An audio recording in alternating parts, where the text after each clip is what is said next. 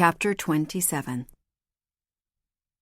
And so began my schooling in the business of seduction. It started with evenings in Adair's bed. After that night, when Adair opened my eyes, he seemed determined to prove to me that I was worth a man's attention, his.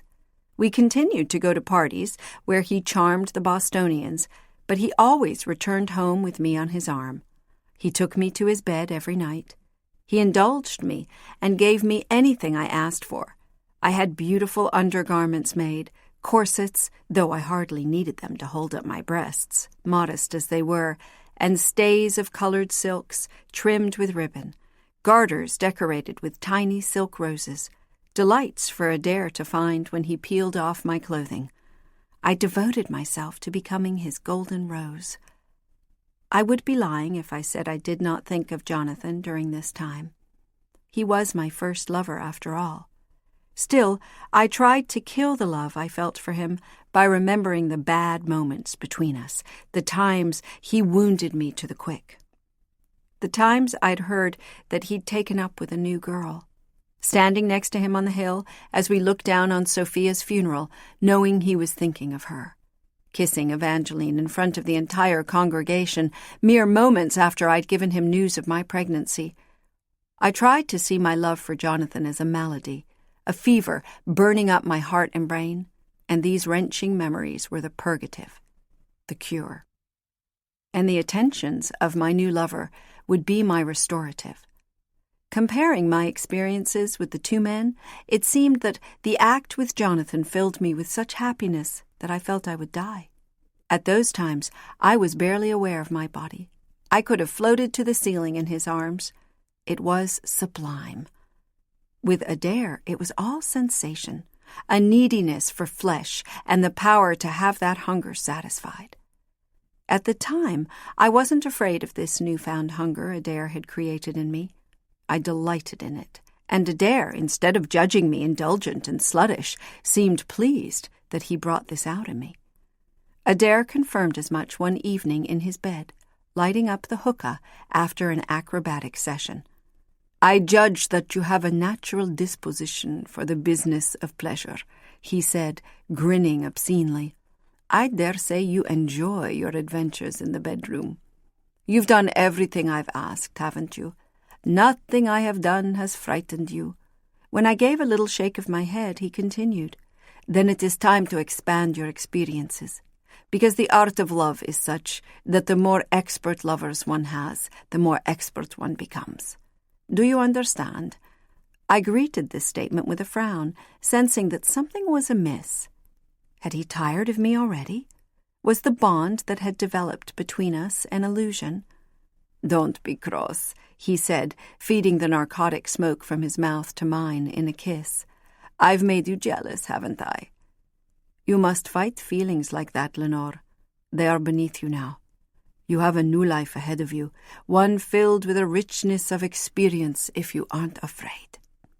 He wasn't inclined to explain any more to me at the time, but I found out the next night when Donna slipped into the bedroom with us, and Tilda the night after that. When I objected, protesting that I was too self-conscious to enjoy myself in front of the others, I was given a blindfold. The next morning, when I glanced at Tilda shyly as we passed on the stairs, still dazzled by the pleasure she had given me in bed, she growled, "It was only a performance, you stupid cuny," and trotted away, dispelling any doubt that it had been anything more. I suppose I was naive, but the pleasures of the flesh were new to me, the sensations overwhelming. I would become numb to all of it, and numb to what it did to my soul soon enough. It was not long after this that a most notable event occurred, though I didn't gather its significance at the time. It started with a lecture on astronomy and navigational arts that we attended at Harvard College. Science was a bit of a fad in that day, and sometimes the colleges would host public lectures. These were places to be seen as much as any party, a way to show that just because you were a socialite you still had a bit of a brain. So Adair made it a point to attend. The lecture that day was of little interest to me, so I sat at Adair's side and borrowed his opera glasses to scan the audience. There were many faces I'd seen before, even if I couldn't remember their names. And just as I was thinking the outing was a waste of time, I spied Tilda chatting up a man on the far side of the auditorium. I could see only a quarter profile of his face, and mostly my view was of his back, but I could tell he had a striking physique. I handed the opera glasses to Adair. "It looks like Tilda has found herself a new man," I whispered, and nodded in her direction. I believe you're right," he said, peering through the glasses. "She is a born hunter, that Tilda." It was common to meet up with other socialites after the lectures at a nearby public house. Adair had no patience that afternoon for the small talk over coffee and beer, however, and watched the door. Before long, Tilda came in on the arm of the young man we'd seen at the college. He was quite dashing, with a beautiful face, a trifle on the delicate side, a sharp little nose, a cleft in his chin, and glorious blonde curls. He looked all the younger on Tilda's sophisticated arm, and while Tilda could hardly be mistaken for his mother, the disparity in their ages was hard to miss. They joined us at our table, and Adair spent the whole time peppering him with questions. Was he a student at Harvard? Yes. Did he have family in Boston? No, he'd come from Philadelphia and had no family in this area. What was he studying? He had a passion for science, but his parents wished him to continue the family business, which was law. How old was he? 20. At this last answer, Adair frowned as though displeased. A quizzical response to so straightforward an answer. Then Adair invited the young man to dine with us that evening at the mansion. I will be blunt. The cook may have served a saddle of lamb, but it was clear that the flaxen-haired young man was the main course. Adair continued to ask him all sorts of personal questions. Any close friends here at college? A fiancé? And when the young man became nonplussed, Alejandro would jump in and distract everyone around the table with self-deprecating stories and jokes. More wine than usual flowed, particularly into the young man's glass. And then, after dinner, the men were given snifters of cognac, and we all repaired to the game room. At the end of an evening of faro, Adair claimed we could not send the young man back to his rooms at the college in such a state. He would be reprimanded for drunkenness if caught by the tutors, and insisted he stay with us for the night. By that time, the young scholar was almost unable to stand without assistance, so he was hardly in a position to refuse. Adair had a footman help him up the stairs, while we gathered outside Adair's bedchamber like jackals preening before dividing up the night's kill. In the end, Adair decided he and I would enjoy the young man's company and dismiss the others. Drunk as he was, he stripped gamely when commanded and followed me eagerly into bed. Here is the curious part. As the boy stripped, Adair watched him closely, not with enjoyment, as I had expected, but with a clinical eye. It wasn't until then that we learned the young man had a club foot. It wasn't terribly misshapen, and he had a specially made boot that helped him walk without much of a limp. But upon noticing it, Adair seemed visibly deflated. Adair sat in a chair and watched as the young man swived me. I saw over the boy's shoulder disappointment on Adair's face, a detachment toward our guest that he fought to overcome. In the end, Adair took off his clothes and joined us, surprising the young man with his attentions, which were nevertheless accepted. He didn't resist in any case, though he did yelp a little when Adair got rough with him. And the three of us slept together, our guest relegated to the foot of the bed, succumbing to the effects of alcohol and the usual result of a man's amorous effusions. The next morning, after the young man was sent off in a carriage, Adair and Tilda had heated words behind closed doors. Alejandro and I sat in the breakfast room and listened, or tried not to, over tea. "What is that about?" I asked, nodding in the direction of the muffled argument. "Adair has given us standing orders to be on the lookout for attractive men, but only the most attractive. We are to bring them to his attention. What can I say? Adair enjoys a pretty face, but he is only interested in perfection, you see, and I understand the man Tilda brought to Adair was less than perfect." He had a club foot. I didn't see how that made any difference. His face was exquisite. Alejandro shrugged. Ah, there you go. He busied himself, buttering a heel of bread, and said no more, leaving me to stir my tea and wonder about Adair's strange obsessions. The thing was, he'd swived that boy as though it was punishment for disappointing him somehow. It made me uneasy to think about it. I leaned across the table and clasped Alejandro's hand. Remember the conversation we had a few weeks ago about my friend, my handsome friend?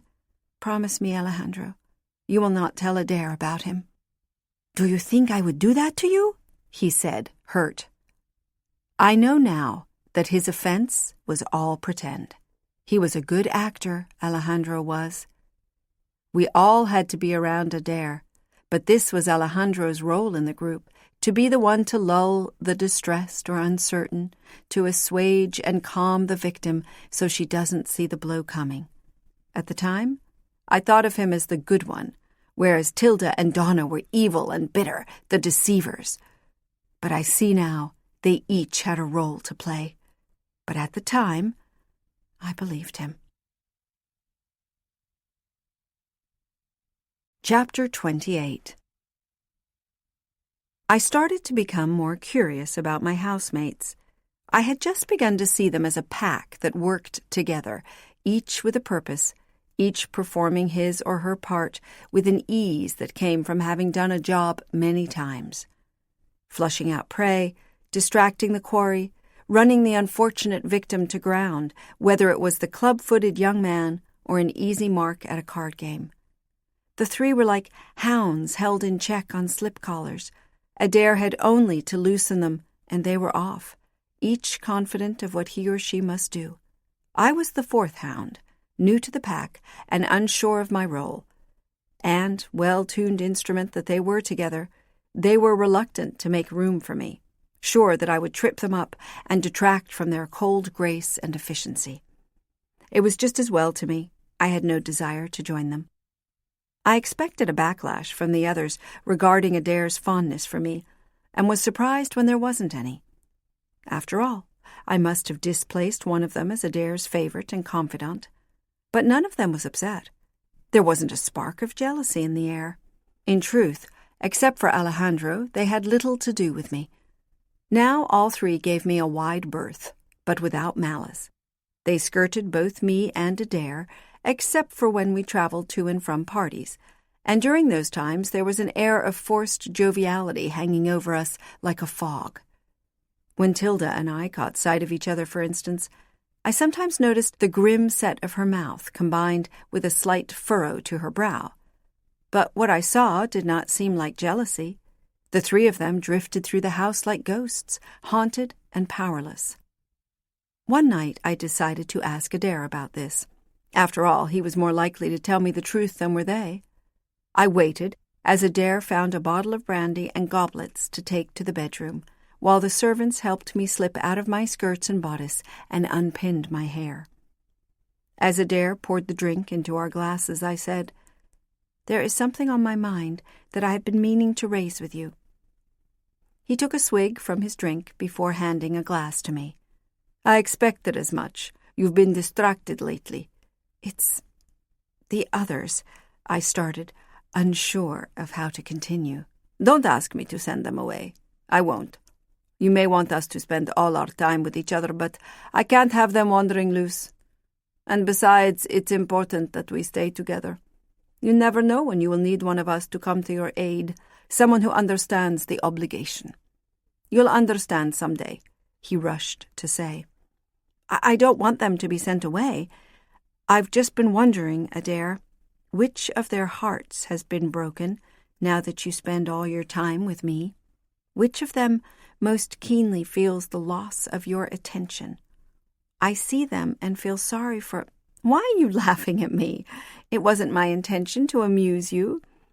I'd expected him to smile at my question, chide me perhaps for my foolish sensitivity, and assure me that no one resented me, that the others had each had their turn as his favorite, and knew that this pleasure wouldn't last forever, that the harmony of our household was intact. That wasn't the reaction I got from Adair, however. His laugh wasn't one of appreciation. It was mocking. "The loss of my attention. Do you think they are upstairs, crying themselves to sleep at night, now that they no longer are the apple of my eye? Let me tell you a bit about the people with whom you share a home. You have a right to know, since you are bound to them for eternity. It's best to keep your guard up around them, my dear. They're not going to look out for your best interests, not ever. You have no idea about them, do you?" "Alish has told me a little," I murmured, dropping my eyes. "I wager he's told you nothing of consequence, and certainly nothing to make you think badly of him. What did he tell you about himself?" I started to regret that I had brought this up, only that he comes from a good family in Spain. "A very good family, the Piñeros. You might even say a grand family. But you will not find any Piñeros in Toledo, Spain, today. Do you know why? Have you ever heard of the Inquisition? Alejandro and his family were rounded up by the Inquisition by the Grand Inquisitor himself, Tomás de Torquemada. Alejandro's mother, his father, his grandmother, his little sister, all were thrown into prison. They were given two choices. They could confess their sins and convert to Catholicism, or they would remain in prison where they would likely die." "Why didn't he convert?" I cried out. "To spare his life, would it have been so terrible?" "But he did." Adair poured more brandy for himself and then stood in front of the fire, his face lit by a flickering flame. "He did as they asked. He would have been a fool to refuse them under the circumstances.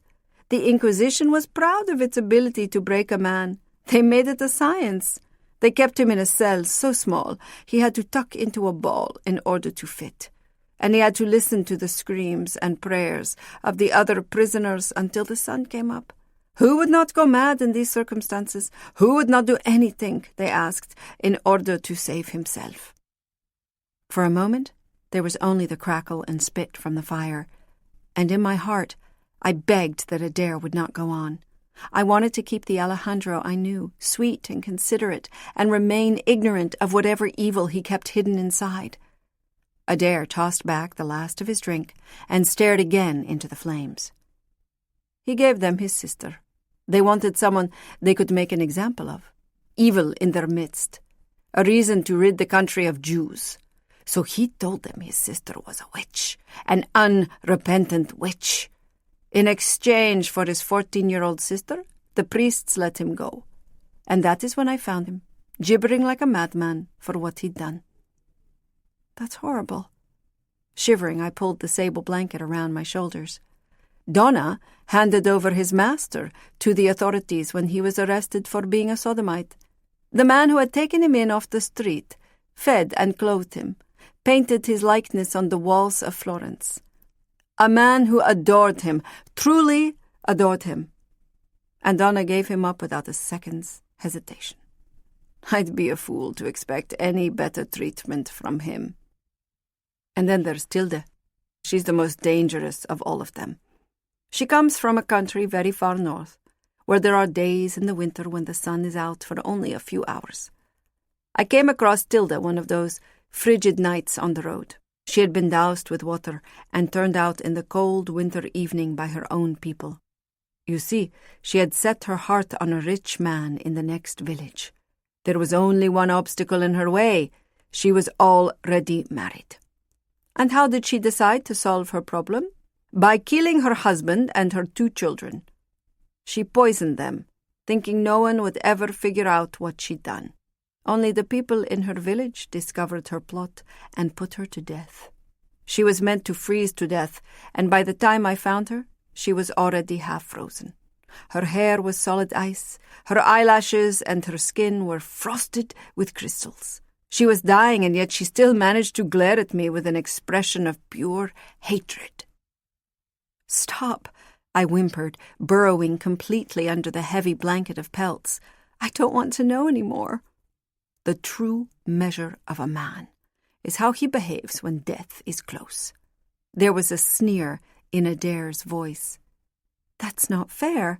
A person has a right to do anything to survive." "Anything? He raised an eyebrow and snorted.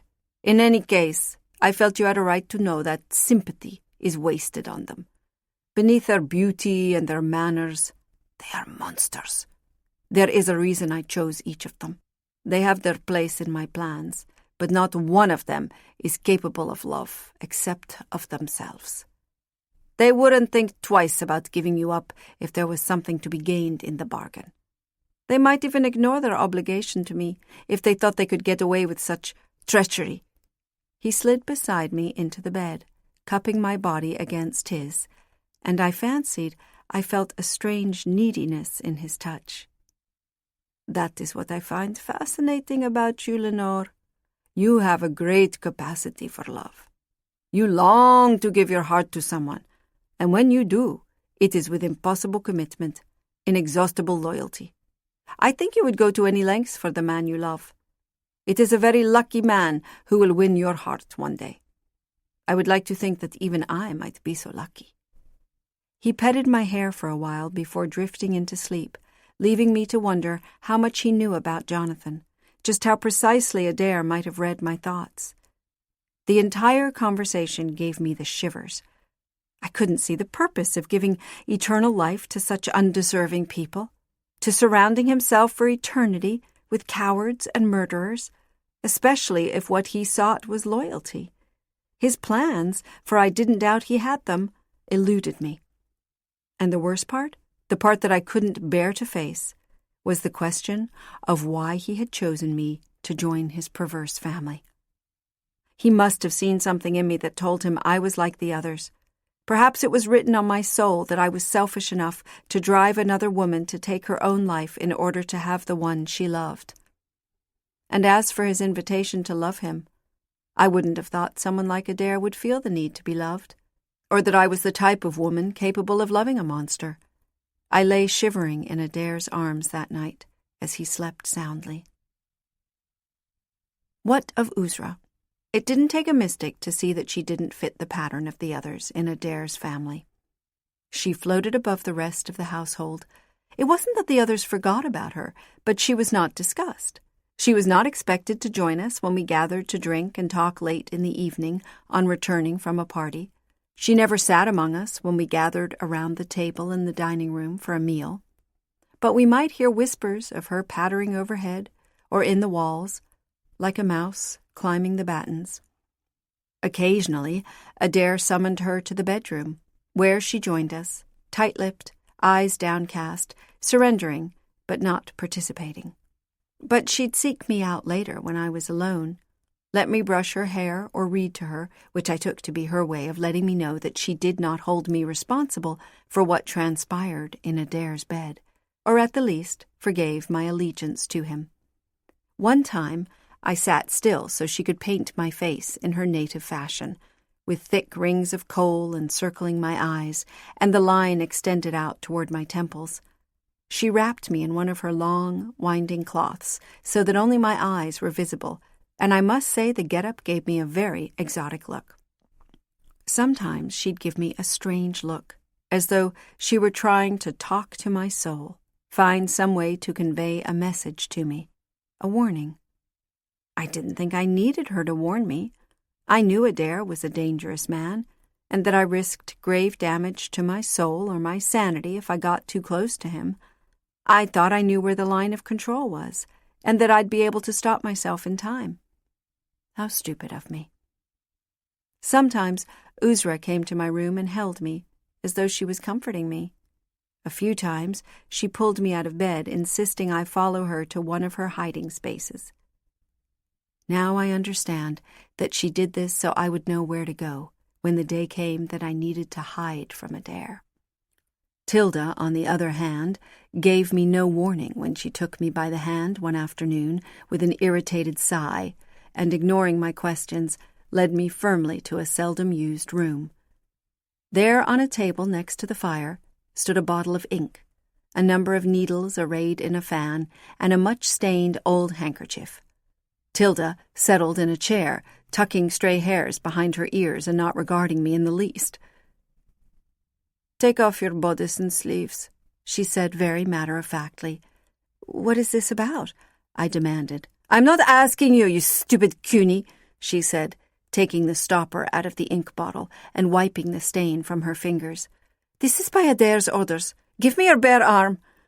Gritting my teeth, I did as I was told, knowing that Tilda delighted in bullying me, and then flounced onto the stool opposite her. She grabbed my right wrist and drew my arm to her, giving it a twist so that the underside was exposed to her. And then she pinned my arm under hers the way a blacksmith traps a horse's hoof between his knees in order to shoe it. I watched suspiciously as she selected a needle, dipped it into the ink, and then stabbed it into the delicate white skin of the inside of my upper arm. I jumped, even though I felt nothing more than the press of contact. What are you doing? I told you, it's on Adair's orders, she growled. I'm pricking a mark into your skin. It's called a tattoo. I take it you've never seen one? I stared at the black dots. 3, now 4. Tilda worked quickly. They looked like beauty marks, formed as the ink spread slightly beyond the puncture. After about an hour had passed, Tilda had completed the outline of a crest about the size of a $1 piece and was starting on an animal-like figure, a bit snake-like and fantastical. It took me a minute to realize that she was drawing a dragon. It was at this time that Adair strolled in. He tilted his head to watch Tilda at her work. He dragged a thumb over the sight, now awash in both black ink and red blood, to get a clearer view. "Do you know what this is?" he asked me a little proudly. I shook my head. "It's the crest of my family. Or rather, the crest of my adopted lineage," he amended. "It's the emblem on the seal I told you of." "Why are you doing this to me? What does this mean?" I asked. He took the handkerchief and wiped at the tattoo, to better admire it. "What do you think it means? I am marking you as mine." "Is this really necessary?" I asked, trying to twist my arm free, which only earned me a mild slap from Tilda. "I suppose you do this to all your creatures. What about yours, Tilda? May I see it, so I'll know what it will look like when—" "I don't have one," she said abruptly, not looking up from her work. "You don't?" I faced Adair. "Then why me?" "It is something special I have elected to give you. It means you are mine forever." I didn't like the proprietary gleam in his eye. There are other ways of conveying such an intent to a girl. A ring, a necklace, some token of your devotion is the traditional method, I believe, I said testily. My feistiness seemed to please him. "Those are but tokens, trivial and transitory. You can take off a ring. You won't be able to do the same with this." I stared at Tilda's handiwork. "What do you mean? My skin will be stained permanently?" At this, he gave me the queer smile I had come to expect when he was about to do something hurtful. He jerked my arm away from Tilda and pinned it under his, took a deep breath, picked up one of the needles, and stabbed it through the center of Tilda's handiwork, careful to land in the middle of the design. A sharp pain suddenly bit into my upper arm, the stings of Tilda's needles coming alive all at once. "By my hand and intent," he said into the air like a proclamation, and then the wound stung as though salt had been rubbed into the open flesh. He twisted my arm sharply to get another look at the tattoo, and I winced in pain before he let go. "Lanore, you surprise me," Adair said, though exaggerating for effect. "I thought it would please you to know I value you so highly that I would claim you for eternity." The thing was, he was right. It did please the perverse part of me that wanted a man to desire me so badly he would burn his name into my skin. Though I was not so deluded that I wasn't alarmed, too, at being treated as though I were livestock. Weeks passed in this way. I was content with Adair most days. He was attentive enough, kind enough, generous enough. We made love robustly. But there were times when he acted cruelly for no reason other than his own enjoyment. At those times, Alejandro, Tilda, Donna, myself, we became court jesters, trying to appease a vindictive regent and coax him out of his terrible mood, or at least trying to avoid being the object of his cruelty. At those times I felt trapped in a madhouse and was desperate to escape, only I didn't believe I could. The others were still with Adair, even after decades of such nerve-shattering treatment. I had been told that Uzra had tried to run away from him countless times. Surely, if there was a way to escape, they would have done so by now. Also, despite my preoccupation with Adair, Jonathan began creeping back into my thoughts. At first, it was guilt that I felt, because there was another man in my life, as though I'd had a choice. Nonetheless, no matter how logically I tried to think about it, how vigorously I recalled his poor treatment of me, his callousness, I missed Jonathan and felt I was being unfaithful to him. It didn't matter that he was sworn to another woman and that he'd abdicated his claim to my heart. Sleeping with one man while loving another seemed wrong. And I did still love Jonathan. A thorough examination of my heart told me so. As flattered as I was by Adair's attention, pleased that a man who'd seen the world would find me intoxicating, I knew in my heart that if Jonathan arrived in town tomorrow, I would leave Adair without even saying goodbye. I was merely surviving. The only hope left to me was to one day see Jonathan again. Chapter 29. Time slipped past me immeasurably. How long had I been with Adair? 6 weeks? 6 months? I'd lost count, and was convinced it didn't matter. In my new circumstances, I'd never have to keep track of time again. Time in all its infinity was open to me now, like the ocean, and much like the first time I'd seen it, too great for me to grasp. One blue and gold late summer afternoon, there was a knock at the front door. As I was happening by and there were no servants at hand, sleeping off a binge of purloined claret in the pantry, no doubt, I opened it, thinking it might be a tradesman or someone come to call on Adair. Instead, standing on the steps, satchel in hand, was the wild-eyed, charismatic preacher from Seiko. His jaw dropped upon seeing me, and his cunning face lit up with pleasure. "I know you, miss, do I not? I recognize your pretty face, because a face like yours I would not be likely to forget," he said, sweeping into the front hall without an invitation. He brushed by me in his dusty cloak, removing the tri-corner hat from his head. "I know you too, sir," I replied, horrified, drawing back, unable to guess what in the world had brought him here. "Well, don't keep me in suspense, then. What is your name, and how did we meet?" he asked, still smiling, but in a way meant to hide the calculations going on in his head, trying to recall where we had met and under what circumstances. So instead of answering him, I asked, "Why have you come here? Do you know Adair?" My guardedness seemed to amuse him. "Of course I know him. Why else would I show up on his doorstep? I know him in the same way that you know him, I'll wager." So it was true. We were the same now, he and I. Adair's creations. And then it came to him, his face lighting up with lurid delight. "Oh, I remember now. That little Maine village not far from the Acadian settlement. That's where I met you, without the drab brown dress. You are barely recognizable in blue silk and French lace. It's an amazing transformation, upon my word. Left the Puritans behind without a regret, have you? It's always the quiet ones who turn out to be the most wild at heart," he said, narrowing his eyes to slits and leering, probably guessing that we stood a good chance of ending up in bed together. All he had to do was ask Adair, and he was unlikely to be denied. At that moment, we were interrupted by Adair's voice, booming from the landing above us.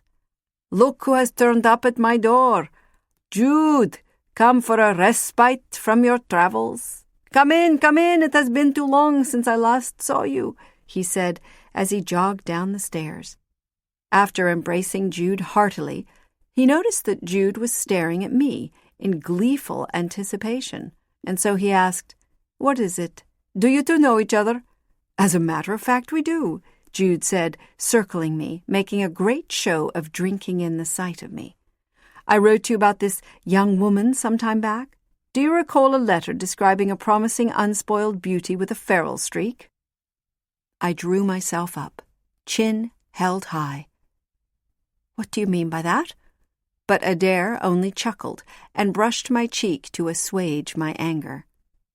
Come now, my dear, I think his meaning is plain, and you wouldn't be here at my side if it wasn't true. The unwelcome visitor's eyes swept over me like a housewife's hands testing a piece of fruit. Well, I'll wager she's unspoiled no more, eh? So you've made this little spitfire your spiritual wife, have you? Jude asked Adair in a mocking tone, and then he addressed me. It must be your destiny, my dear, for you to turn up here, don't you think? And you are lucky, Adair, that you didn't have to make the journey all the way up there to get her. Trust me, it's not a trip I would wish on anyone. She made a bit of trouble for me when I was there, too. Wouldn't introduce me to the fellow I wrote to you about. He had to be referring to Jonathan. I held my tongue. I wish you would refrain from that spiritual wife nonsense, at least when you're around me. I've no use for that religious mumbo-jumbo, Adair said as he threw an arm around Jude's shoulder and led him into the drawing room, where our visitor made a beeline for the decanters of wine. Now, who is this you're talking about? What fellow? The preacher poured a full glass for himself. Didn't you read my letters? Why ask me to write about my observations if you aren't going to pay any attention to them? It was all in my report to you, about what I found in this God-forsaken little backwater village way up in the northernmost corner of the territory. Your latest acquisition here, he nodded at me as he took a gulp of wine, kept me from meeting a remarkable young man. She guarded him most jealously, from what I could see. This man is exactly what you've been looking for, if the stories I heard about him were accurate. My skin crawled. Something terrible was afoot. I stood paralyzed with apprehension. Adair poured wine for himself, offering none to me. Is this true, Lanore? I didn't know how to respond, and in any case common sense deserted me at that moment. I see by your silence that it is. When were you going to tell me about him? He asked. Your spy has it all wrong. This man is not worth your attention. These were words I never thought I'd say about Jonathan. He's just a friend from home. Oh, hardly unworthy of attention. We are talking about Jonathan, the man you bragged of to Alej. Don't be surprised. Of course, Alejandro told me. He knows not to keep secrets from me.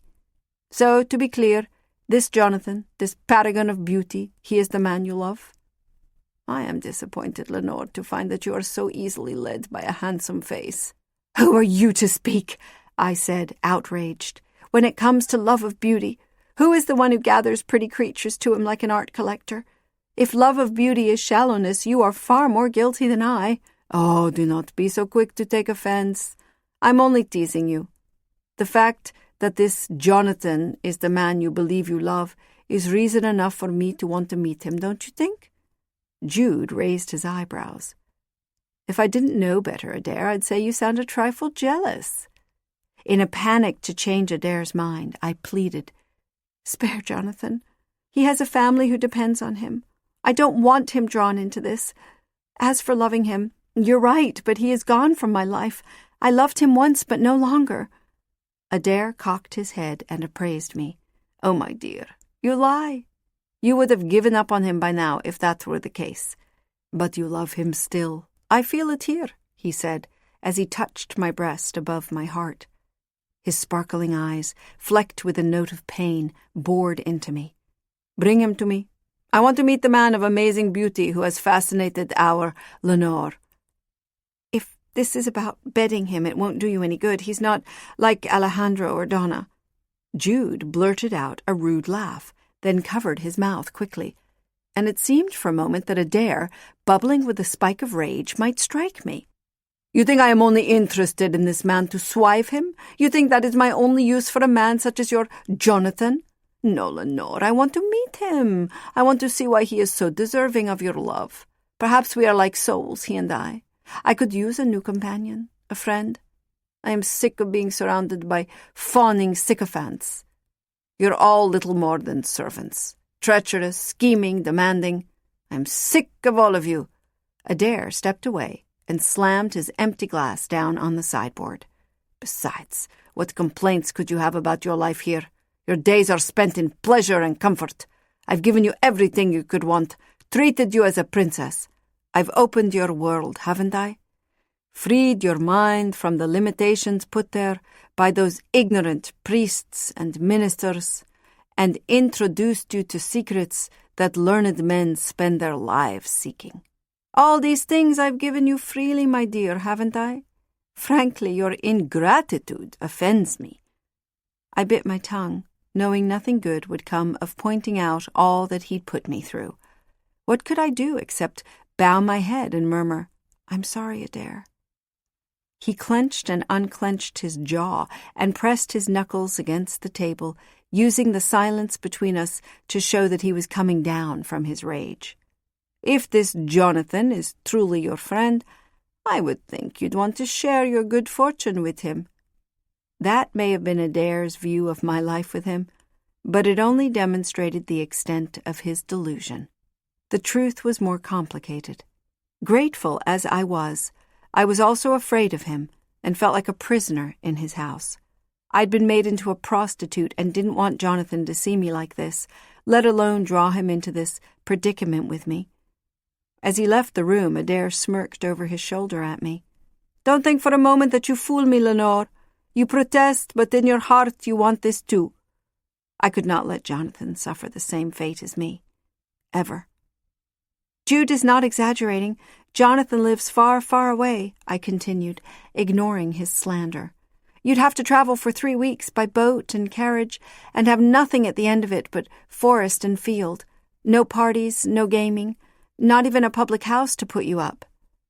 Adair studied me for a second. "Very well, then. I will not make this trip, if it is as tedious as you say. You will go and fetch him for me. That is a fine test of your loyalty, don't you think?" My heart sank. During his stay at the mansion, Jude went with us to parties, but at the end of a night's carousing, as the group of us made our way to our chambers, Adair would block Jude from following us into the bedroom, throwing a shoulder against the door with a cold smirk and a cheery good night. Jude's stay was short. He spent an afternoon behind closed doors with Adair in the study, after which I saw Jude dropping coins into his purse. Clearly, Adair was compensating him for something. The day Jude was to leave us, he sought me out as I sat sewing in the morning room, taking advantage of the light. He bowed before me as though I was the lady of the house, holding his hat in his hands. "Needlework. I'm surprised you take up needle and thread any longer, Lanore. Surely you have servants to attend to chores," he said, "although it's a good idea to practice your skills. Life with Adair won't always be like this, you know. The big house, servants, riches at your fingertips. There will be lean times when you will need to take care of yourself, if my experience serves me," he said, smiling ruefully. "Thank you for that piece of advice," I said icily, making a great show of my tolerance for his presence. "But you see that I am busy. Is there a reason you've sought me out?" "I'll not be imposing on your goodwill any longer, Miss Lanore," he said, almost meekly. "I take my leave today." "My goodwill? My feelings do not enter into whether you are welcome in this house or not. Adair's wishes are all that matter." The preacher chuckled at this, dusting his hat against his leg. "Lanore, surely you know that Adair considers your wishes in most things? He is very taken with you. I think you must be quite special to him. I don't mind telling you that I've never seen him act this way before." "He's never been so smitten by a woman, I dare say." I have to admit I was flattered by his words, though I kept my head lowered over my sewing and tried not to show it. Jude then fixed his maniacal glare upon me. "I've come to warn you, too. It's a dangerous game you're playing. There's a reason the rest of us maintain a distance from Adair, and we've learned our lesson the hard way. But now you've shown him love, and that's given him the notion that he is deserving of such devotion. Did you ever think that perhaps the only thing that holds the devil in check is that he knows how despised he is? Even the devil longs for sympathy at times. But sympathy for the devil is fuel for the flame. Your love will embolden him, likely in a way that will bring you regret." His warning rattled and surprised me. It was not something I'd expected from him, but I said nothing, waiting for him to continue. I have a question for you, and I hope you'll be honest with me. What does a girl like you see in Adair? I have looked into your heart and seen it to be wild and adventurous. He's introduced you to the world of carnal pleasures, and you've embraced it as only a child raised by the puritanical will do, to his delight, I might add. Perhaps your wildness is only foolishness, Lanore. Have you considered this? Give your lovely body to Adair if that is your wish, but why would you give your heart over to a man who will only abuse it? He is unworthy of your loyalty, of your love. You are being reckless with your heart, Lanore. I think you are a little too innocent to consort with the likes of him. Forgive me for speaking my mind, but it is for your own good. I was flabbergasted by his words. Who was he to call me foolish? I was trapped like the rest of them, wasn't I? Forced to appease a tyrannical master in order to survive? No. At the time, I saw myself as doing the best I could in a terrible situation. I see it differently now, of course. I know I was reckless and unable to speak the truth to myself. I should have been grateful that Jude took the great risk of warning me in Adair's own house, but I was too suspicious to trust him, and instead I tried to bluff him into thinking I knew what I was doing. Well, I thank you for your advice, I suppose, but you'll forgive me if I say I must decide what is to be done for myself? Oh, but it's not just for yourself, is it? He asked. You're about to bring your Jonathan into it, too, the man for whom you profess such great love. The eagerness with which you agree to Adair's proposal makes me wonder if perhaps he wasn't right. You want to do as Adair instructs you, don't you? You want your love to be caught in Adair's trap because it means he will be trapped with you. Do you know what I think? I nearly shouted, pushing the needlework off my lap as I sprang to my feet. You're not here to give me advice at all. You're jealous. You wanted to bring Jonathan to Adair yourself, but you couldn't. I will succeed where you failed. For all my vehemence, I didn't know what I was talking about. I would certainly have more influence over Jonathan than Jude, but for what purpose? Jude knew, but I didn't. He shook his head and backed away a step. I make sure that the people I bring to Adair's attention are deserving in their way, and they go to him of their own free will. What's more, I would never give him someone I claimed to love. Never. I should have asked him what he meant, but like many a young person, I thought it better to bluff than to reveal that I didn't know what I was doing. And I didn't trust Jude. He was showing me a completely different face, and I didn't know what to make of it. Was he hoping to trap me in a moment of disloyalty to Adair, a master he had served far longer than he had known me? Perhaps that was his role among Adair's pack, to be the infiltrator, the informant. I forced a glower on my face, but was trembling, unnerved. Jude had pushed me to the edge of composure. I've heard enough from you. Leave now before I go to Adair with your deceit. He drew back in surprise, but only momentarily, then let his shoulders sink. He bowed again in a mock show of respect as he backed out of the room. I see that I was entirely mistaken about you, Lanore. You're far from reckless with your heart. You know exactly what you are doing, don't you? I hope you've made peace with God for what you are about to do. I tried to calm my breathing and my racing heart and tell myself that not one of his words was true. Get out, I repeated, taking a step toward him as though I could drive him out of the house. And I hope to never see you again. Alas, that is not our fate, I fear. The world is a small place, given an eternity, as you will see. Whether you or I wish it or not, our paths will cross again, he said, as he swept out of the room. Chapter 30. Preparations for the trip began immediately. My passage booked on a cargo ship departing for Camden in 4 days. Donna, only too happy to see me go, helped me choose a sturdy pair of traveling trunks from among the dozens and dozens that had made the trip from Europe. In one we put the best of my clothing, and in the other, gifts for my family.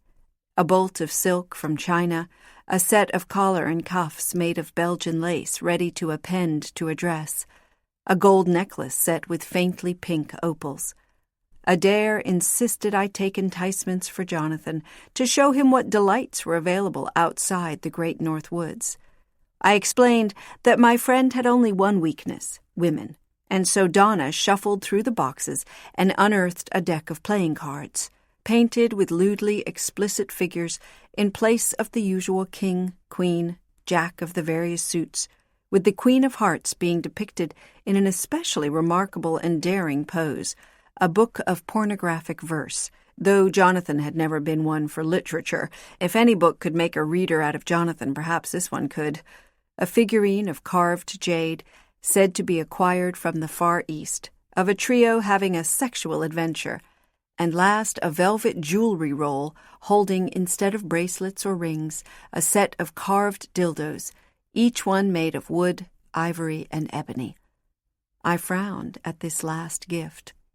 "I'm not sure this would be to his taste," I said, holding up the ebony one, the largest of the triplets, to study its detailing. "Not for his usage?" Donna said, taking the dildo from me and rolling it up with the others in the velvet casing. "You've made his proclivities plain enough. This could be used, say, to entertain his ladies, a novelty to whet their appetites and puts them in a playful frame of mind. Would you like me to show you how they are used?" he asked, then cast me a sideways look, incredulous at my lack of sexual sophistication, thinking that perhaps I was not up to the job. While Donna rifled through the trunks, intent on finding the specific trinket he had in mind, I amused myself by digging through the chests, too, unwrapping mysterious bundles, marveling at the treasure stored within, a bejeweled music box shaped like an egg, a miniature mechanical bird that flapped metal wings and sang a tinny song. Eventually, in a dusty trunk shoved under the eaves in the farthest corner, I found an item that gave me goosebumps. A heavy seal, golden in color, but made of brass, certainly. An object that size, made of gold, would be worth a fortune, wrapped in velvet and stored in a deerskin pouch. The seal of the long-dead physic of which Adair had spoken? Had he held on to it as a keepsake? "There you go." Donna's voice called me back, and I hastily closed the trunk and pushed it back to its resting place. Donna had wrapped Jonathan's packages in a square of red silk and tied it with a gold cord. He'd wrapped the presents for my family in a length of blue fabric and some white ribbon. "Do not confuse these two packages." I was perhaps lulled into complacency by these preparations. Adair was being so accommodating with the assortment of gifts, the luxurious travel arrangements. I began to wonder if I didn't have a choice in this, after all, if this wasn't my chance to get out of his grasp. Perhaps I could not trust myself to consider these mutinous possibilities in Adair's presence, lying in bed next to him, but surely hundreds of miles away from him I would be safe. Distance must weaken the link between us. I was comforted by this thought, maybe even emboldened. I began to see this trip as my chance for escape. Perhaps I could even convince Jonathan to leave his family and their expectations behind and escape with me. That is, until the following afternoon. Tilda and I were returning from the milliner's with Tilda's new hat when we saw the girl. She stood in an alley, peeking out at the traffic on the street. From what we could see of her, she was thin and gray, a tiny mouse dressed in limp rags.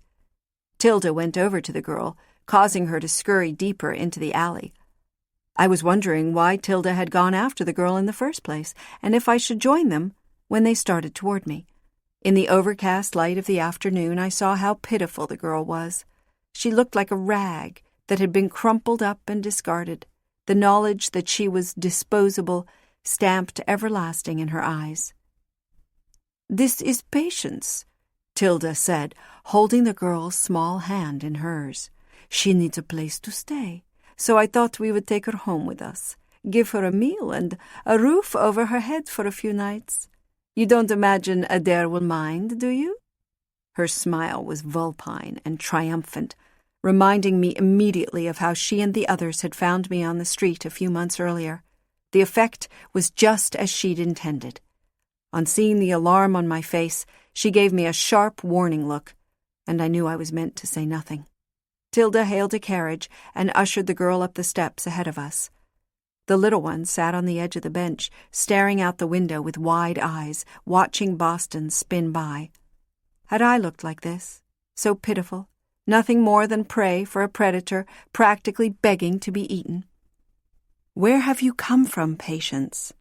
She regarded me cautiously. "I run away." "From home?" She shook her head, but offered no further explanation. "How old are you?" 14. She looked no older than 12 and seemed to know it, her eyes darting away from my inquisitive stare. Tilda took her to an upstairs room as soon as we arrived at the mansion. "I'll send the servant with some water so you can wash up," she said, causing the girl self-consciously to raise her hand to her dirty cheek. "I'll have some food brought up, too. I'm going to find you something warmer to wear. Lanore, why don't you come with me?" She went straight to my room and began rustling through my clothing without asking permission. "We gave all the small things to you, I think. Surely you have something that will fit the girl."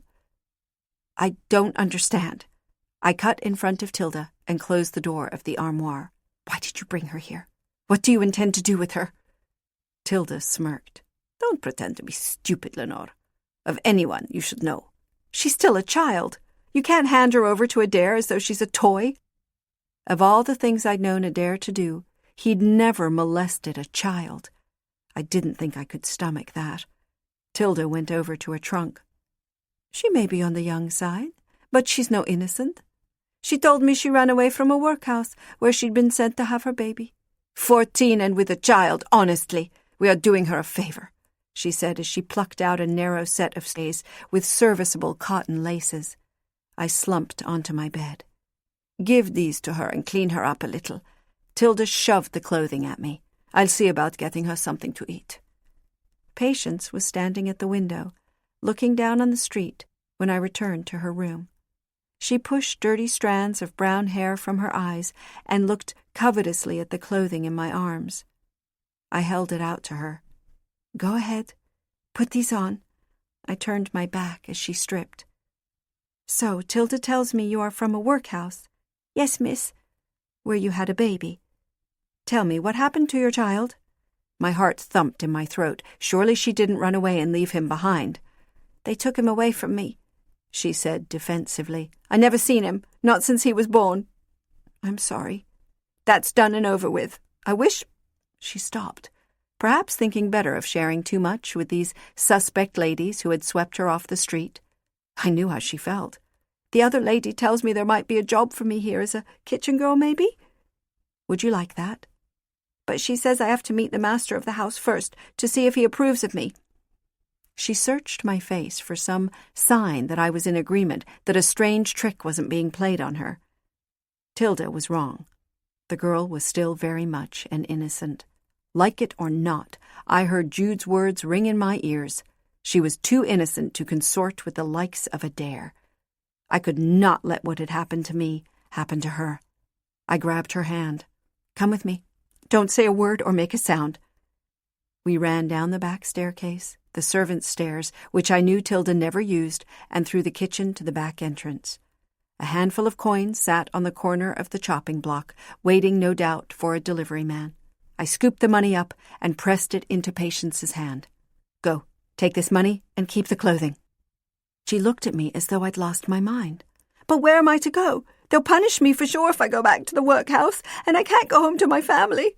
"Then take your punishment, or throw yourself on the mercy of your family. For all the wickedness you've already seen, there's more that you have no knowledge of, Patience. Go, it's for your own good," I said as I pushed her out the door, then slammed it shut.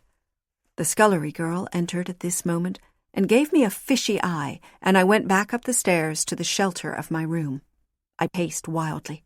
If I'd thrown the girl out for her own safety, what excuse had I for living here? I knew that what I was doing with Adair was wrong. I knew this was a wicked place, and yet fear had held me in place. Just as fear now prodded me in the back, it was only a matter of minutes before Tilda realized her catch had been released. Then she and Adair would be on me like a pair of lions.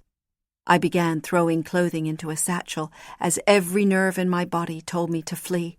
Flee or face a terrible wrath. I was on the street and in a carriage without thinking, counting the money in my purse. Not much, but enough to get me away from Boston. The carriage left me at the office for a coach service, and I bought fare on the next passenger coach out of Boston, heading for New York City. "The coach don't leave for another hour," the clerk told me. "There's a public house across the street where some people wait until it's time," he said helpfully. I sat with a pot of tea in front of me, my satchel at my feet, my first chance to catch my breath and think since I'd fled. Even with fear hammering in my heart, I also felt peculiarly optimistic. I was leaving Adair's house. How many times had I wished to do it, but lacked the courage? Now I'd done the deed in haste, and there were no signs that I'd been discovered. Surely he'd not find me in an hour. Boston was a big place, and then I would be on the road, untraceable. I wrapped my hands around the white china pot for the warmth and allowed myself a tiny sigh of relief. Perhaps Adair's house had all been an illusion, a bad dream that only seemed like reality while in the midst of it. Maybe he had no power to harm me out here. Maybe summoning the courage to run out the door was the only test. The question now, of course, was where to go and what to do with my life. Then, suddenly, I was aware of the presence of several people at my elbow. Adair, Alejandro, Tilda. Adair crouched next to me and whispered in my ear, "Come with me now, Lanore, and do not think of making a scene. There is jewelry, I'll warrant, in your bag, and if you call for help, I will tell the authorities that you stole these valuables from my home. The others will swear to it." His hand nearly crushed my elbow as he pulled me from my seat. I felt his anger radiate like heat from a fire. I couldn't look at any of them in the carriage on the way to the house. I just sat, withdrawn into myself, my mouth rusted shut with fear. We'd barely gotten inside the front door when he reached out and slapped me hard across my cheek, knocking me to the floor. Alejandro and Tilda swept hurriedly behind me and out of the hall, like birds lifting from a field ahead of a storm. From the fury in Adair's eyes, he looked like he wanted to tear me to pieces. "What did you think you were doing? Where were you going?" No words came to me, but as it turned out, he wanted no answers. He only wanted to hit me, over and over, until I lay in a broken heap at his feet, looking at him through swollen eyes and a haze of blood. His anger hadn't subsided, that was apparent as he nursed his knuckles and paced in front of me. "Is this how you repay my generosity? My trust?" he roared. "I take you into my house, my family, clothe you, keep you safe. In some ways you are like a child to me, so it is understandable how disappointed you have made me. I warned you, you are mine, whether you wish it or not. You will never, ever leave me, not until I allow you to go." Then he lifted me up and carried me to the back part of the house, the kitchen and servants' domain, though they'd all disappeared like mice. He carried me down a flight of stairs to the forlorn cellar, past crates of wine, sacks of flour, and unused furniture stored under drapes, through a narrow passage, its walls damp with chill, and finally to an old oak door, heavily scarred. The light in the room was dim. Donna stood by the door in a robe, tightly cinched at his waist, and he hunched over as though sick. Something terrible was about to happen if Donna, who usually delighted in the misfortune of others, was afraid. In his hand dangled a spider's web of leather straps, a harness, but unlike any horse's harness I'd ever seen. Adair dropped me to the floor. "Get her ready," he said to Donna, who began to peel off my sweaty, bloodied clothing. Behind him, Adair started undressing. Once I was naked, Donna began strapping the harness to me. It was a design of nightmares and began to contort my body in an unnatural position, a pose of utmost vulnerability. It bound my arms behind my back and pulled my head almost to the point of breaking from my neck. Donna let out a whimper as he notched up the straps, but he did not make them any looser. Adair towered over me, his manner menacing and his intent clear. The time has come to teach you obedience. I'd hoped for your sake it wouldn't be necessary. It seemed that you were destined to be different." He stopped, catching himself. "Everyone must be punished once so they know what will happen to them if they try again. I told you you'd never leave me, and yet you tried to run away. You'll never try to run away again." Adair wove his fingers into my hair and drew his face close to mine. "And remember this while you are back in your village with your family and with your Jonathan. There is nowhere you can go that I can't find you. You can never escape me." "Girl," I tried to say through lips sealed with dried blood. This is not about the girl, Lanore. Though you should learn to accept what goes on in my house, you will accept it and be a part of it too. This is about you turning your back on me, refusing me. I will not allow that, especially from you. I would not have expected that you—" He choked off the rest, thinking better of it, but I knew what he meant to say, that he did not want to regret giving a piece of his heart to me. I won't tell you what happened to me in that room. Allow me this shred of privacy, to keep from you the details of my debasement. It should be enough to know that it was the most horrific ordeal I have ever suffered. It was not just Adair who was my torturer. He enlisted Donna too, though it was clearly against the Italian's will. It was my taste of the devil's fire that Jude had warned me about, a lesson that tempting the devil's love is a great risk. Such love, if it can be called that, is never sweet. Eventually you will experience it for what it is.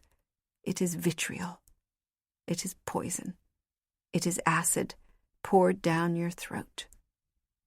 I was barely conscious when they'd finished. I opened my eyes a slit to see Adair picking up his clothing from the ground. He was slick with sweat, and his hair was plastered to his neck in dark curls. Donna had gotten his robe on too and was crawling on his hands and knees, pale and shaky, as though he might be ill at any second. Adair raked his hands through his wet hair, then tossed his head in Donna's direction. "Get her upstairs and have someone clean her up," he said before exiting the room. I winced as Donna undid the leather straps. They had bit into my skin, leaving me with dozens of cuts, the wounds opening again when the straps pulled against the dried blood. He left the horrible contraption on the floor, the straps shaping themselves into a hollow human form, and picked me up in his arms, the tenderest I had ever seen Donna, before or since. He took me to the room with the copper bathtub, where Alejandro waited with buckets of hot water. Then Alejandro washed me gently, wiping away the blood and the fluids, but I could barely stand his touch and I couldn't stop crying. "I am in hell, Alejandro. How can I go on?"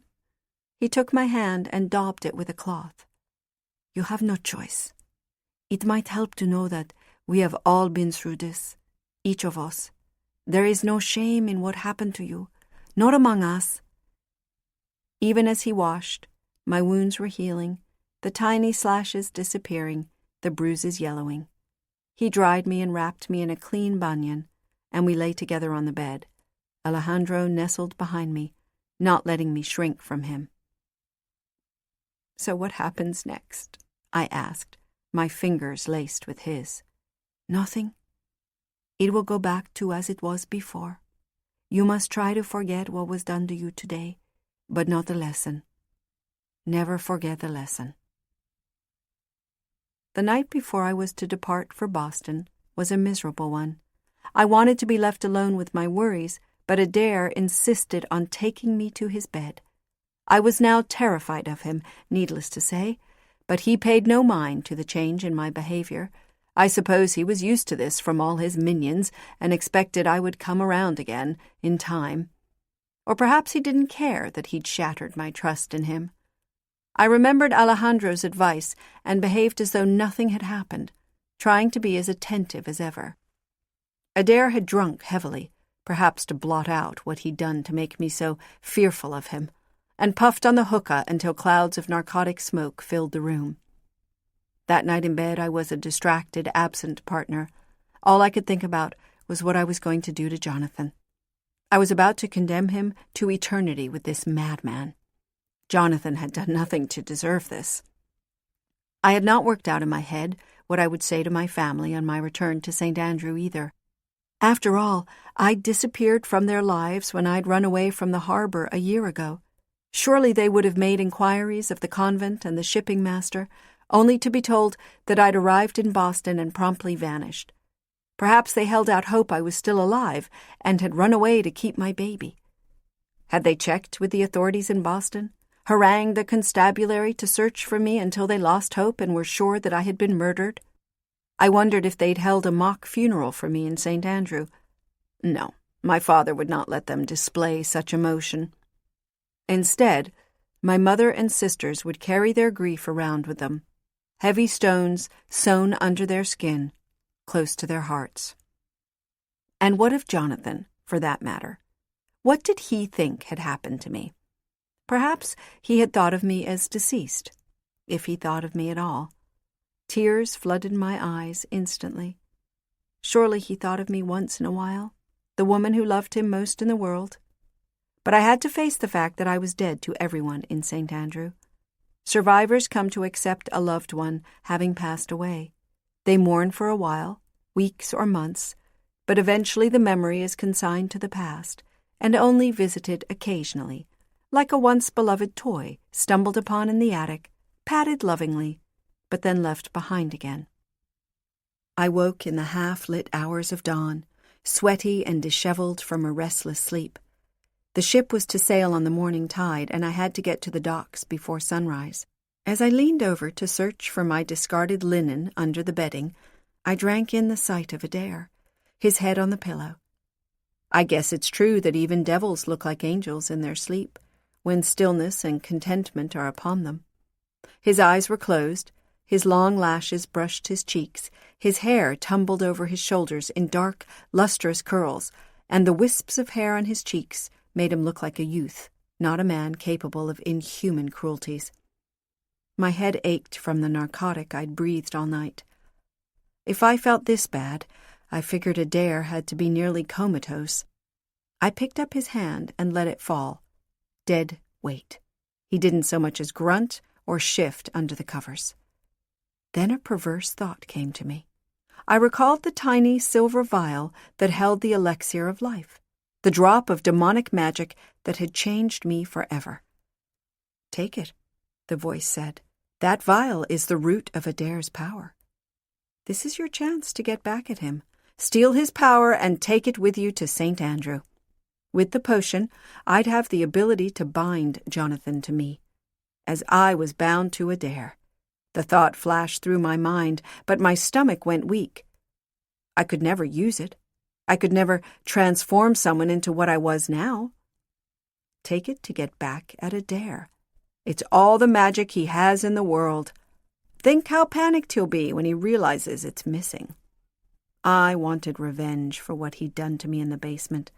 I resented being sent on this errand, being forced to condemn my beloved to an eternity with this monster. More than anything, I wanted to get back at Adair. I prefer to think that I was possessed by a power far stronger than my reason, for I inched cautiously out of bed, dropping my bare feet silently to the floor.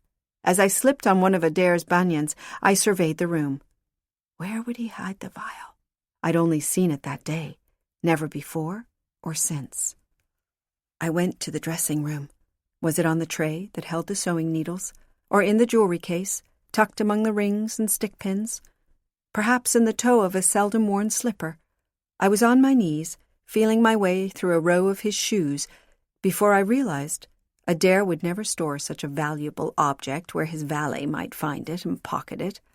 He would either keep it on him at all times, and I'd seen him stark naked on many occasions with no sign of the vial, or he would secret it away where no one would think to look for it, where no one would dare look for it. Candle in hand, I scurried out of the room and took the servants' stairs to the cellar. Through the dank subterranean halls that smelled of old standing water, trailing a hand along the thick stone walls. Slowing as I approached the room where no one went and that everyone feared, I pushed back the scarred door and stepped onto the pounded dirt floor where I had recently lain bleeding.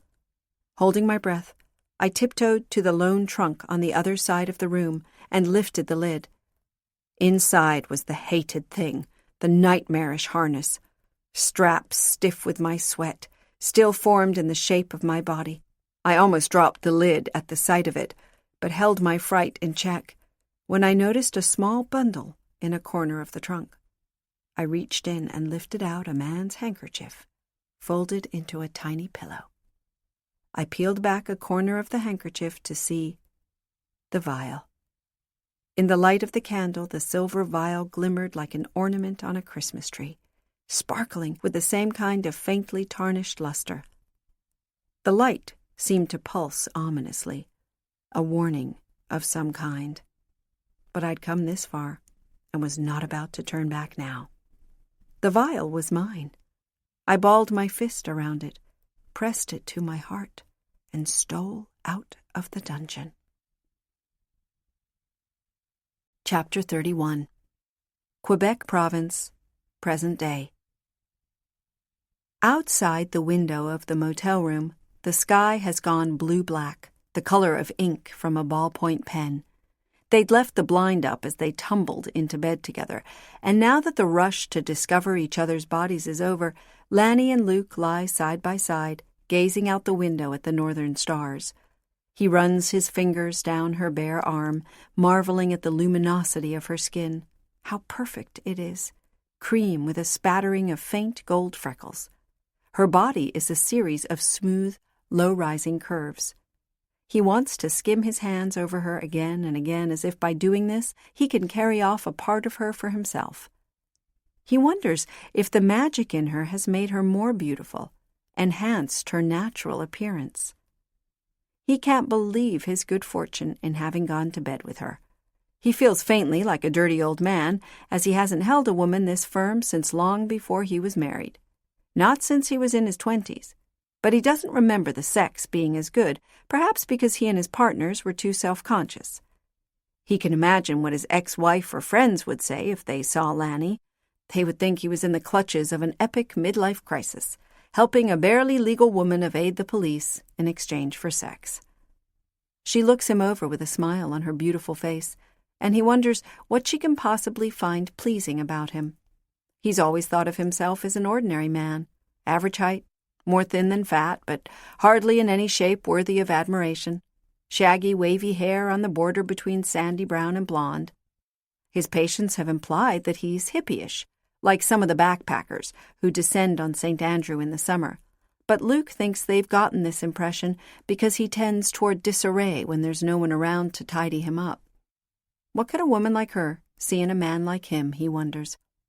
Before he can ask, however, there's a distraction at the window, a rippling of shadows outside the glass that indicates movement on the walkway. Luke just has time to sit up before banging erupts on the other side of the door, and a deep male voice barks, "Open up! This is the police!" Luke holds his breath, unable to think, to react, to do, but Lanny is out of the bed in one leap, sheet wrapped around her body, landing noiselessly on Kat's feet. She holds a finger to her lips and slips around the corner into the little kitchenette area and then into the bathroom. When she is out of sight, he climbs out of bed, wraps a blanket around his waist, and opens the door. 2 police officers fill the open doorway, shining a flashlight into Luke's face. "We got a call about a man having sex with a minor. Can you turn on a light, sir?"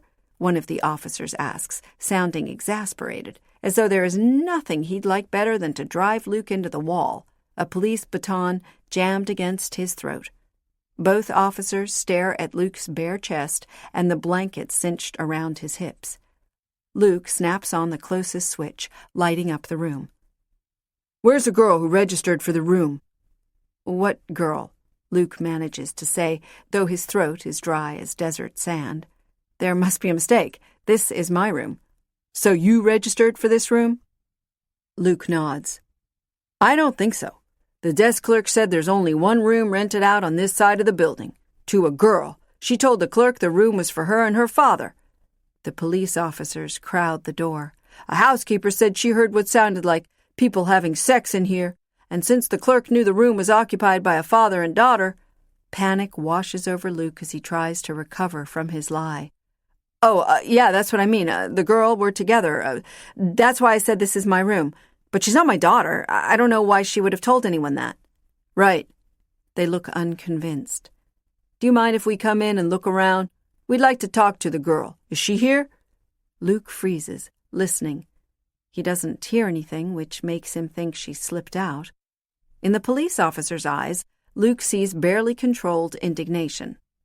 They would probably like nothing better than to knock him to the ground and kick the shit out of him for all the abused daughters they have seen in their careers.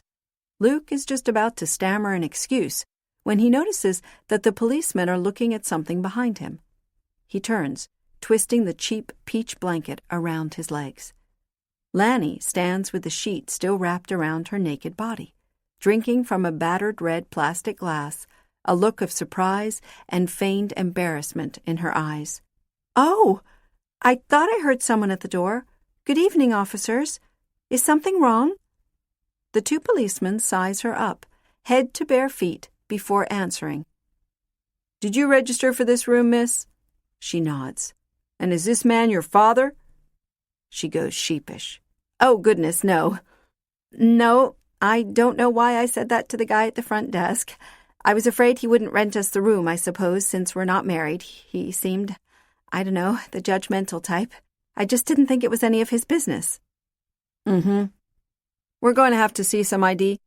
They are trying to be dispassionate, trying to dispel their righteous anger now that there is no pervert here to bring to justice. "You have no right to check up on us. It was consensual, what we did," Luke says as he puts an arm around Lanny, drawing her against his side. He wants the police to leave now. He wants this embarrassing, nerve-wracking experience behind him. "We just have to see proof that you're not, the younger of the two policemen says, ducking his head and making an impatient gesture with his flashlight. There is no alternative but to let the officers look over his driver's license and her passport, hoping that any police bulletin from St. Andrew hasn't made it over the border to Canada. Luke soon realizes that he needn't have worried. The two officers are so flustered and disappointed that they make the most cursory pass over the identification, quite possibly not even reading either document, before shuffling backward out the door with barely audible apologies for the inconvenience. As soon as they've left, Luke pulls the blind over the window that looks onto the walkway. "Oh, my God," Lanny says, before collapsing on the bed. "We should leave. I should get you to a city." "I can't ask you to take any more chances for me." "I can't leave you here, can I?" He gets dressed while Lanny is in the bathroom, water running.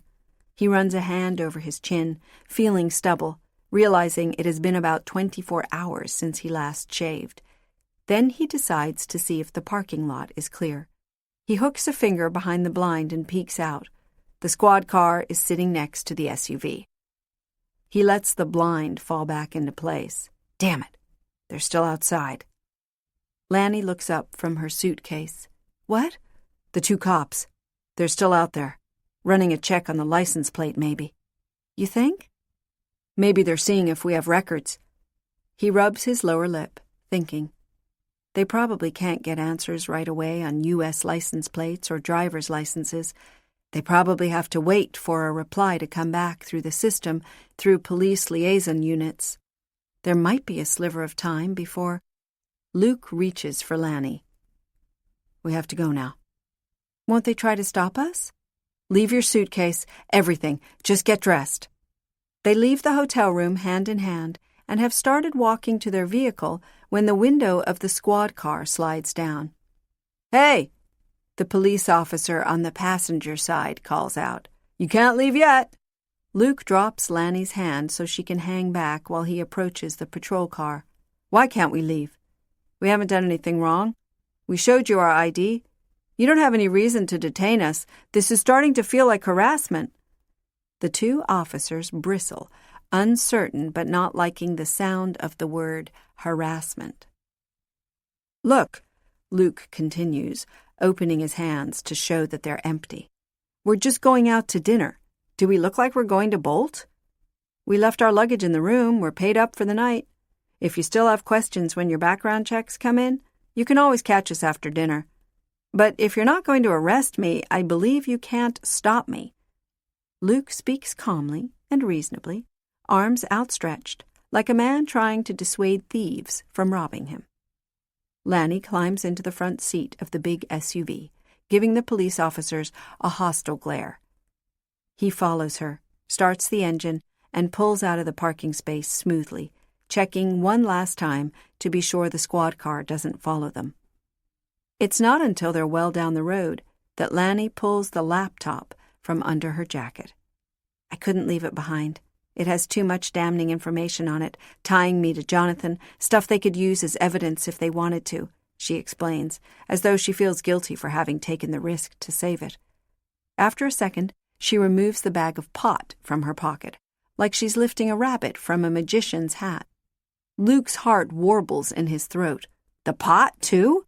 I figured after they'd realized we weren't coming back, they'd search the room for sure. This would give them a reason to arrest us." She stuffs the bag back in her jacket pocket. "Do you think we're safe?" He checks the rearview mirror again. "I don't know. They have the license plate number now. If they remember our names. My name." They are going to have to abandon the SUV, and Luke feels terrible for having borrowed Peter's car. He must take his mind off it. "I don't want to think about it now. Tell me some more of your story." Part 3. Chapter 32.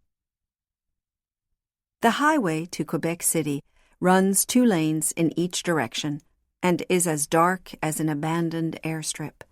The leafless trees and featureless scenery remind Luke of Marquette, the tiny town in the lower upper corner of Michigan where his ex-wife settled. Luke has been up once to see his girls, right after Tricia moved in with her childhood sweetheart.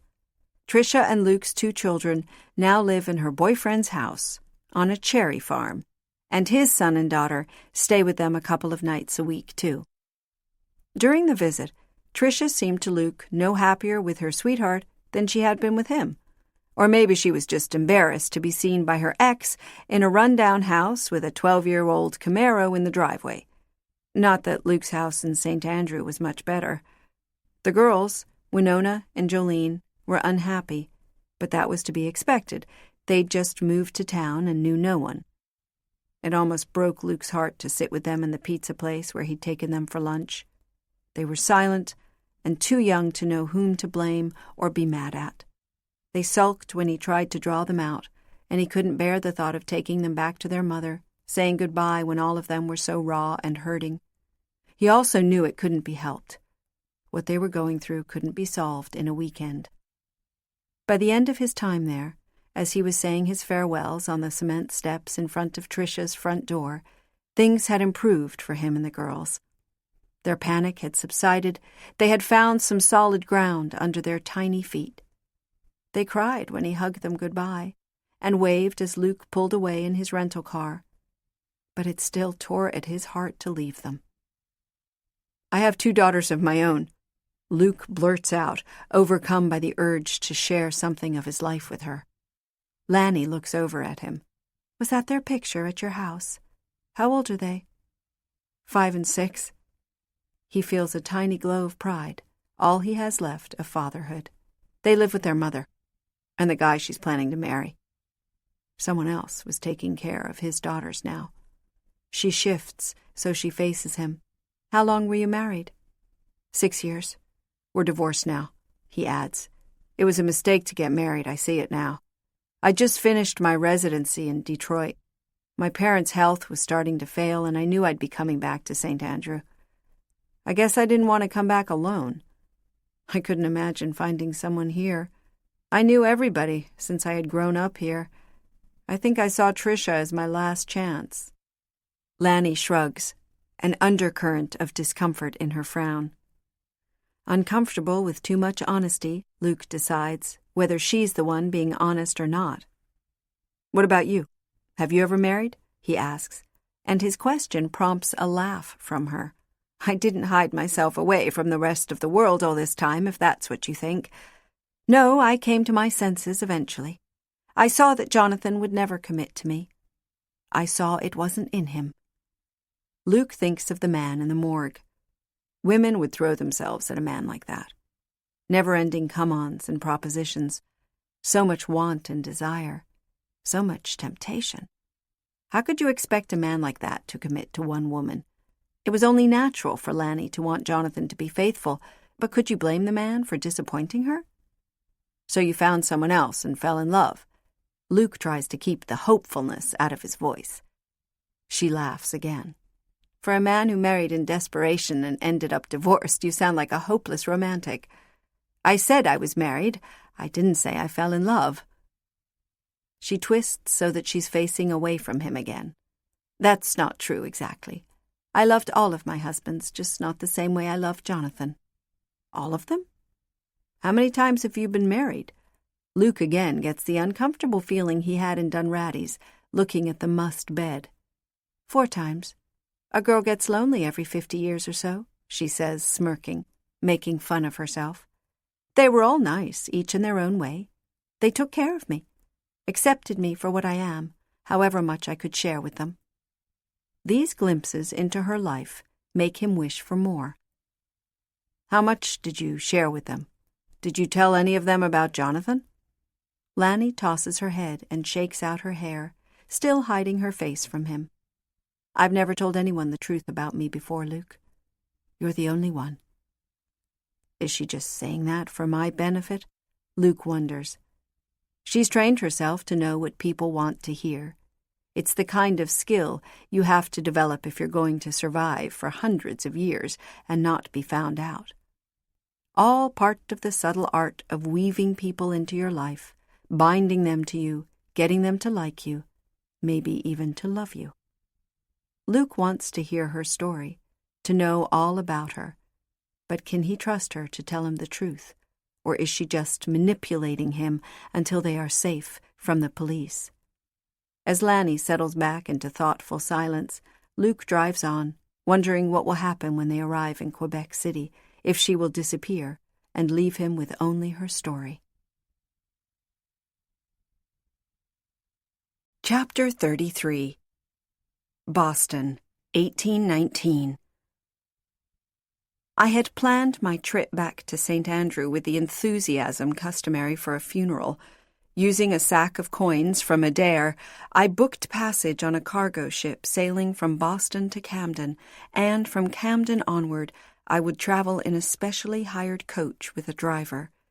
The only transportation to and from St. Andrew had traditionally been the provisioner's wagon, which brought fresh goods for the Watford store twice a year. I planned to arrive in style, showing up in a handsome trap, complete with cushions softening its hard benches and curtains over the windows, and let them know I was not the same woman who'd left.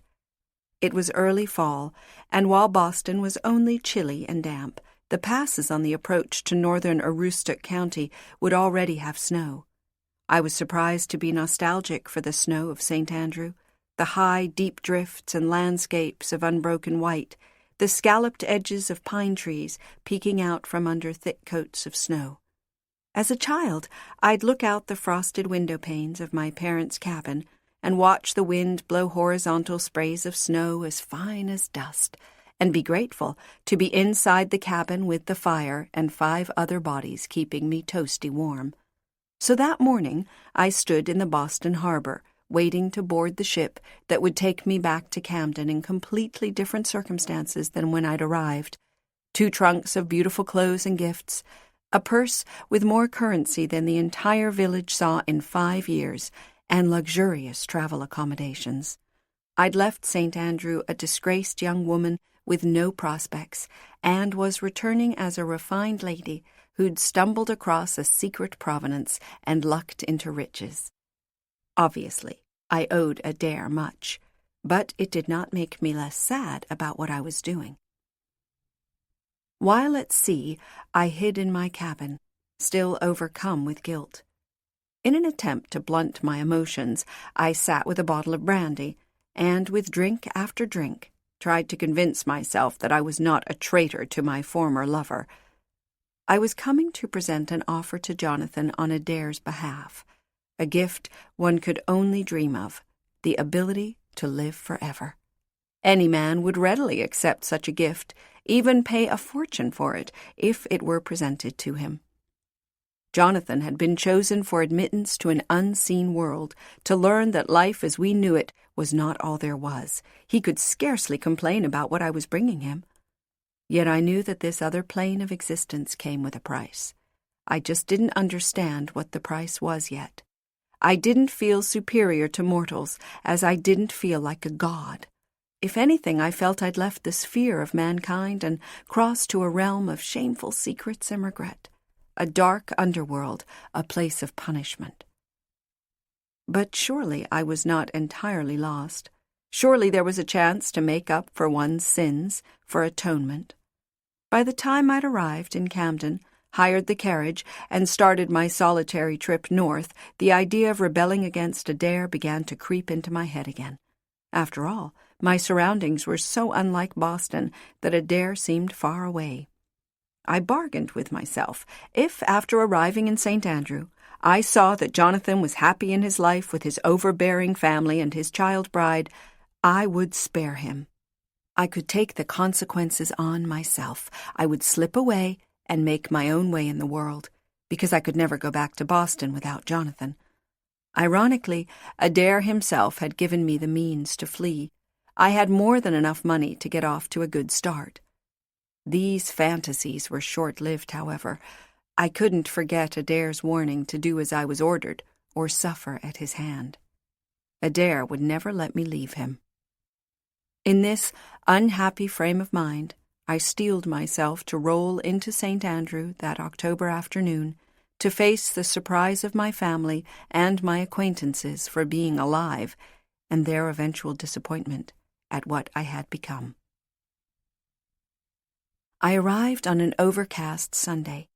I'd been lucky that the season wasn't as punishing as it could be, and the snow along the route had been passable. The trees were bare against a gray flannel sky, and the last leaves clinging to the branches were a dead color, shriveled and curled, like bats hanging from their roosts. The church service had just let out for the day, and the townspeople spilled from the broad doors of the congregation hall onto the common. The parishioners stood conversing despite the cold and the wind, reluctant as always to forego companionship and return home. No sign of my father. Perhaps with no one to accompany him, he'd taken to going to the Catholic Mass for convenience. But my eyes found Jonathan immediately, and my heart rose on seeing him. He stood on the far edge of the common where the horses and carriages were tethered, and was climbing into his family's buggy, his sisters and brother waiting in a row for their turn. Where were his mother and the captain? Their absence made me anxious. On his arm was a young woman, white with fatigue. Jonathan helped her into the front seat of the buggy. There was a bundle in her arms, a baby. The child bride had given Jonathan something I could not. At the sight of the baby, I nearly lost my courage and told the driver to turn around. But I did not. My carriage swept into this scene and was immediately an object of curiosity. At my signal, the driver pulled the horses up, and heart in my throat, I sprang from the carriage into the crowd that had gathered. My reception was warmer than I'd expected. They recognized me despite the new clothing and styled hair and hired carriage. I was encircled by people I'd always suspected cared little for me. The Watfords, Tinky Talbot the blacksmith and his soot-smudged brood, Jeremiah Jacobs and his new bride, whose face I recalled, but whose name escaped me. Pastor Gilbert bustled down from the congregation hall steps, his vestments twisted by the wind, as my former neighbors whispered around me. "Lanore McIlvrae, as I live and breathe! Look at her, all fancied up!" Hands reached from the crowd to offer a handshake, though I saw from the corner of my eye the clucking tongues and shaking heads on the fringe. Then the crowd parted for Pastor Gilbert, who arrived red-faced from exertion. "Dear Lord, it is you, Lanore?" he asked, but I scarcely heard him. I was so preoccupied by his appearance. How Gilbert had aged. He'd shrunk, and his portly belly had slimmed, but his old face was wrinkled like an apple forgotten in the cold cellar, and his eyes were rheumy and red. He clasped my hand with a mixture of affection and trepidation. "Your family will be so happy to see you. We'd given you up for—" He blushed, as though about to let slip the wrong word. "Lost. And here you have returned to us, and in such obvious good fortune." At the mention of my family, the expressions of the onlookers shifted, though no one said a word. Good God, what had happened to my family? And why did everyone seem so much older? Miss Watford had streaks of gray in her hair I did not recall. The Ostergaard boys were fully grown and bursting out of their hand-me-down clothing, wrists protruding from the 2 short sleeves of their jackets. The crowd parted again at a commotion in the back, and into the circle stepped Jonathan. Oh, how he'd changed. He'd lost the last of his boyishness, the carefree sparkle in his dark eyes, his swagger. Handsome still, he had an air of sobriety about him. He looked me over, taking in my obvious changes and seeming saddened by them. I wanted to laugh and throw my arms around him to break his somber mood, but I didn't. He layered my hand between his two. "Lanny, I didn't think we'd see you again." Why did everyone keep saying this? "By the looks of things, Boston has been good to you." "It has," I replied, offering nothing yet, wanting to pique his curiosity. At this point, the young lady holding the infant edged through the crowd and hovered at Jonathan's elbow. He reached back and ushered her forward. "Lanny, you remember Evangeline McDougall?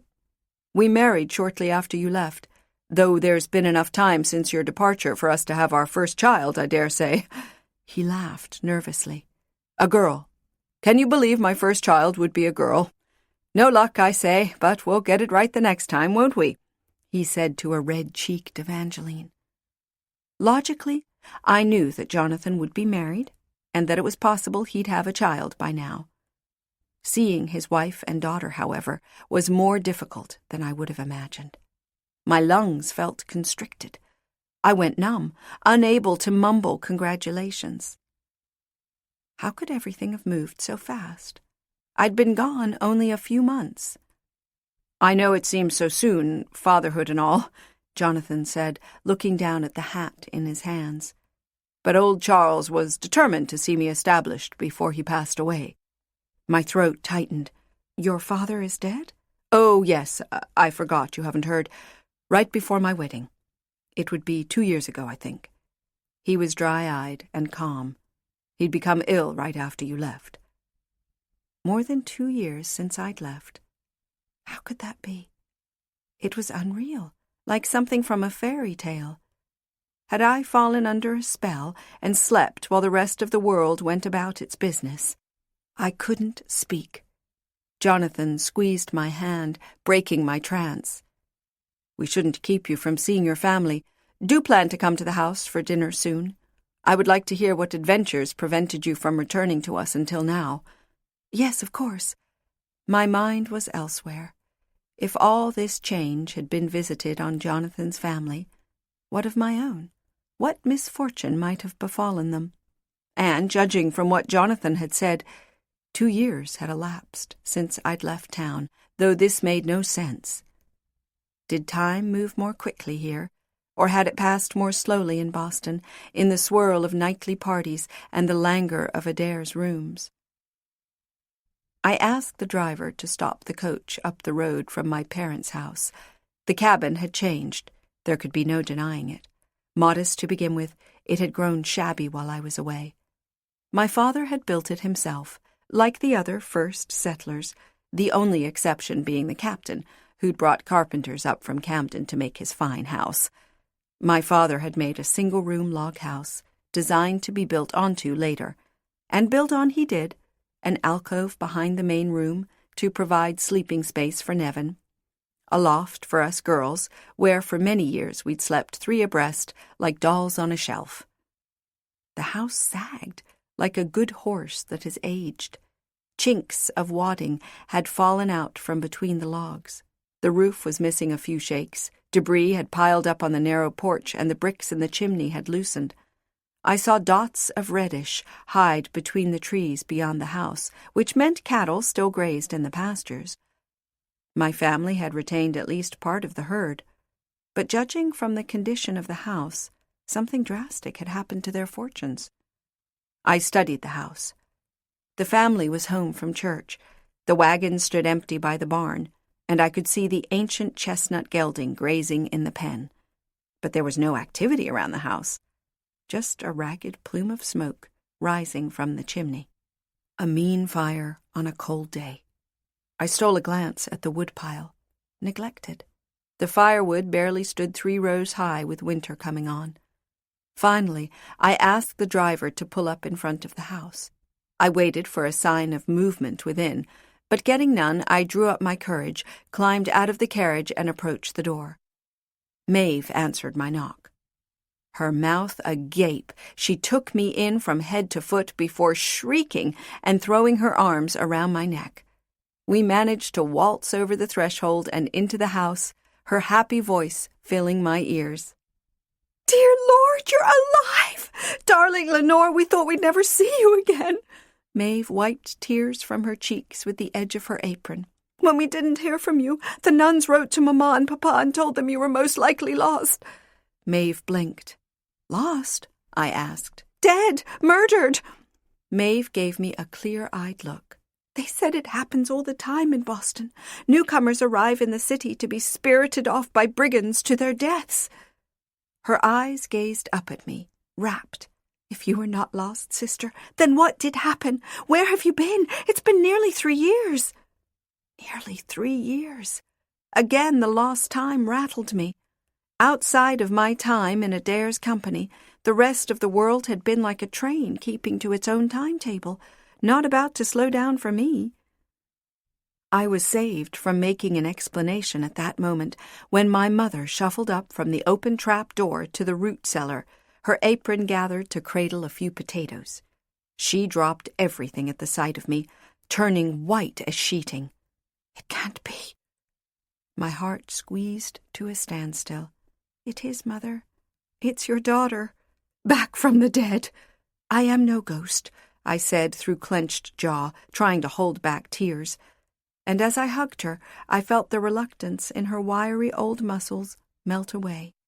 She hugged me back with all the strength left in her, which was considerably less than I remembered. As we spoke, she too wiped tears from her eyes. She looked over her shoulder at my sister and nodded, "Fetch Nevin." My stomach clenched. "Must you, so soon?" My mother nodded again. "Aye, we must. He's the man of the house now. I'm sorry to have to tell you that your father is gone, Lanore." You can't predict how you will react to news of that sort. As angry as I'd been with my father, and as much as I had begun to suspect that something dire had happened, my mother's news knocked the wind from me. I fell onto a chair. My mother and sister stood around me, hands clasped. "It happened a year ago," my mother said soberly. "One of the bulls. A kick to the head. It was very sudden. He didn't suffer. But they had. Every day since. It was apparent in their hardened faces, the shabbiness of their clothes, and the house's disrepair. My mother caught my eye roving discreetly. "It's been terribly hard on Nevin. He's taken it on himself to run the farm, and you know it's too big a job for one man." My mother's once gentle mouth had developed a hard set, her way of dealing with the merciless circumstances. "Why don't you hire some help, a boy from one of the other farms, or rent out the property? Surely someone in town is looking to expand," I said.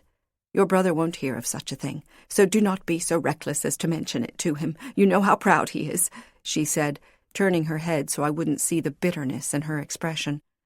His pride had become their misfortune. I needed to change the subject. "Where's Glynis?" Maeve flushed. "She's working at Watford's now. She's stocking shelves today." "On the Sabbath?" I raised an eyebrow. "Working off our debt, truth be told, my mother said, her confession ending in an irritated sigh as she fussed with the potatoes.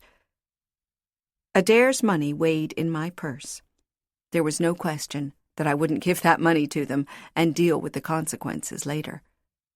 The door swung open, and Nevin stepped into the dim cabin, a hulking dark figure silhouetted against the overcast sky. It took a few minutes for my eyes to adjust and for me to see Nevin himself. He'd lost weight and gotten hard and sinewy. He'd cut his hair so close to the skull it might as well have been shaved, and his face was filthy and nicked with scars, as were his hands. He had the same scorn for me in his eyes that he'd had the day I left, fueled by his own self-pity at what had befallen them since. He made a sound in the back of his throat at the sight of me and ducked past to the wash bucket, plunging his hands in. I stood up. "Hello, Nevin." He dried his hands on a bit of rag before taking off his battered coat. He smelled of cattle, dirt, and fatigue.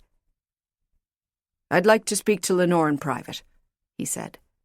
My mother and sister exchanged looks, then began to head for the door. "No, wait," I called after them. "Let Nevin and I go outdoors.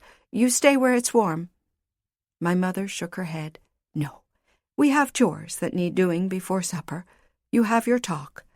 She shepherded my sister in front of her. In truth, I was afraid to be left alone with Nevin. His dislike of me was like a sheer rock face. He gave me not an inch in which to begin. I'd be better off walking away, his defiance seemed to say, than to try to find a way into his heart or head. "So you're back," he said, cocking an eyebrow, "but not to stay." No. There was no point in lying to him. My home is in Boston now. He gave me a superior look. "I can guess from your fancy clothes what you've been doing. Do you think your mother or me want to know what shameful thing you've done with yourself? Why'd you come back?" The question I'd been dreading. "To see everyone again," I said, my tone pleading, "to let you know I wasn't dead." "Such news could have been put in a letter. It's been a long time with no word from you." "I can only apologize for that." "Were you in prison? Is that why you could not write?" he asked, mocking. "I didn't write because I wasn't sure if it would be welcome." What could I have said? I had been certain it was best that they never heard from me again, and that was as Alejandro had advised. It's a conceit or a failing of the young to think you can excise your past and it will never come looking for you. He snorted at my excuse. "Did you ever think what effect your silence might have on Mother and Father? Very nearly killed Mother. It was the reason Father died. Mother said he was killed by a bull." "Oh, that was how he died, for certain. His skull split open by a bull, his blood pouring into the mud with no way for us to stop it. But did you ever know Father to let his guard down around the livestock?" "No. It happened because he was sick at heart. After he got the letter from the nuns, he was not the same. Blamed himself for sending you away. And to think he'd be with us still if you'd let him know you were alive." He smashed his knuckles into the table. "I told you I was sorry. There were circumstances that prevented me." "I don't want to hear your excuses." "You say you weren't in prison. You come back looking like the richest whore in Boston. I've some idea how difficult the years have been for you. I'll hear no more." He swung away from me, nursing his bloodied knuckles. "I forgot to ask. Where's the babe? Did you leave it behind with your procurer?" My cheeks were hot as embers. "You'll be happy to know that the child perished before it was born. A miscarriage." "Ah, God's will, as they say. Punishment for your wickedness, accommodating that devil St. Andrew." Nevin glowered, pleased with my news, happy to make his judgments. "I never could understand how a smart girl like you could be blind to that bastard. Why didn't you listen to me? I'm a man, same as he. I know how a man thinks." He trailed off, exasperated. I wanted to wipe the smug grimace off Nevin's face, but I couldn't. He might have been right. Maybe he could see into Jonathan's mind and understand better than I, and all those years had tried to protect me from temptation. My failure had been his failure. He wiped his knuckles again. "So, How long are you planning to stay? I don't know, a few weeks. Does Mother know you've not returned for good? That you're going to leave us again? Nevin asked with pleasure in his voice that I would break our mother's heart again.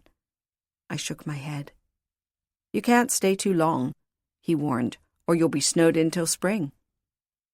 How long would it take to convince Jonathan to come to Boston with me?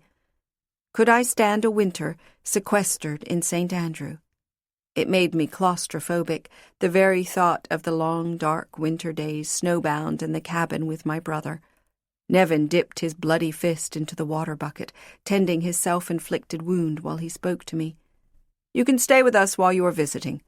I'd rather toss you out on your ear, but I'll not be a source of gossip to the neighbors. But you must behave the entire time, or it's out you go. Of course.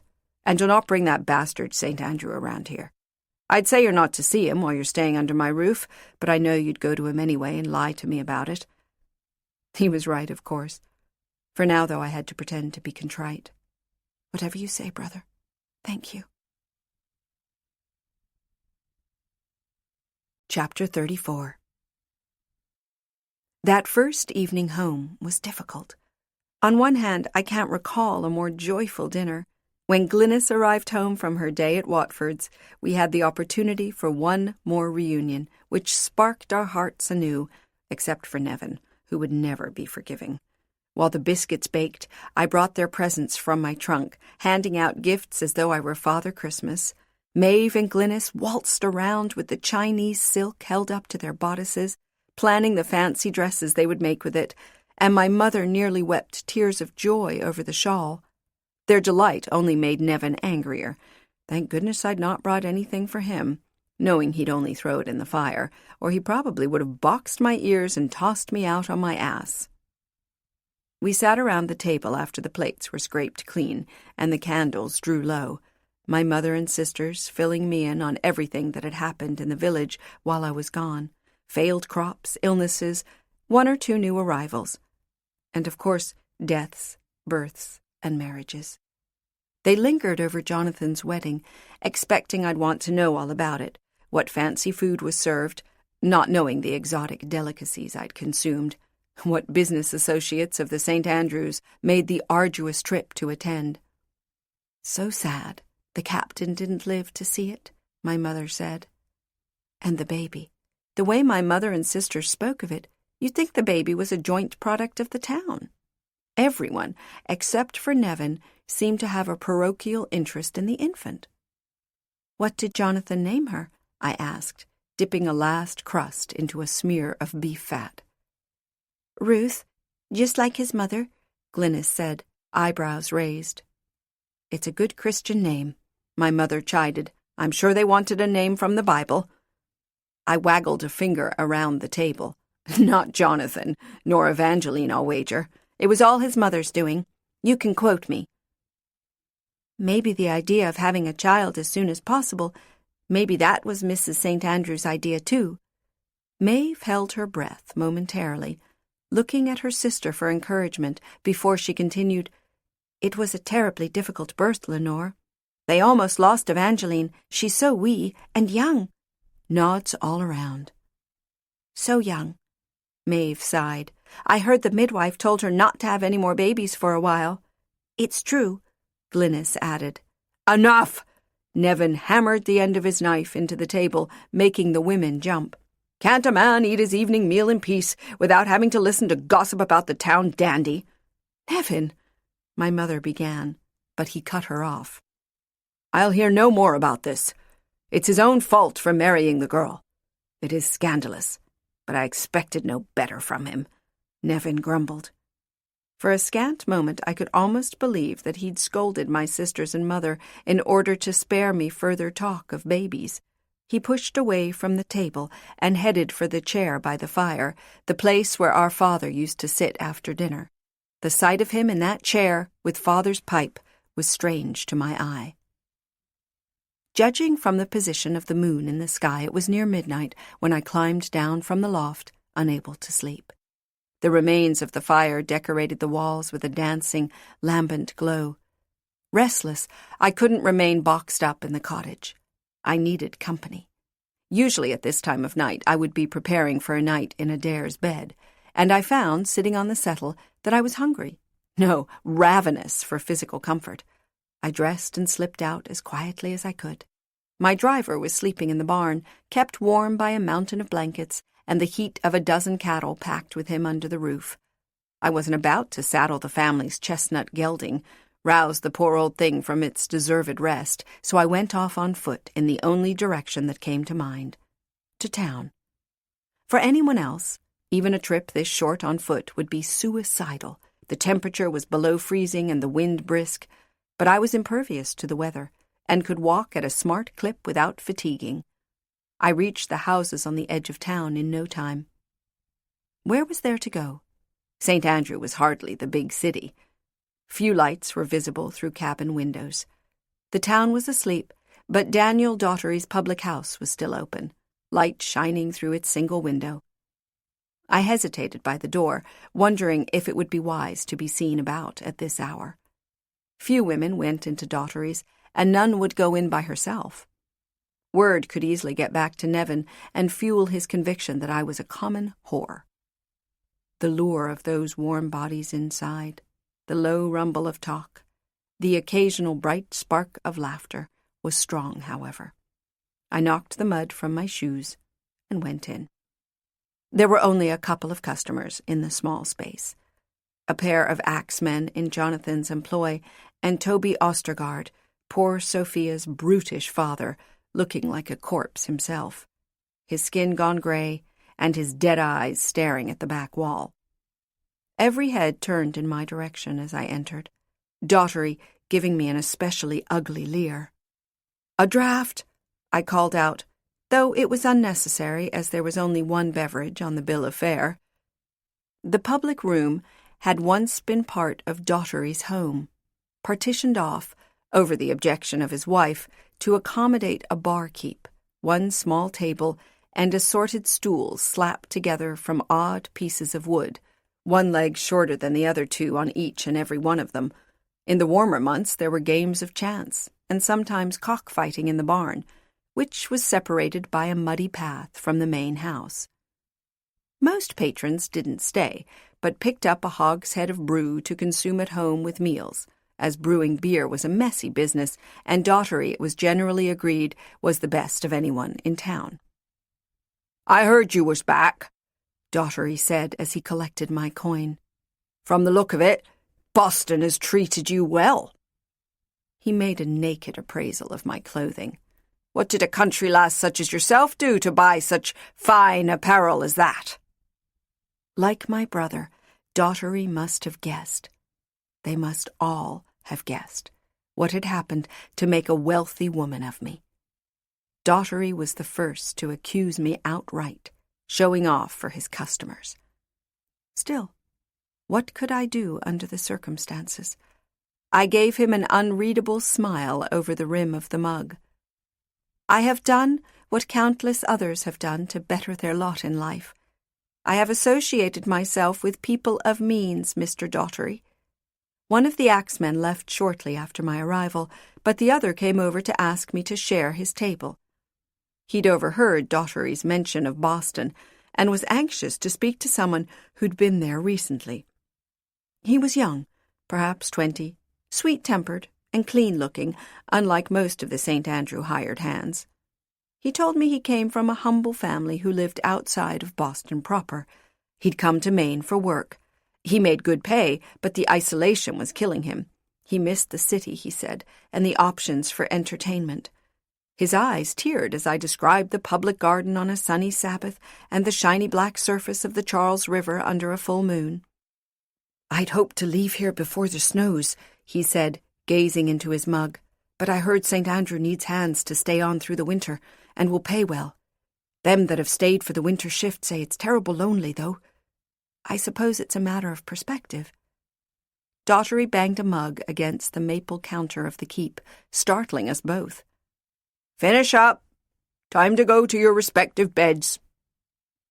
We stood outside Daughtery's bolted door, huddled together to cut down the wind.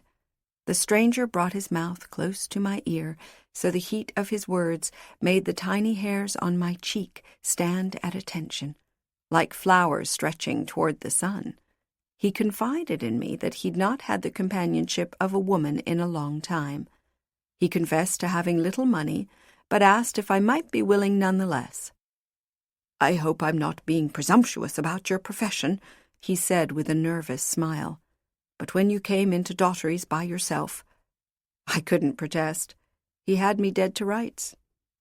We stole into Daughtery's barn, the animals so used to nighttime visitors from the bar that they made no fuss. The young axeman adjusted his clothing, unbuttoning the fall of his breeches and placing his cock in my hand. He melted at my ministrations, soon lost in his own thick cloud of unbearable pleasure. It must have been the return to St. Andrew and seeing Jonathan again that made my blood rich with passion. The axeman's hand might have been on my flesh, but it was Jonathan who was on my mind. I was reckless, letting myself think of Jonathan. But that night, the combination of flesh and memory gave me a taste of what it could be like and made me hungry for more. So I pulled the young man to me and settled one foot on a bale of hay, the better to give him access under my petticoats. The young man rocked into me, sweet, firm flesh and gentle hands, and I tried to pretend he was Jonathan, but I could not make the illusion stick. Maybe Adair was right. Maybe there was something to be gained in making Jonathan one of us. A terrible hunger told me I had to try or be dissatisfied for the rest of my life, that is to say, eternity. The axeman stuttered a sigh as he came, then drew out a handkerchief and offered it to me. "Pardon my bluntness, miss," he whispered hotly in my ear, "but that was the most amazing fuck I have ever had. You must be the most talented whore in Boston." "Courtesan," I corrected him gently. "And I don't pretend to be able to compensate you in the manner to which you are undoubtedly accustomed," he said, rooting in a pocket for his money, but I placed a hand on his arm to stop him. "Never mind. Keep your money. Just promise me you'll not say a word of this to anyone," I said. "Oh, no, ma'am, I won't, though I will remember it for the rest of my life." "As shall I said, though this sweet-faced boy would be only one of a succession of many, or perhaps the last one, to be replaced by Jonathan, and only Jonathan if I were lucky. I watched the young axeman stumble out into the night, heading toward the road that led to the St. Andrews property before I wrapped my coat tightly and started off in the opposite direction. His warmth trickled down the insides of my thighs, and I felt a familiar stirring in my chest as well, the satisfaction I felt whenever I'd held a man helpless in sexual thrall. I looked forward to experiencing that pleasure with Jonathan and to surprising him with my newly acquired skills. My route took me by the blacksmith's shop, and by force of habit I glanced down the path in the direction of Magda's cottage. A brightness was visible behind the shawl she tacked over the one window, so I knew she was awake. Funny how I'd once envied her cottage. But I suppose I envied it still, because I felt a little fillip in my heart upon seeing it, remembering the homey treasures that had so impressed me as a girl. Adair's mansion may have been ornate and filled with luxurious things, but once you crossed the threshold, your freedom was gone. Magda was the mistress of her own home, and no one could take that away from her. As I stood at the top of the path, the front door swung open, and out popped one of the axemen. Thank goodness, for I would have been mortified to see one of my neighbors finish up his business with Magda. The old girl herself came out behind him, and for a moment they were caught in the light falling out the open door. The two were laughing, Magda wrapping a cloak around her shoulders as she ushered her customer down the stairs with a wave goodbye. I jumped back into the shadow to spare the axeman the embarrassment of being observed, but not before Magda noticed. "Who's there?" she called out. "Let's have no trouble now." I stepped out of the darkness. "None from me, Mistress Magda." "Lanore? Is that you?" She craned her neck. I trotted past the trundling axeman and up the stairs for an embrace from Magda. Her arms felt more fragile than ever. Goodness, girl, they told me you were lost to us, she said as she whisked me inside. The room was close because of the heat thrown from the tiny fireplace and the two bodies that had recently been at work. The musk still hung in the air. Those axemen weren't too fastidious about bathing and could grow quite rank. So I slipped off my cloak. Magda spun me around by my shoulders to get a better look at my fancy dress. Well, Miss McIlvrae, by the sight of you, I'd say you have done well for yourself. I can't say it's work I'm proud of, I said. Magda looked reproachfully at me. Am I to imagine that you came by your good fortune in the usual way for a young lady? When I didn't answer, she shook out her cloak with a snap. Well, you know where I stand on this subject. It's hardly a crime to take up the only avenue open to you and make a success of it. If God didn't want us to make a living being whores, he'd give us another means to support ourselves, but he doesn't. I'm not a whore exactly. Why did I feel compelled to clarify my situation for her? There is a man who provides for me. Are you married to each other? I shook my head. Then you are his mistress. She poured gin into 2 tiny glasses, cloudy with age, and I told her about my life in Boston and Adair.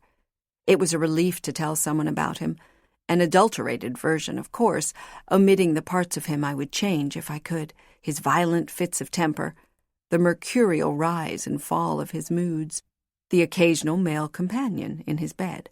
I told her he was handsome, wealthy, and taken with me, and she nodded at my good news. Good for you, Lenore. Make sure you put by some of the money he spends on you. In the candlelight, I could see Magda's face more clearly. The years of my absence had left their passing on her. Her delicate skin sagged around her mouth and throat, and her black hair was almost half white. Her once pretty stays were now grayed and tattered. Whether she was the only prostitute in town or not, she wouldn't be able to continue in her trade for much longer. The younger axemen would stop frequenting her, and the older ones who would still pay for her services were apt to be unkind in their treatment of her. Soon, she would be a friendless old woman in a town where life was harsh. I wore a discreet pearl brooch, a present from Adair. My family knew nothing about jewelry, and so I'd worn it openly in their presence, but Magda had to know that it was worth a small fortune. At first, I thought that I should give it to my family. They had more right to it than a woman who was only my friend. But I'd resolved to leave them money, and not an insubstantial amount. So I unpinned the brooch from my clothing and held it out to her. Magda cocked her head. Oh, no, Lenore. You needn't do that. I don't need your charity. I want you to have it. She waved off my outstretched hand. I know what you're thinking. And I am planning to retire soon. I've saved quite a bit of money during my time here. Charles St. Andrew should have sent the wages of some of his men straight to me for all the time they spent in this cottage and spared them the job of carrying their pay in their pockets for a day or two. She laughed. No, I'd rather see you save it for yourself. You may not believe me now, since you are young and beautiful and have a man who values your company. But some day, all those things will be gone, and you may wish for the money that brooch would bring. Of course, I couldn't tell her that day would never come for me. I forced a little smile as I pinned the brooch back in place. No, I am planning to move south in the spring, somewhere near the coast, she continued. She looked about the room wistfully, as though she planned to leave tomorrow. Perhaps I will find a nice lonely widower and settle down again. I've no doubt fortune will shine on you, Magda, in whatever you choose to do, because you have a generous heart, I said, and got to my feet. I should let you retire for the evening, and I should get back to my family. It was good to see you, Magda. We embraced again, and she rubbed her hand warmly on my back. Take care of yourself, Lenore. Be careful. And whatever you do, don't fall in love with your gentleman. We women make our worst decisions when we are in love. She escorted me to the door and sent me off with a wave. The truth of her advice weighed on my heart, though, and I headed for the woods, less buoyant than before. The trip home found me even more restless, and as I thought on it, I saw that it was because I'd lied to Magda about Adair. It wasn't just that I'd hidden his secret, our secret, from her. That was understandable. However, if anyone in St. Andrew would forgive Adair his peculiarities, it would be Magda. And yet I chose to lie to her about him and about my relationship with him. A woman wants, above all things, to be proud of the man in her life. And obviously, I was not. How could I be proud of what Adair had drawn out in me? That he had known, just by looking at me, that I shared some of his dark appetites. As frightened as I was of him, there was no denying that I'd responded to him too, that I'd accepted every sexual challenge he proposed. He brought out something in me I could not deny, but was not proud of. So perhaps it was not Adair I was ashamed of. Perhaps I was ashamed of myself. These dreadful thoughts filled my mind as I pulled my cloak tight against the wind and hurried down the path to my family's cabin. I couldn't stop from remembering all the terrible things I'd done, or thinking how I'd found such delight in dark pleasures. It is no wonder that I questioned whether I hadn't slipped beyond redemption.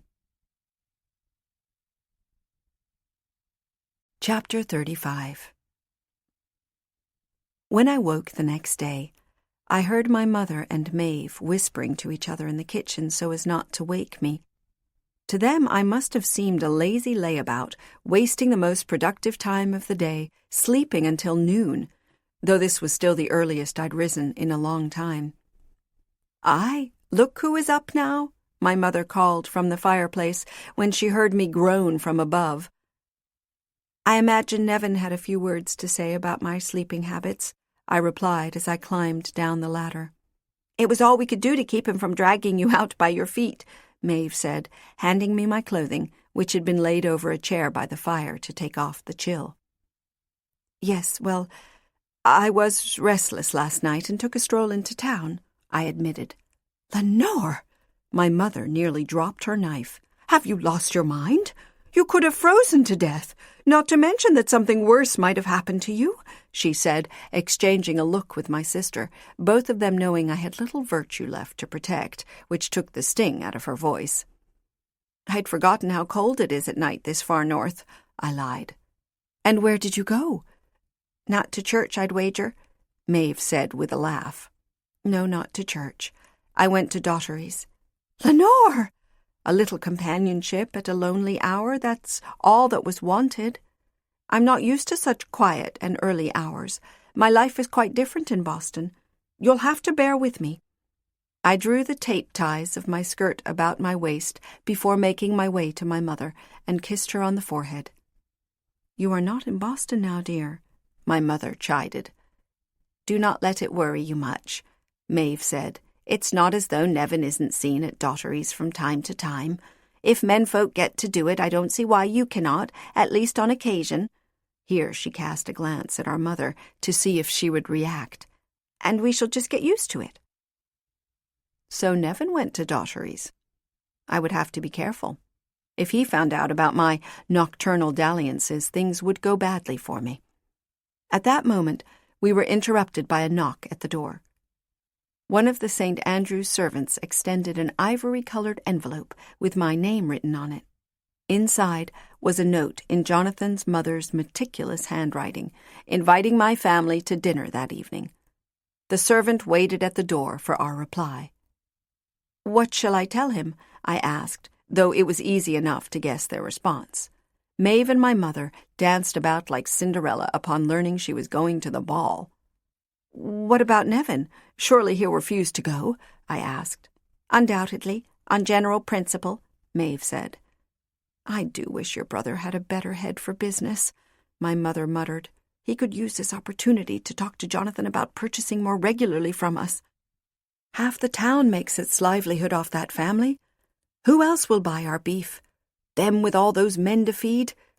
She probably thought the St. Andrews miserly for feeding their hired hands venison caught on the property. I went back to the door, addressing the servant. "Please tell Mrs. St. Andrew that we would be happy to accept the invitation, and that there will be 4 for dinner." Dinner that evening was surreal to me, to be surrounded by both our families. It had never happened in the whole time Jonathan and I had been friends as children, and I would have been happy that evening for dinner to have been limited to just the 2 of us at a table before the fire in his study. That would not have been proper, though, now that Jonathan had a wife and child. His sisters had already slipped into early spinsterhood, and had developed owlish airs, observing my more lively sisters as though they were monkeys set loose in the house. Poor, slow-witted Benjamin sat by his mother, eyes fixed on his plate, lips pursed, willing himself to remain still. Occasionally, his mother took Benjamin's hand and petted it, which seemed to have a calming effect on the poor boy. And to Jonathan's left was Evangeline, looking like a child who'd been allowed to sit at the adults' table. Her pink fingers touched each piece of her place setting, as though not familiar with the uses of all the pieces of the fine silverware service, and every so often her gaze would flit to her husband's face, like a dog reassuring itself of its master's presence. Seeing Jonathan surrounded this way by the family who would always depend on him made me feel sorry for him. After the meal, a rack of venison and a dozen roasted quails, resulting in plates ghoulishly heaped with deer ribs and tiny birds' bones picked clean, Jonathan looked around the table, nearly all women, and invited me to withdraw to his father's old study, which he'd now claimed for himself. When his mother opened her mouth to object, he said, "There's no man here to join me for a pipe, and I would like to speak to Lanny alone, if I may. Besides, I'm sure she would be quite bored otherwise." Ruth's eyebrows shot up, though his sisters did not seem to take offense. Perhaps he was trying to spare them the awkwardness of my company. I'm sure they presumed I was a whore too, and Jonathan had probably wangled my invitation over their protests. Once he closed the doors, he poured us whiskies and packed 2 pipes with tobacco, and we settled in chairs drawn close to the fire. First, he wanted to know how I'd come to disappear in Boston. I told him a more detailed version of the story I'd given my family, that I was in the employ of a wealthy European hired to act as his American interlocutor. Jonathan listened skeptically, I'd say, debating whether to question my account or simply enjoy the story. "You should consider moving to Boston. Life is so much easier," I said, holding a flame to the pipe. "You're a wealthy man. If you lived in a big city, you could avail yourself of the pleasures in life." He shook his head. "We can't move. There's the timber to harvest. It's our lifeblood. Who would run the logging operations?" "Mr. Sweet, as he does now. Or another foreman. That's how wealthy men handle their properties. No reason for you and your family to suffer through the deprivation of the terrible winters here." Jonathan stared into the fire, drawing on his pipe. "You might think my mother would be eager to return to her own family, but we'll never get her out of St. Andrew.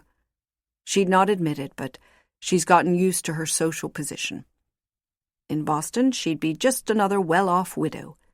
She might even suffer socially for having spent so long in the wilderness. Besides, Lanny, have you thought what would happen to the town if we left?" "Your business would still be here. You'd still need to pay the townspeople to do whatever it is you pay them for now. The only difference is that you and your family would have the type of life you deserve. There would be physicians to see to Benjamin. You could enjoy Sunday socials with the neighbors, go to parties and card games every night as one of the city's social elite." Jonathan gave me an incredulous look, dubious enough for me to think that what he'd said about his mother might be an excuse. Perhaps he was the one afraid to give up St. Andrew, to leave the only place he'd ever known, and become a small fish in a large, well-stocked pond. I leaned towards him. "Shouldn't that be your reward, Jonathan? You've worked with your father to build this fortune. You have no idea what is waiting for you outside these woods as thick as prison walls." He seemed hurt. "It's not as though I've never left St. Andrew. I've been to Fredericton." The St. Andrews had business associates in Fredericton as part of the timber trade. Logs were floated down the Allagash to the St. John River and were processed in Fredericton, sawed into boards or burned into charcoal. Charles had taken Jonathan on a trip when Jonathan was still in his teens, but I'd heard little of it. Now that I thought about it, Jonathan seemed to have no curiosity about the world outside our tiny town. Fredericton is hardly Boston, I chided. And besides, if you come to Boston, you would have the opportunity to meet my employer. He is European royalty, practically a prince. But more to the point, he is a true connoisseur of pleasure, a man after your own heart. I tried to smile cunningly. I guarantee he will change your life forever. He eyed me. A connoisseur of pleasure. And how do you know about this, Lanny? I thought you were his interlocutor. One can act as an intermediary on another's behalf for many things. I admit you've made me curious, he said, and yet his tone was that of complacence. Part of me mourned Jonathan having been brought to heel by his new responsibilities and not being in the least curious about the temptations I offered him. I was sure, however, that the old Jonathan was in there. I had only to roust him. Jonathan and I spent most evenings together after that. I quickly saw that he had not cultivated any other friends. I wasn't sure why, since there couldn't have been any shortage of men willing to enjoy the social status and possible financial benefits that would come with being Jonathan's closest ally. Still, Jonathan wasn't stupid. These were the same men who, as boys, had resented his good looks, his position, and his wealth. Resented that their fathers were beholden to the captain for wages or rent. I shall miss you when you leave, Jonathan said to me on one of those evenings spent locked behind the study doors, burning good tobacco. Would you consider remaining? You don't have to return to Boston, not if the issue is money. I could give you a job, and then you would be here to help your family now that your father is gone. I wondered if Jonathan had given any thought to his offer or if it had come to him spontaneously. Even if he found some kind of position for me, his mother would object to having a fallen woman working for her son. He was right about this being an opportunity to do right by my family, though, and inwardly I squirmed. But I was also riddled with a nameless fear at the prospect of not obeying Adair's orders. I couldn't give up the city now that I know it. You'd feel the same. I've already explained to you. You needn't make a decision on the spur of the moment. After all, to move your entire household to Boston is no small thing. Come back with me for a visit. Tell your family that you're making a business trip. See if the city suits your taste. I had deftly cleaned the pipe stem with a wire, a skill picked up from maintaining Adair's water pipe, and tapped the bowl against a little salver to clear the ash. It could be advantageous to you from a business position as well. Adair will show you around, introduce you to the men who own the timber mills and such. He'll take you out in society, too. There's no culture here in St. Andrew. You have no idea of the things you're missing. Plays, concerts. What I think you'll really find fascinating. I leaned forward, our heads bowed close for the utmost secrecy, is that Adair is much like you when it comes to a gentleman's pleasure. You say, his expression begged me to go on. Women throw themselves at him. All types of women. Society women, common women, and when he tires of such company, there are always the does. Does? Prostitutes. Boston teems with prostitutes of all kinds. Fancy brothels, streetwalkers, actresses and singers who would gladly be your mistress for the price of handsome rooms and spending money. Are you saying I have to go to an actress or a singer to find a woman who would abide my company? He asked, then glanced aside. Do all men in Boston pay for a woman's company? If he wants her affections exclusively, these women tend to be better versed in the arts of love than most, I said, hoping to whet his curiosity. It was time to share one of Adair's gifts. A present from my employer, I said, as I handed him a small bundle wrapped in red silk, the deck of ribald cards. From one gentleman to another. Entertaining, he said, as he looked intently at each card in turn. I'd seen a deck like this when I went to Fredericton, though not as imaginative. When he went to pick up the red silk to rewrap the cards, a second gift tumbled out, one I'd forgotten I'd brought. Jonathan drew his breath in sharply. "Good God, Lanny! Who is this?" He held a miniature painting of Usra in his hands, a shimmer of enchantment in his eyes. "Is she a phantasm? The creation of some artist's mind?" I didn't care for the tone of his voice. No gentleman would speak that way in front of a woman for whom he claimed to care.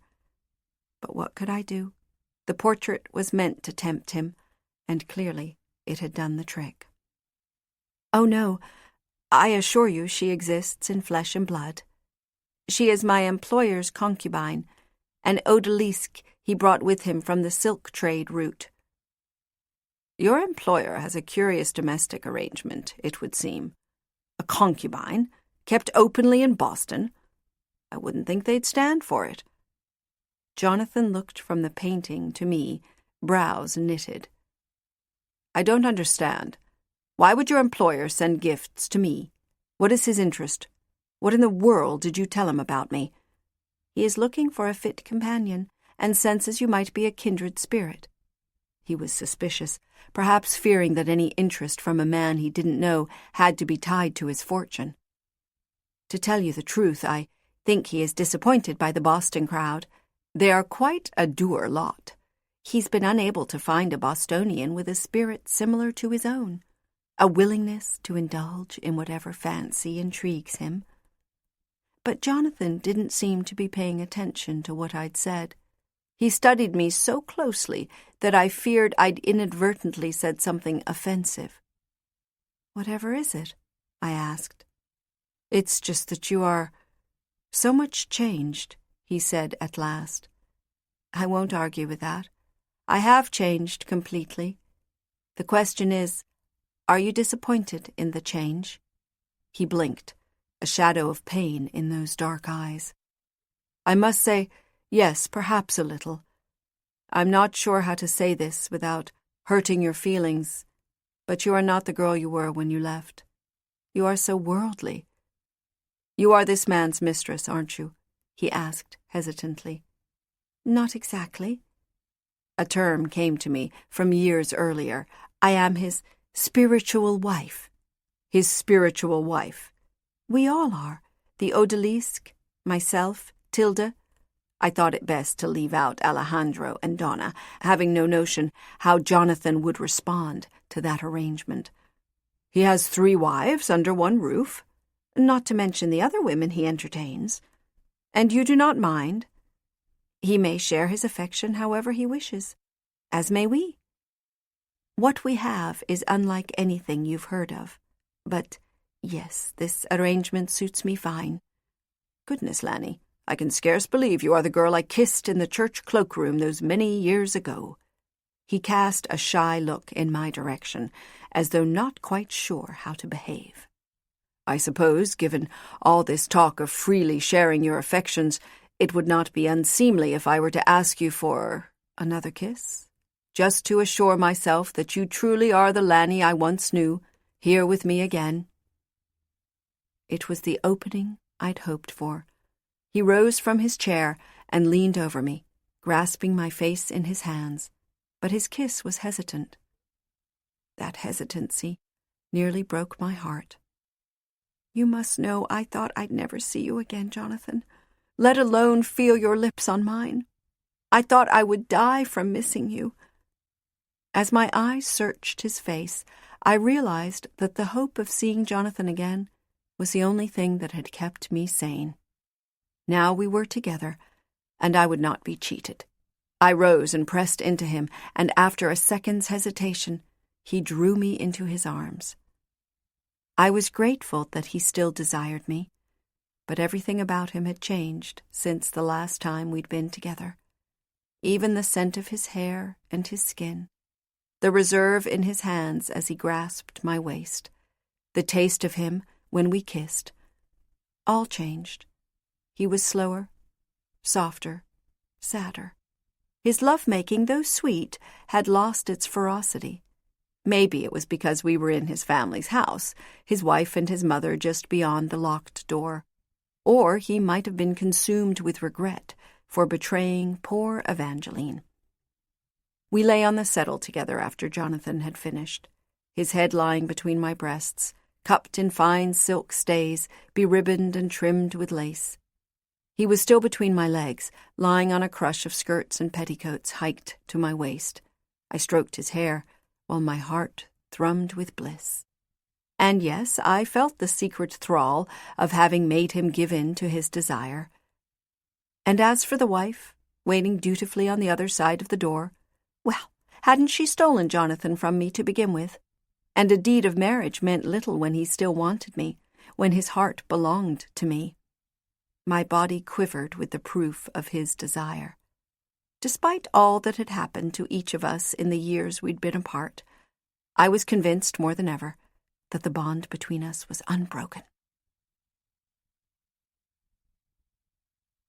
Chapter 36. Quebec Province, present day. Luke stops at a diner close to the exit from the highway, needing a break from the endless gray ribbon of road. Once they've slid into a booth, he borrows Lanny's laptop to catch up on news and check his email. Besides the usual queue of emails from the hospital administrators, employees are reminded not to park in the east parking lot, as this space will be used for snow removal. No one has written to him. No one seems to have noticed his absence. Luke makes the cursor scurry aimlessly around the desktop in his distraction, but there is nothing to double-check. He is about to power down the computer when he hears a chime. Somebody has sent him an email. He expects it to be spam, another cheerful but impersonal invitation from his bank to open a CD or something similarly worthless, but it's from Peter. Luke feels a pang of discomfort for having taken advantage of his colleague's good nature. Peter is more of an acquaintance than a friend, but since there are few anesthesiologists in the country, and Luke is an emergency room physician, they saw more of each other than most of the other doctors. Luke's latest series of misfortunes had made him less friendly than usual, but Peter was one of the few doctors still speaking to him. "Where are you?" the email reads. "I didn't think you were planning to be gone with the car so long. I tried calling, but you're not answering your cell phone. Everything okay? Haven't been in an accident? Not hurt. Worried about you. Call me." Then Peter listed all of his phone numbers and his wife's cell phone number. Luke closes Peter's email, his jaw clenched. He's afraid I'm cracking up, Luke realizes. He's aware that his behavior is odd, to say the least, and the other people in town hold their breath around him, afraid to mention either Tricia and the divorce or his parents' deaths. They don't think he can handle the abundance of unhappiness in his life. It's not until that moment that Luke realizes that leaving town with this woman has distracted him from his misery. He hasn't not been miserable in months. This is the first time he's been able to think of his daughters without wanting to weep. Luke takes a deep breath and lets it out in a long stream. Don't jump to conclusions, he tells himself. Peter is being nice, patient, hasn't threatened to call the police. Peter is the most well-adjusted person in Luke's life right now. But Luke realizes this is probably because Peter is new to St. Andrew. The young doctor hasn't been infected yet with the town's inherent strangeness, its cold standoffishness, its Puritan addiction to judgment. For a moment, Luke is tempted to call Peter. Peter is a tether to the real world, the world that existed before he helped Lanny escape from the police, before he listened to her fantastical story, before he slept with a patient. Peter might be able to talk Luke down from this ledge. He takes another deep breath. The question is, does he want to be talked down? He reopens Peter's email and hits reply. "I'm sorry about your car," he types. "I'll leave it somewhere soon and the police will find it and get it back to you." He considers what he's written and realizes what he's really saying is that he's gone and he won't be coming back. He feels tremendous relief. Before he hits the send button, he adds to the email, "Keep my truck. It's yours." Luke stops in the restroom before getting into the SUV and sees that Lanny is already in the front seat, staring straight ahead with a humorless smile. "What's wrong?" Luke asks as he turns the key in the ignition. "It's nothing." She drops her gaze. "When I went to pay the bill, when you were in the restroom, I saw they had liquor for sale behind the counter, so I asked for a bottle of Glenfiddich. But she wouldn't sell it to me. Said I had to wait for my father to come out of the restroom if he wanted to buy a bottle." Luke starts to reach for the door handle. "I'll go in if you want." "Don't. It's not about the scotch. It's just that this happens all the time. I'm sick of it, that's all. Always being mistaken for a teenager, treated like a kid. I may look like a kid, but I don't think like one, and sometimes I just don't want to be treated like one. I know looking young also helps me get by, but God!" She holds her head, shaking it, then throws her shoulders back. "Let's give her a show. Really blow her mind."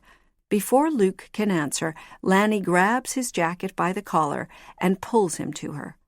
She locks her mouth over his and gives him a long kiss, grinding against him. The kiss goes on until he gets dizzy. Over Lanny's shoulder, he can see the woman frozen behind the cashier's counter, her mouth formed into a horrified circle and her eyes widening. Lanny releases him, laughing. She slaps the dashboard. "Come on, Dad! Let's go find a hotel so I can fuck your brains out." Luke doesn't laugh with her. Without thinking, he wipes his mouth. "Don't do that. I don't like being mistaken for your father. It makes me feel like I'm a terrible person, and I'm not," he thinks but doesn't say.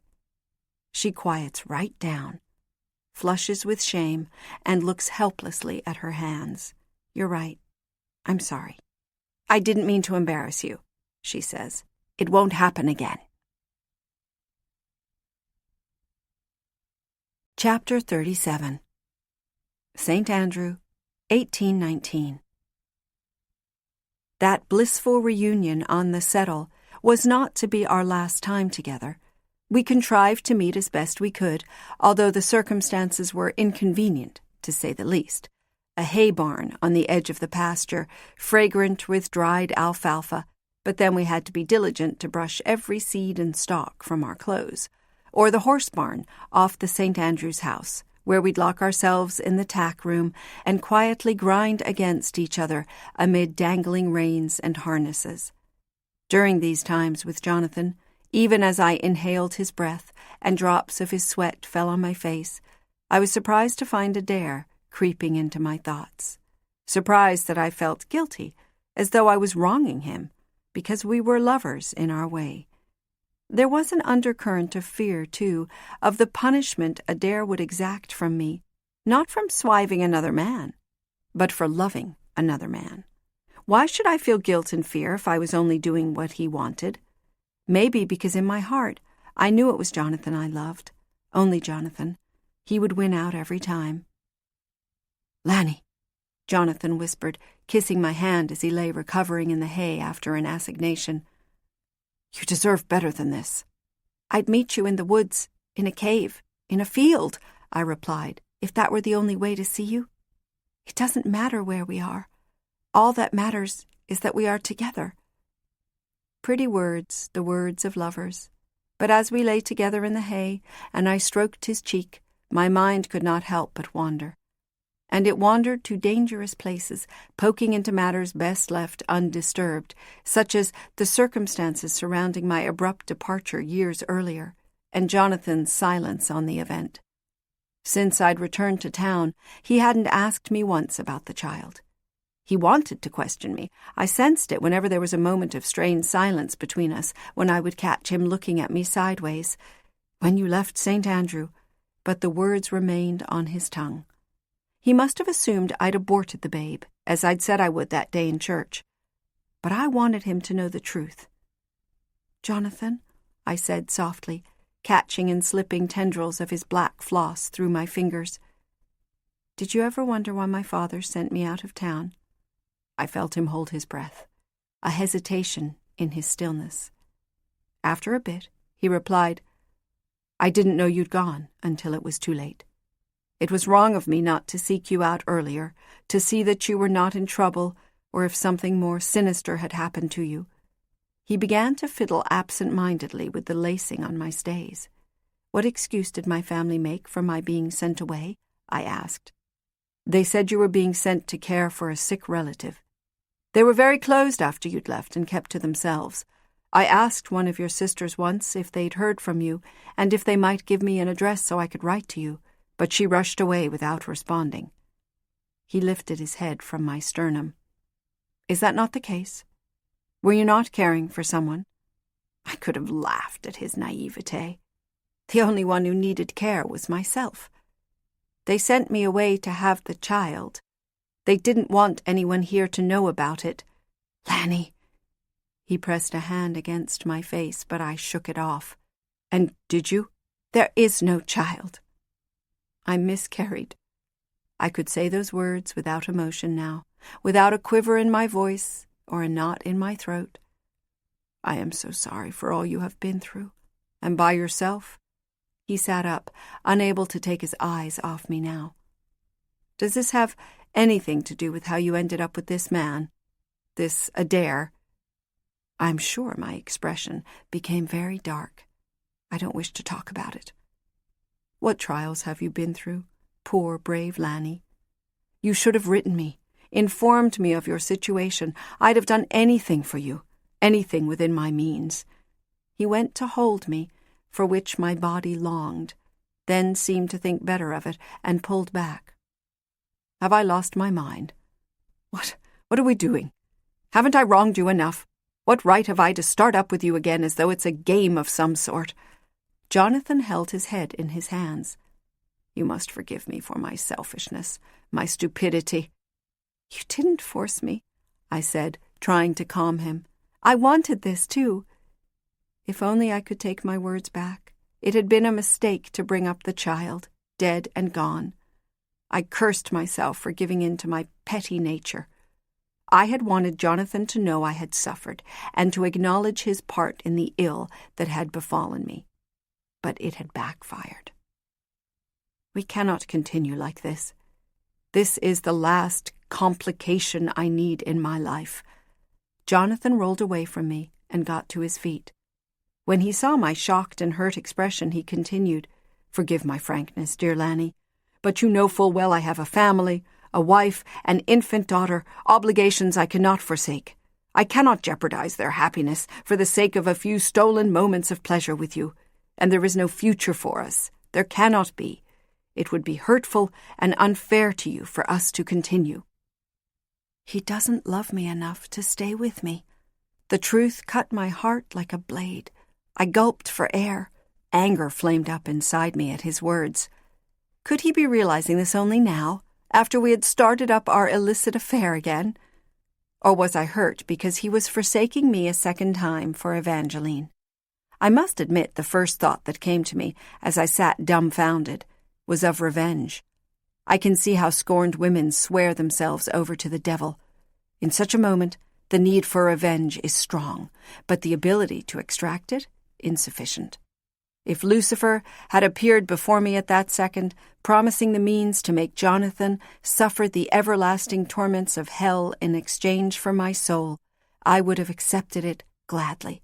Or perhaps there was no need to summon the devil, to draw up the fiery contract, to sign my name in blood.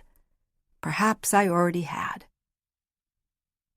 I was at a loss now for how to carry out Adair's plan, and the realization that I might fail made me sick with fear. I thought I'd lure Jonathan to Boston with my love and sexual favors, but I'd failed.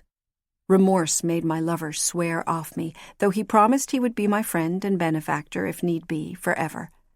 I waited to see if Jonathan might change his mind and come back to me, but it became clear as the days progressed that he would not. "A visit," I begged him. "Come to Boston for a visit." But Jonathan resisted. One day his excuse was that his mother couldn't be trusted not to upset village affairs in his absence, and on another day it was that a complication had arisen that required his attention. In the end, though, it was always his wife who kept him from agreeing to leave. Evangeline would never forgive me if I left her alone with my family for a long spell, and she'd never make the trip with the baby, he said to me, as though he really was at the mercy of his wife and an infant, as though he'd never put his own wishes ahead of theirs, dutiful husband and father that he was. Such excuses might have been believable for another man, but not for the Jonathan I knew. The approaching snows were pressing my departure, however. I sensed that if I remained in St. Andrew for the winter, something terrible would happen. Adair, enraged that I'd defied him, might descend on the town with his hellhounds, and who knew what the black-hearted fiend might do to the innocents of St. Andrew, cut off from the rest of the world. I thought of the stories Alejandro and Donna had told me about Adair's barbarian past, leading raids on villages and slaughtering inhabitants who resisted. I thought of the maidens he'd raped, and the way he drugged me and used me for amusement. Moving within Boston society ensured that Adair's brutal tendencies remained somewhat in check. There was no telling what would happen in an isolated, snowbound town, and I'd be the one responsible for bringing this plague on my neighbors. I was mulling over my predicament one evening at Daughtery's, hoping to run into the tender-hearted axeman I'd met early in my visit, when Jonathan walked in. I'd seen that expression on his face before. He had not come into Daughtery's restless for companionship. He was flush with contentment. He'd come from an assignation. He started at the sight of me, but having seen me, could hardly leave without acknowledging my presence. He took the stool across the lone table, his back to the fire. "Lanny, what are you doing here? It's hardly the place for a lady to frequent on her own." "Oh, but I'm not a lady, am I?" I said bitingly, though I regretted my bitterness immediately. "Where else can I go? I can hardly drink in the company of my mother and brother. I can't abide their disapproving faces. You, at least, can always go back to your big house for a nightcap. Better quality of drink, at any rate. And anyway, shouldn't you be home at this hour with your wife? You've been up to something this evening. I can smell it on you." "Considering your position, I wouldn't think you'd be so quick to judge me," he said. "All right, I'll tell you the truth, since you demand it from me. I have been with another woman. Someone I was seeing before you returned so unexpectedly. I, too, have a mistress. Anna Kolstad." "Anna Kolstad is a married woman." He shrugged. I quivered with fury. "So you haven't ended your affair with her, even after the pretty speech you gave me the other day?" I couldn't leave her as abruptly as that without explaining what had happened. "And will you explain that you've had a moral epiphany? That you've resolved not to see her again?" I demanded, as though I had any right to. He remained silent. "Do you never learn, Jonathan? This cannot end well," I said icily. Jonathan pressed his mouth into a frown, long simmering resentment bubbling up. "That seems to be what you always tell me, isn't it?" Sophia's name hung in the air between us unspoken. "It will end the same. She'll fall in love with you and want you for herself." Fear and sorrow rose up in me, as it had the day I'd found Sophia in the river. I wouldn't have thought, after everything I'd been through, that her vision still had the power to affect me. Maybe it did, because I sometimes wondered if I'd have done well to follow her example. It's inevitable, Jonathan. Everyone who knows you wants to own you. Do you speak from experience? His sharpness silenced me for a second, but I couldn't leave it be. I said sarcastically, "Those who have you tend to rue their good fortune. Perhaps you should ask your wife about that. Have you thought how your affair with Mrs. Kolstad will affect Evangeline should she find out?" Anger overtook Jonathan quickly, like a storm front. He checked over his shoulder to make certain Daughtery was engaged and no one was listening, then gripped my upper arm and drew me close. "For Christ's sake, Lanny, have pity on me. I'm married to a child. When I took her to our conjugal bed, she cried afterward. Cried. She is frightened of my mother and dumbstruck around my sisters. I have no need for a child, Lanny. I need a woman." I pried my arm out of his grip. "Don't you think I know that? I wish to God I'd never given in to my father and married her. He wanted an heir, that's all he cared about. Saw a young girl with many breeding years ahead of her and made a deal with old MacDougall as though she was a brood mare. He ran a hand through his hair. You've no idea of the life I must live now, Lanny. No one to run the business but me. Benjamin is still as helpless as a 4-year-old. My sisters are ninnies. And when my father died, well, all his worries were foisted onto my shoulders. This town depends on my family's fortunes. Do you know how many settlers bought their land with loans secured by my father? One harsh winter, or if they've no talent for farming, and they will default on their obligations. I can foreclose, but what use have I for another failing farm? So you'll forgive me, I pray, for taking a mistress and having some small measure of escape from all my responsibilities. I cast my eyes down. He continued, wild-eyed, You can't imagine how tempting your offers have been. I'd give up everything to be free of my obligations, but I cannot, and I think you understand why. Not only would my family be lost, but the town, too, would fail. Lives would be ruined. You may have caught me in a moment of weakness when you came back, Lanny, but the past few years have taught me hard lessons. I cannot be so selfish. Had he forgotten that he'd once told me he wanted to leave them all behind, his family and his fortune, for me, that he once wished his world was just he and I? A more level-headed woman would have been happy to see that Jonathan had accepted his responsibilities and was shouldering obligations that might break a weaker man. I cannot say I was happy or proud, but I understood. I loved the town in my way and had no desire to see it falter. Even if my own family was already in difficulty, even if the townspeople had treated me shabbily and gossiped behind my back, I couldn't take away the linchpin holding the town together. I sat opposite Jonathan, grim and sympathetic to the plight he'd just shared with me, yet inside, panic bloomed from my feet to my head. I was going to fail a dare. What in the world would I do? We drank our brew in dismay. It seemed clear enough that I'd have to give up on Jonathan and needed to concentrate on my own plight. What to do next? Where could I go that a dare wouldn't be able to track me down? I had no desire to reenact the excruciating torture I'd already been subjected to. We paid for our drink and went out to the path, each of us silent with our own thoughts. The night was again cold, the sky clear and bright from the moon and stars, thin clouds slicing through the silver light. Jonathan put a hand on my arm. Forgive my outburst, and forget my troubles. You have every right to despise me for what I just said. The last thing I want is for you to take on my burdens. My horse is in Daughtery's barn. Let me give you a ride home. But before I could tell him it was unnecessary and that I preferred to be left with my thoughts, we were interrupted by the crunch of snow at the top of the path. It was late and near freezing, unlikely for anyone to be about. "Who's there?" I called to a figure in the shadows.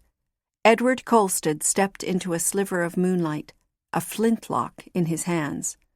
"Be on your way, Miss McIlvrae. I've no quarrel with you." Colstead was a rough young man from one of the poorer families in town and posed no competition to Jonathan for anyone's affections. His long face had been disfigured by smallpox, as many had been in youth, and for a young man his brown hair was already thinning, his teeth falling out. He leveled the rifle at Jonathan's chest.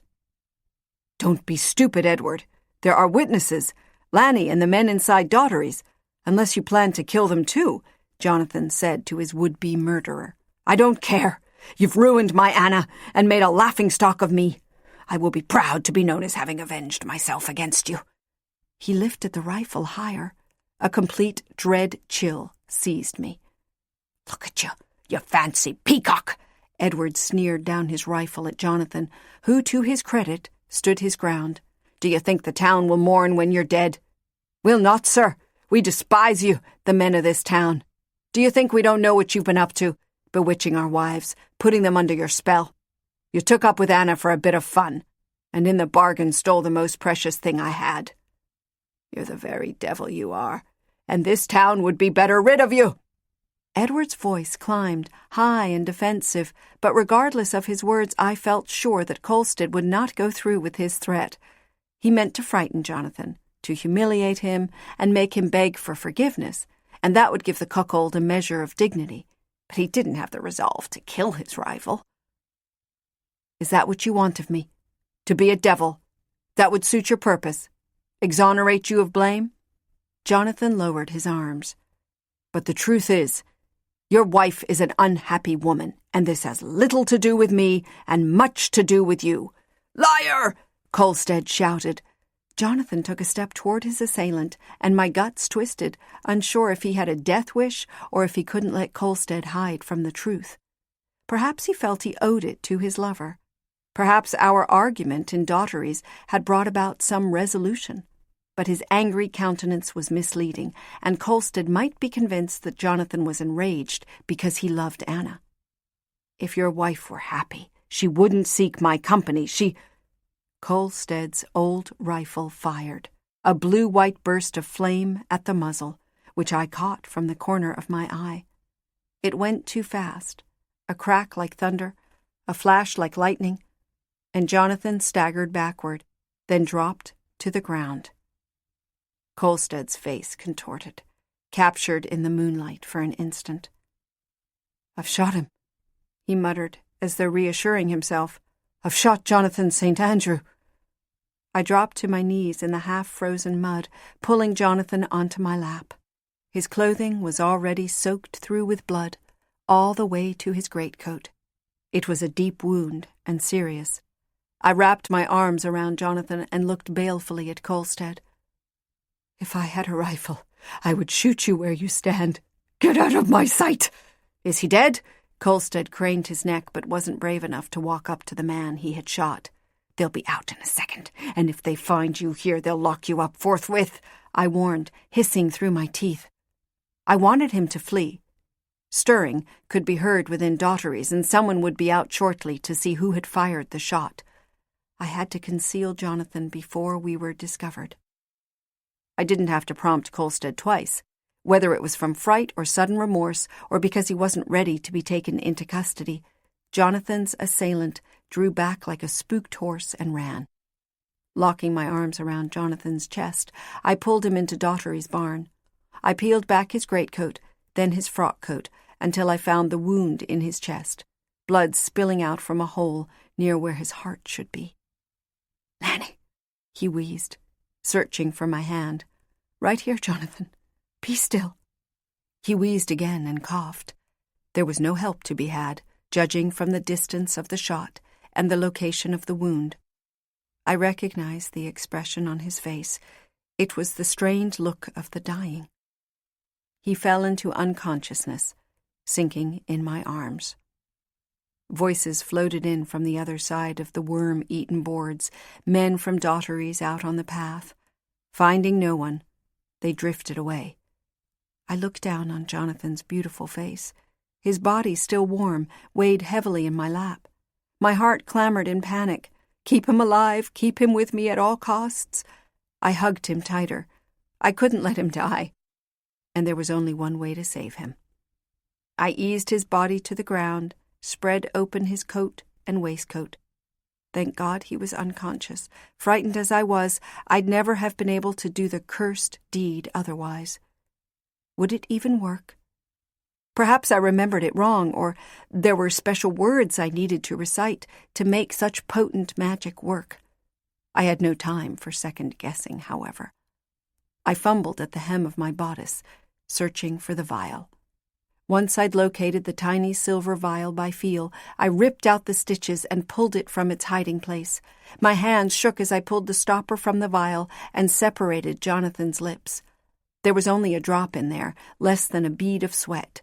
I prayed it was enough. "Don't leave me, Jonathan. I cannot live without you," I whispered in his ear, the only thing I could think to say. But then Alejandro's words came to me. The thing he told me that day I'd been transformed. I prayed it would not be too late. "By my hand and intent," I said, feeling foolish even as I spoke, knowing I had no power over anything, not heaven, hell, or earth. I knelt in the straw, Jonathan propped in my lap and brushed his hair off his forehead, waiting for a sign. All I remembered from the ordeal was the sensation of falling and a fever sweeping through my body like a fire, then waking much later in the dark. I hugged Jonathan to me again. He'd stopped breathing and was growing colder. I pulled his coat around him, wondering if I could get him all the way to my family's farm without being noticed. It seemed unlikely, but there was nowhere else to take him, and someone would search Daughtery's barn sooner or later. I saddled Jonathan's horse, amazed to find I was afraid of the devil stallion no more. With strength I didn't know I had, born of necessity, I threw Jonathan over the horse's withers, swung into the saddle, and sprang out of the open barn doors, streaking through the village. More than one villager would later claim to have seen Jonathan St. Andrew ride out of town that night, throwing theories about his disappearance into disarray, no doubt. When we reached my family's farm, Jonathan's body cradled in my lap, I went straight to the barn and woke the hired driver. We had to leave St. Andrew that night. I couldn't risk waiting until morning, when Jonathan's family would come looking for him. I told the driver to hitch the horses quickly. We were heading out immediately. When he protested that it was too dark to travel, I told him the moonlight was strong enough to light his way, then added, "I'm paying your wages, so you listen to me. You've 15 minutes to harness those horses. As for my trunk of clothing and other things, they'd all be left behind. I couldn't risk waking my family by returning to the cabin." My only thoughts at that moment were of spiriting Jonathan out of town. As the coach rattled down the snow-crusted road, I peeked out the curtained window to see if anyone in the house had heard us. But no one stirred. I imagined them waking to find me gone, wondering, heartbroken, why I would choose to leave this way, my departure as mysterious as my years of silence. I was doing a great injustice to my mother's and sister's kind hearts, and it struck me to my core. But the truth was, it was easier to disappoint them than to lose Jonathan forever, or to disobey Adair. Jonathan lay on the bench across from me, wrapped in his coat and a fur lap robe, my cloak balled into a pillow, his head propped at an awkward angle. He made no movement. There was no rise and fall of his chest with breath. Nothing. His skin was pale as ice in the moonlight. I kept my eyes trained on his face, waiting for the first sign of life, but he was so still, I began to wonder if I had failed. Chapter 38. We put miles between us and the village in the hours before dawn, the carriage rattling down the rough and lonesome forest trail as I sat vigil over Jonathan. It could have been a funeral trap, with me acting the widow accompanying her husband's body on the journey to his final resting place. The sun had been out for a while by the time Jonathan stirred. By then, I'd almost come to the conclusion that he was not coming back. I'd sat trembling and sweating for hours, on the verge of vomiting, hating myself. The first sign of life was a twitch of his right cheek, then a flutter of an eyelash. As he was still white as a corpse, I doubted my eyes for a moment until I heard the low moan, saw his lips part, and then both eyes open. "Where are we?" he asked in a barely audible rasp. "In a carriage. Lie still. You'll feel better in a bit." "A carriage? Where are we going?" "To Boston." I didn't know what else to tell him. "Boston? What happened? Did I—" His mind must have gone to the last thing he could remember, the two of us at Daughtery's. "Did I lose a wager? Was I drunk to agree to go with you?" "There was no agreement about it," I said, kneeling next to him to tuck the robe around him more tightly. "We are going because we must. You can no longer stay in St. Andrew." "What are you talking about, Lanny?" Jonathan was vexed and tried to push me away, though he was so weak he couldn't make me budge. I felt something unpleasant under my knee, like a sharp pebble. Reaching down, my fingers found a shot of lead.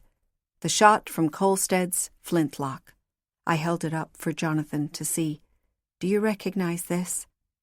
He tried hard to focus on the small, dark form in my hand. I watched as the memory caught up to him, and he recalled the argument on the footpath and the flash of powder that had ended his life. "I was shot," he said, his chest heaving up and down. His hand went to his pectoral, the torn layers of shirt and waistcoat stiff with dried blood. He felt his flesh under the clothing, but it was whole. "No wound," Jonathan said with relief. "Colstead must have missed." "How could that be? You see the blood, the tears in your clothes." "Colstead didn't miss you, Jonathan. He shot you in the heart and killed you." He squeezed his eyes shut. "You're not making sense. I don't understand."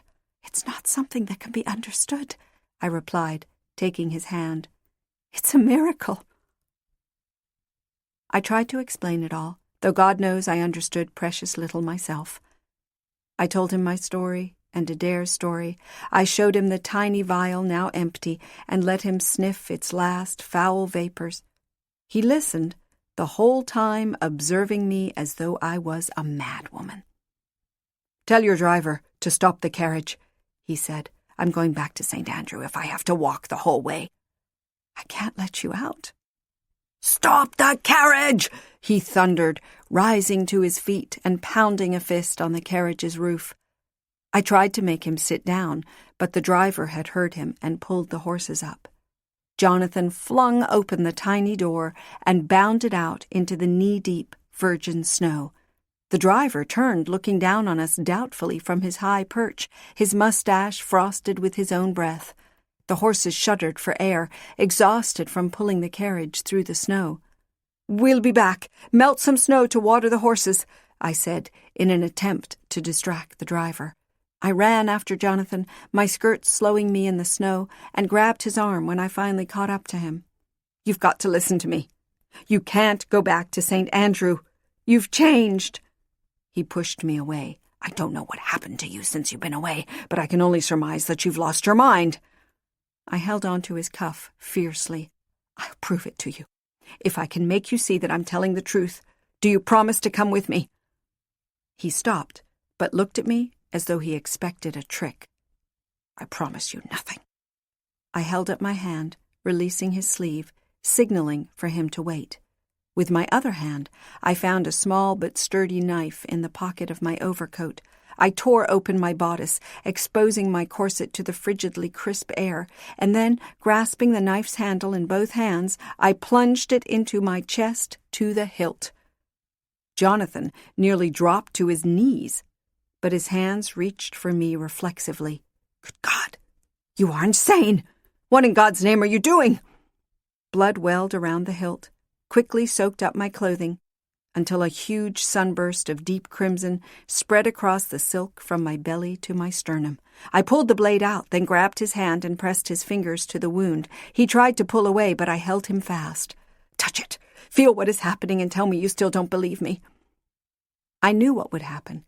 It was a parlor trick Donna performed for us when we gathered in the kitchen to wind down after a night on the town. He would sit before the fire, toss his frock coat over the back of a chair, and roll up his voluminous sleeves, and then cut deep into his forearms with a knife. Alejandro, Tilda, and I would watch as the two raw ends of red flesh would crawl toward each other, helpless as doomed lovers, and sew up in a seamless embrace. An impossible feat, done over and over as sure as the sun rises. Donna would laugh bitterly as he watched his own flesh rejoin. But recreating his trick myself, I saw that it had a sensation all its own. It was pain we sought, but couldn't recreate. Not exactly. We came to want an approximation of suicide, and in its stead we would have the temporary pleasure of inflicting pain upon ourselves. But even that was denied us. How we hated ourselves, each in our own way. Jonathan's face went pale as he felt the pulpy flesh move and shudder and close. "What is this?" he whispered in horror. "The devil's hand is there, surely." "I don't know about that. I have no explanation. What's done is done, and there's no running away from it. You'll never be the same again, and your place is no longer in St. Andrew. Now come with me," I said.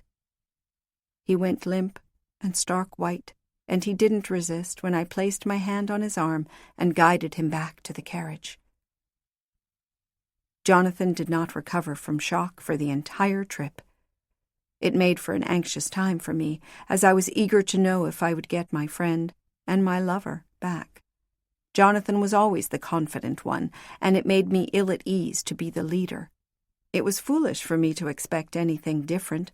After all, how long had I sulked in Adair's house, withdrawing into myself and refusing to believe what had happened to me? He kept to the tiny cabin during the sailing to Boston, not stepping on deck once. That whetted the crew's and other passengers' curiosity, to be sure, so even though the seas were smooth as well water, I told them that he had taken ill and did not trust his legs to be up and about. I brought him soup from the galley and his ration of beer, though he no longer had the need to eat, and his appetite had deserted him. As Jonathan would soon learn, eating was something we did out of habit and for comfort, and to pretend that we were the same as ever. By the time the ship arrived at the Boston harbor, Jonathan was a strange-looking creature from his many hours in the semi-darkness of the cabin. Pale and nervous, with eyes rimmed pink from lack of sleep, he emerged from his cabin, dressed in the set of ragtag clothes we had purchased back in Camden from a tiny shop that sold second-hand goods. He stood on the deck, enduring the stares of the other passengers, who doubtless had wondered if the unseen passenger had died in his cabin during the journey. He watched the activity on the pier as the ship was secured in its berth, eyes widening at the crowds. His incredible beauty had been dampened by his ordeal, and for a moment I wished that Adair would not see Jonathan looking so poorly for their first meeting. I wanted Adair to see that Jonathan was everything I'd promised. Foolish vanity. We disembarked and had gone not 20 feet up the pier when I saw Donna waiting for us with a couple of servants. Donna wore a funereal outfit, black ostrich plumes in his hat, and he was bundled in a black cape and leaned on his walking stick, towering over the ordinary people like the grim Reaper himself. An evil leer crept over his face as he spied us. "How did you know I was returning today, on this ship?" I demanded of him. "I sent no letter on ahead to tell you of my plans." "Oh, Lanore, you are laughably naive. Adair always knows such things. He felt your presence on the horizon and sent me to fetch you," he said, brushing me off. He lavished all his attention on Jonathan, not attempting to disguise that he was inspecting him from head to toe and back again. "So, introduce me to your friend." "Jonathan, this is Donatello," I said curtly. Jonathan made no move to acknowledge him or return the greeting, though whether it was because of Donna's bald appraisal or because he was still in shock I couldn't say. "Doesn't he speak? Has he no manners?" Donna said. When Jonathan didn't rise to the bait, Donna brushed off the snub by turning to me. "Where are your bags? The servants? Would we be dressed like this if we had anything else to wear? I had to leave everything behind. I barely had the money to make it to Boston." In my mind's eye, I saw the trunk I'd left behind in my mother's house, inconspicuously tucked in a corner.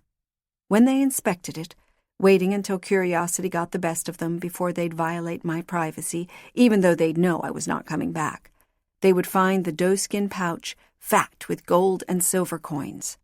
I was happy that the money pouch had been left behind. I felt I owed my family that much. I considered it Adair's blood money, paying my family for the loss of me forever, much as he'd assuaged his guilt by leaving money for his family centuries earlier. "How consistent of you. The first time you came to us with nothing. Now you bring your friend, both of you with nothing." Donna threw his hands in the air as though I was incorrigible, but I knew why he acted peevishly. Even in Jonathan's current state, his exceptional nature was obvious. He would become the apple of Adair's eye, the friend and compatriot against whom Donna could never compete. Donna would fall from grace with Adair. There was nothing to be done for it, and that was clear to Donna from the moment he laid eyes on Jonathan. If only Donna had known, he wouldn't have wasted his envy.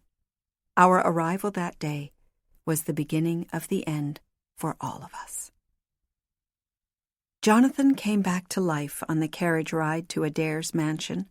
For this was his first trip to a city as big and varied as Boston, and through his eyes I got to relive my arrival 2 years earlier, the masses of people on the dusty streets, the proliferation of shops and inns, the amazing houses made of brick, towering several stories high, the number of carriages on the street drawn by well-groomed horses, the women in fashions of the day, revealing décolletage and long white throats. After a while, Jonathan had to sit back from the window and close his eyes. Then, of course, Adair's mansion was as overwhelming as a castle, though by this point, Jonathan had grown numb to the novelty of grandeur. He allowed me to lead him up the stairs and into the house, through the foyer with the chandelier swaying overhead and the liveried footman bowing low enough to inspect Jonathan's crusted shoes.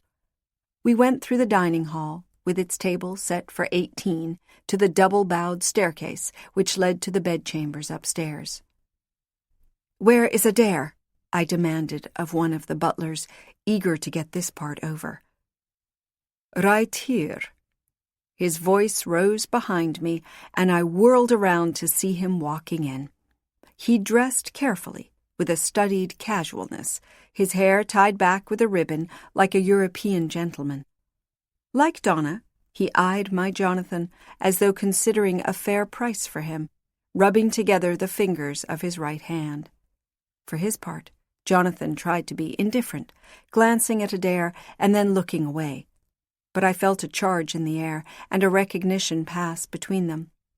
It could have been what mystics claim as the bond between souls destined to travel throughout time together, or it might have been the dance of rival males in the wild, wondering who will come out on top and how bloody the battle will be, or it might have been that he was finally meeting the man who kept me.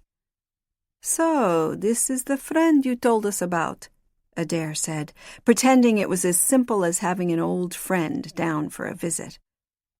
"I am pleased to introduce to you Mr. Jonathan St. Andrew." I did my best impression of a doorman, but neither man was amused. "And you are the—" Jonathan fumbled for the word to describe Adair from my fantastic story, for indeed, what would you call him? Monster? Ogre? Demon? "Lanny told me about you." Adair raised an eyebrow. "Did she? I hope Lanny did not make too much of a mess of it. She has such a grand imagination. You shall have to tell me what she said some day." He snapped his fingers at Donna. "Show our guest up to his room. He must be tired." "I can take him," I began, but Adair cut me off. "No, Lenore. Stay with me. I'd like to speak to you for a moment." It was then I realized I was in trouble. He simmered with anger, hidden for the sake of our guest. We watched as Donna led a sleepwalking Jonathan up the winding staircase until they disappeared from view. Then Adair whirled on me, striking me hard across my face. Knocked to the floor, I held my cheek and glared at him. "What was that for?" "You changed him, didn't you? You stole my elixir, and you took him for yourself. Did you think I wouldn't find out what you'd done?" Adair stood over me, huffing, shoulders trembling. "I had no choice. He had been shot. He was dying." "Do you think I am stupid? You stole the elixir because you had intended from the beginning to bind him to you." Adair reached down and grabbed me by the arm, hoisted me to my feet, and shoved me against the wall. In his hands, I felt the terror of the episode in the basement, strapped in the diabolical harness, helpless in the face of his violence and drowning in panic. Then he hit me again, a stinging backhand that dropped me to the floor a second time. I reached up again to my cheek and found it smeared with blood. He'd split the skin open, and pain was radiating through my face, even as the wound's edges began to knit back together. "If I meant to steal him from you, would I have come back?"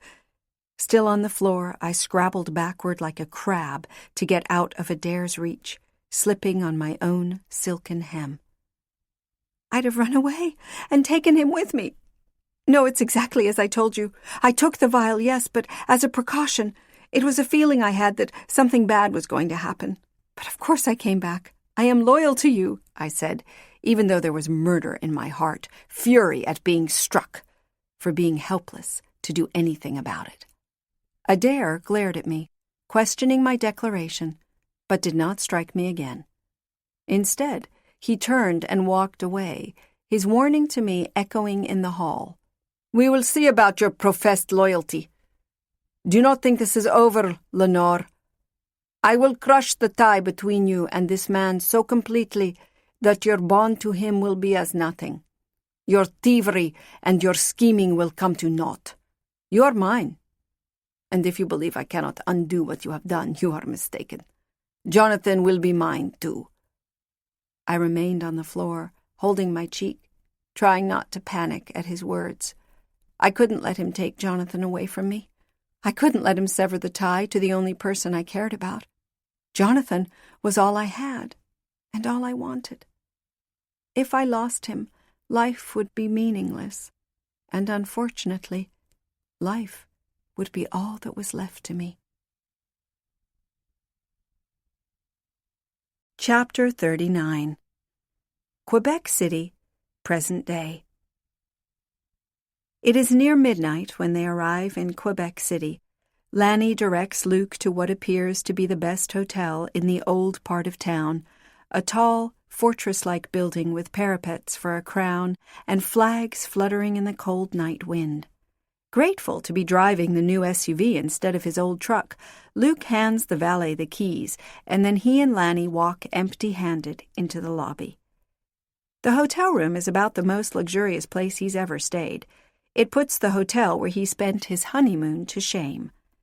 The bed is a plush affair, with feather bed, a half-dozen pillows, and fret sheets, and as he settles into its voluptuousness, he levels a remote at the flat-screen television. The local news program should be on in a few minutes, and he's anxious to see if there is any mention of the disappearance of a murder suspect from a hospital in Maine. Luke hopes that St. Andrew is too far away and inconsequential for the story to be carried in Quebec. His gaze wanders to Lanny's laptop at the foot of the bed. He could see if there's anything online, but Luke is struck by a sudden irrational fear that if he searches for their story online, he will give them away somehow, that the authorities will be able to track them down through the combination of an internet connection and the use of suspicious keywords. His heart pounds, even though he knows this isn't possible. He has made himself almost dizzy with paranoia when he's not sure there is any reason for it. Lanny comes out of the bathroom on a cloud of warm, damp air. She's swimming in the hotel bathrobe, which is huge on her, and has a towel over her shoulders, her wet hair falling in tendrils over her eyes. She fishes a pack of cigarettes out of her jacket. Before lighting up, she offers one to Luke, but he shakes his head. "The water pressure is heavenly," she says, sending a stream of smoke toward the sprinkler heads embedded discreetly in the ceiling. "You should take a nice, long, hot shower." "In a minute," he says. "What's on television? Are you looking for something about us?" He nods, twitching his stockinged feet at the plasma screen. A flashy logo for the news program flits across, then a serious-looking middle-aged man begins reading headlines while his co-anchor nods attentively. Lanny continues to sit with her back to the screen, toweling her hair. 7 minutes into the program, a headshot of Luke flashes behind the anchor. It's the posed personnel photo they took at the hospital that appears every time his name is mentioned in the hospital newsletter. "Is missing after treating a murder suspect for the police at Aroostook General Hospital yesterday evening, and the authorities fear that something may have happened to him. The police are asking anyone with information on the doctor's whereabouts to call the crime hotline." The entire story lasts less than 60 seconds, but it is so alarming to see his face on the television screen that Luke can't absorb what the anchor is saying. Lanny takes the remote out of his hand and turns it off. "So, they're looking for you," she says, her voice breaking his paralysis. "Don't they have to wait 48 hours before they can consider you a missing person?" he asks, weakly indignant, as though an injustice has been done to him. "They're not going to wait. They think you're in danger." Am I? He wonders. Does Joe Duchesne know something I don't know? They read my name on the air. The hotel. No reason to worry. We registered in my name, remember? The police back in St. Andrew don't know who I am. No one is going to put two and two together. The girl turns away and blows another long stream of smoke. It'll be okay. Trust me. I'm an expert at escaping.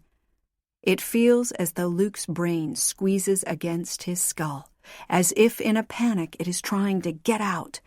The enormity of what he has done hits him. Duchesne will be waiting to talk to him.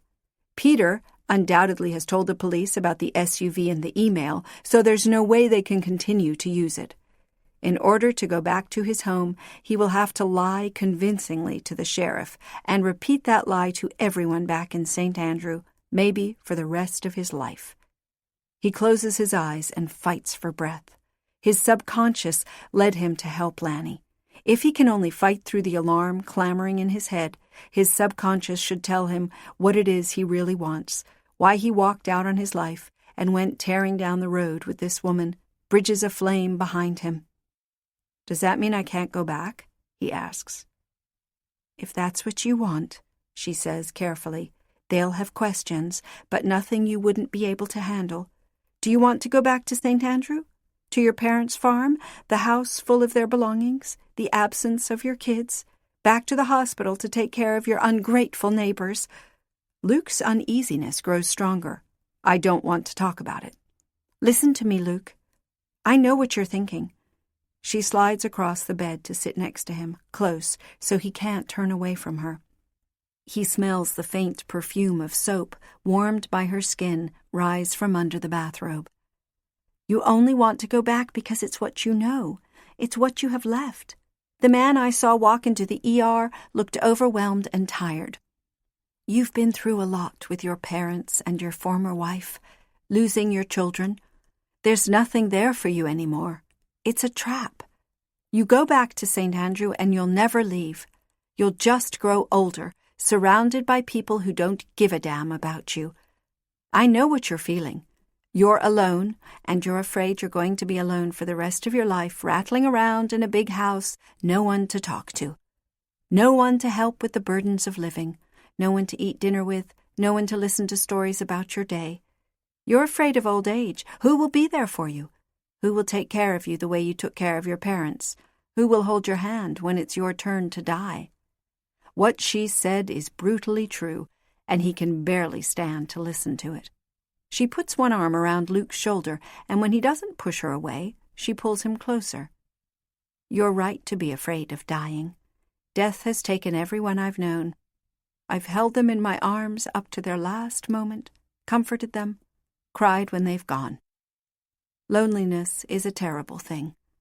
The words are incongruous coming from this young woman, but her sadness is palpable. I can be here for you always, Luke. I won't go away. I'll be with you for the rest of your life if you want me to be. Luke doesn't pull away, but he thinks about her words. She's not proposing love, is she? No. Luke knows that. He's no fool, though it's not exactly friendship either. He doesn't flatter himself into thinking that they have taken to each other like kindred souls. They've known each other for less than 36 hours. He thinks he understands what this pretty young woman is offering. She needs a companion. Luke has followed an instinct he didn't know he had and has done well by her. She sees it can work, and in exchange, he can walk away from his old, complicated life without having to do so much as cancel his account with the electric company. And Luke won't ever be alone again. He remains in Lanny's arms, letting her stroke his back, enjoying the feel of her hand. It clears his mind and brings Luke peace for the first time since the sheriff escorted her into the emergency room. He knows that if he thinks too hard, the fog will roll back in. He feels like a character in the middle of a fairy tale, but if he stops to think about what is happening, if he resists the gentle tug of her story, confusion will set in. He's tempted not to question Lanny's unseen world. If he accepts what she says is true, then what he believes about death is a lie. But as a doctor, Luke has witnessed the end of life, stood by as life dribbled out of a patient. He accepted death as one of his world's absolutes, and now he's being told that it's not. Exigencies have been written into the coda of life in invisible ink. If death isn't an absolute, then of the thousands of facts and faiths he's been fed in his life, which other ones might be a lie? That is, if this girl's story is true. Even though he's been following her in a compliant fog, Luke still can't shake the suspicion that he's being deceived. She is obviously skilled in manipulation like many a psychopath. Now is not the time for such thoughts, however. She's right, he is tired and overwhelmed and afraid of coming to the wrong conclusion, making the wrong decision. He leans back into the pillow, faintly scented of lavender, and nestles against Lanny's warm body. You don't need to worry. I'm not going anywhere just yet. For one thing, you haven't told me the rest of your story. I want to hear what happened next. Chapter 40. Boston, 1819. We went out that night, Jonathan's first night in Boston. The event was a sedate one, a musicale with a piano and a singer of no renown, but still I wouldn't have thought it a good idea to take him out while he was in shock and his mind too unsettled.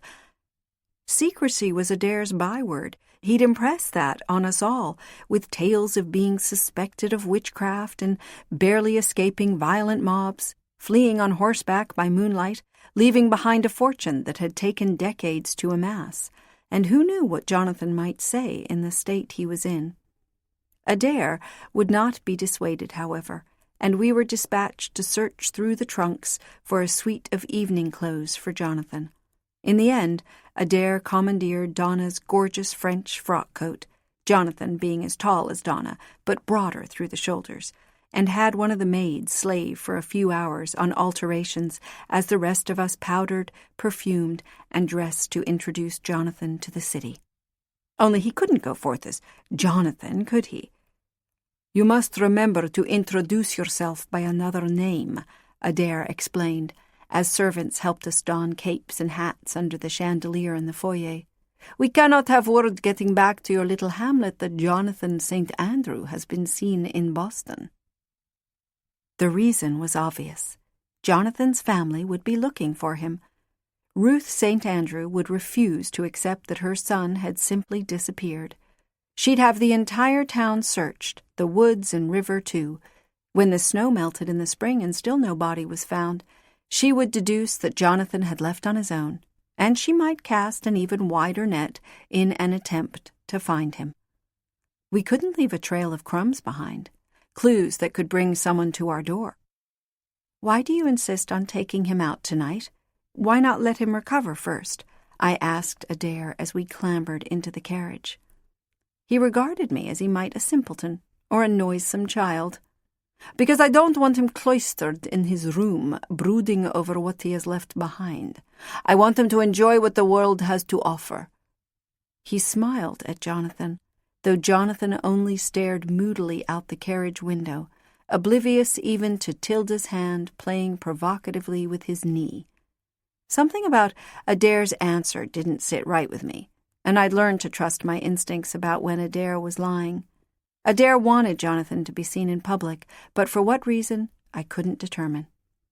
The carriage took us to a tall, stately house not far off the Boston Common, the home of a councilman and attorney whose wife had gone mad for Adair, or should I say, had gone mad for what he represented, European aristocracy and sophistication. If she only knew that, in truth, she was entertaining the son of an itinerant field hand, a peasant with blood as well as mud on his hands. The husband left for their farm to the west of the city whenever the wife hosted one of these parties, and it was just as well, as he would have died of apoplexy if he'd known what went on at these events and how she spent his money. In addition to hanging on Adair's arm for much of the evening, the councilman's wife also tried to interest him in her daughters. Despite the fact that America had recently won its independence and thrown off a monarchy in favor of democracy, Some were still enamored of the idea of royalty, and the councilman's wife probably secretly wished to have one of her daughters marry into a title. I expected that when we arrived, she would descend on Adair in a flurry of taffeta skirts and curtsies, ushering in her daughters to stand a little closer to the Count, until he could peer down their décolleté with no trouble. When Jonathan stepped into the ballroom, there was a hush, and then a twitter ran through the gathering. It would not be an exaggeration to say all eyes turned to him. Tilda had taken his arm and now ushered him to where Adair stood, speaking with the hostess. "Allow me to introduce you," Adair began, and then gave the councilman's wife a name to remember Jonathan by, Jacob Moore, deceptively common. She looked up, momentarily speechless. "He's my American cousin. Would you believe it?" Adair threw an arm affectionately around Jonathan's neck. "Through family in England on both our mothers' sides. A distant branch of my family." Adair trailed off when it was apparent that no one, for the first time since he'd arrived in America, was listening to him. "Are you new to Boston?" the hostess asked Jonathan, her eyes never leaving his face, "because I would remember if I had seen you before." I stood by the punch table with Alejandro, watching Jonathan stumble through an explanation, needing Adair to rescue him. "I suspect we won't be long here tonight," I said. "This will not be as easy as Adair thinks." Alejandro lifted his cup in their direction. "You cannot hide that face. Word will get around, maybe even to your wretched village."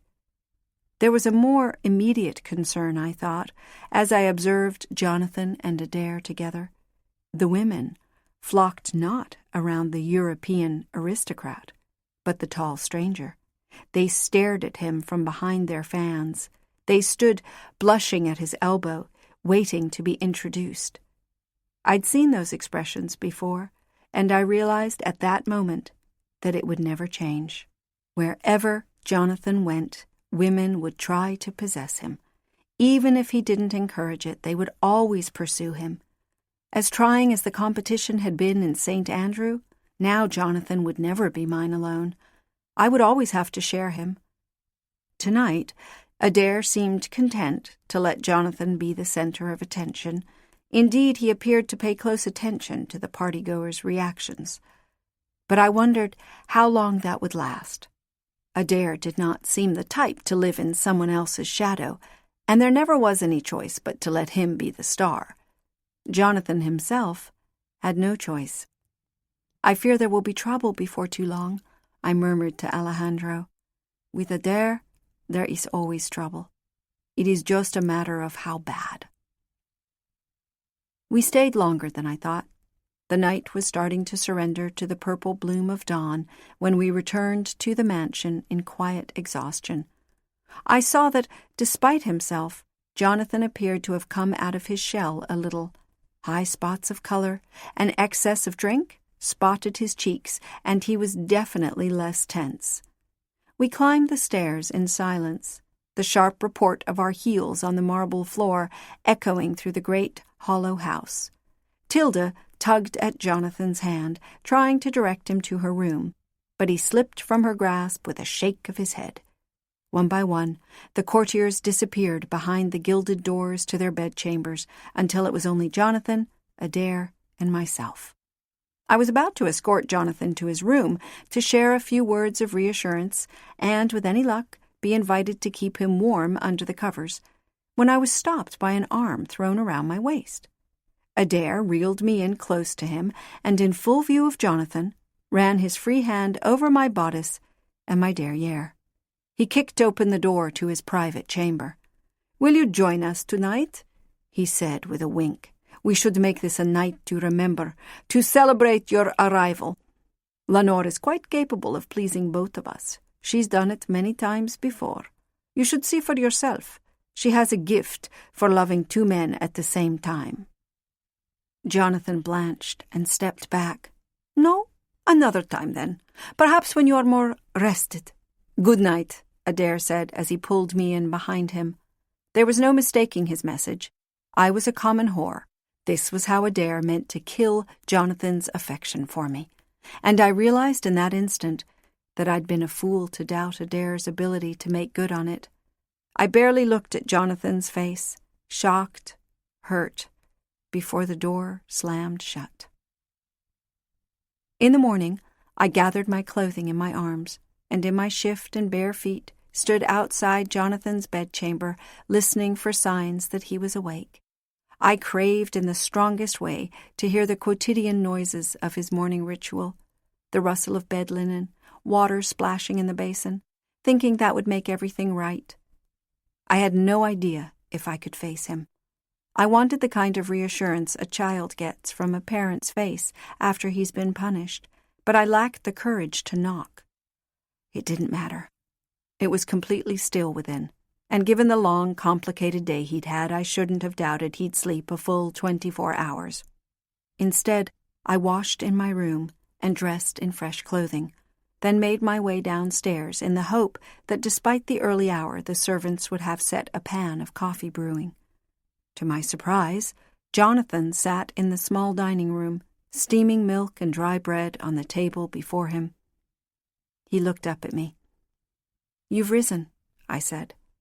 He stood and pulled out the chair opposite his. "I've kept farmer's hours my whole life. Surely you remember that about St. Andrew?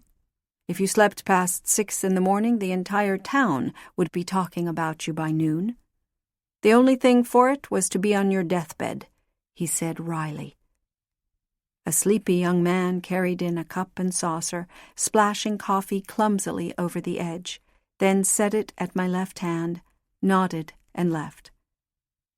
Although I'd thought all evening of how I might explain myself to Jonathan, I'd come up at a loss. I had no idea how to start. So I fumbled with the delicate handle of the cup. "What you saw last night." Jonathan held up a hand, a strangled look on his face, as though he didn't wish to speak, but knew he had to. "I don't know why I reacted the way I did last night. You'd told me your circumstances, plainly, in St. Andrew. If I seemed shocked, it's because, well, I didn't expect this Adair to make the offer he did." Jonathan cleared his throat. "You've always been a good friend to me, Lanny. That hasn't changed," I said, but I would not be speaking the truth if I said his words didn't shake me. He doesn't seem the sort of man a woman should allow herself to love. It seemed to bother him greatly to say that much to me. He kept his gaze on the table. "Do you love him?" Could Jonathan think I could love anyone but him? He didn't sound jealous, though. He was worried. "It's not about love," I said grimly. "You must understand that." His face shifted, as though a thought had just come to him. "Tell me that he doesn't force you to do these things." I blushed. "Not exactly." "Then you want to be with him?" "Not now that you're here," I said, and he squirmed, though I wasn't sure why. At that moment I wanted to warn Jonathan about Adair's possible intentions toward him. "Look, there's one thing I must tell you about Adair, though you may have guessed it now that you've met Donna and Alejandro. I hesitated, unsure how much of a shock Jonathan could take after all he'd been through in 24 hours. "They're sodomites," he said plainly. "One doesn't spend one's life around men like the Axemen, who have only other men for company, without picking up something about it. They consort with Adair. You'll see. Adair has a most peculiar nature," I said. "He is mad for fornication in any form, but there is nothing loving about it, or tender." I stopped short of telling him that Adair used sex as punishment, to exert his will over us, to make us obey him. I said nothing because I was afraid to, just as Alejandro had been afraid to make me aware of the truth. Jonathan looked at me directly, a frown firmly creased across his mouth. "What have you gotten me into, Lanny?" I reached for his hand. "I'm sorry, Jonathan. I truly am. You must believe me. But Though you may not wish for me to say this, it is a comfort to have you with me. I've been so alone. I've needed you." He squeezed my hand, though reluctantly. "Besides," I continued, "what was I to do? Kolstead had shot you. You were bleeding to death in my arms. If I didn't act, you'd be—" "Dead. I know. It's only that I hope not to be in the position one day of wishing that were so." That morning, Adair sent for the tailor. Jonathan needed a wardrobe, Adair decreed. His new guest could not continue to be seen in public in mismatched, ill-fitting costumes. As every member of the household was a clothes horse and had enriched the tailor greatly, Mr. Drake rushed over before the breakfast things were even cleared away, bringing with him a train of assistants carrying bolts of fabric. The latest woolens and velvets, silks and brocades from European warehouses, tea-chests filled with expensive buttons made of mother-of-pearl and bone, pewter buckles for a pair of slippers. I sensed Jonathan did not approve and didn't want to be indebted to Adair for an extravagant wardrobe, but he said nothing. I sat on a stool at the fringes of the activity, ogling the lovely fabrics, hoping to get a dress or two out of the fitting. "You know, I could use a few new things," I said to Adair, holding a strip of pink satin to my cheek to see if it suited my complexion. "I left my entire wardrobe behind in St. Andrew when we fled. I had to sell my last piece of jewelry to make passage on the ship to Boston." "Don't remind me," he said dryly. Mr. Drake had Jonathan stand on his tailor's box in front of the biggest mirror in the house and began taking his measurements with a length of string, clucking to himself over Jonathan's impressive proportions. My, you are a tall one," he said, running his hands up the length of Jonathan's back, then over his hips, and finally, nearly causing me to swoon, up his leg to measure an inseam. "The gentleman dresses left," Drake murmured, almost lovingly, to the assistant scribbling down the numbers. The order for the tailor was long. 3 frock coats and a half-dozen pairs of breeches, including a pair of the finest doeskin for riding, a dozen shirts, including a very fancy one with lace for gala events, 4 waistcoats, at least a dozen cravats, a new pair of field boots, silk and woolen stockings and garters, 3 pairs of each, and that was just to meet the immediate need. More would be ordered when new shipments of fabric arrived. Mr. Drake was still writing up the order when Adair placed a huge ruby on the table in front of the tailor. Not a word was spoken, but by the smile on Drake's face he was more than happy with his compensation. What he didn't know was that the gem was a mere bauble, plucked from a box containing many more, the box itself only one among many.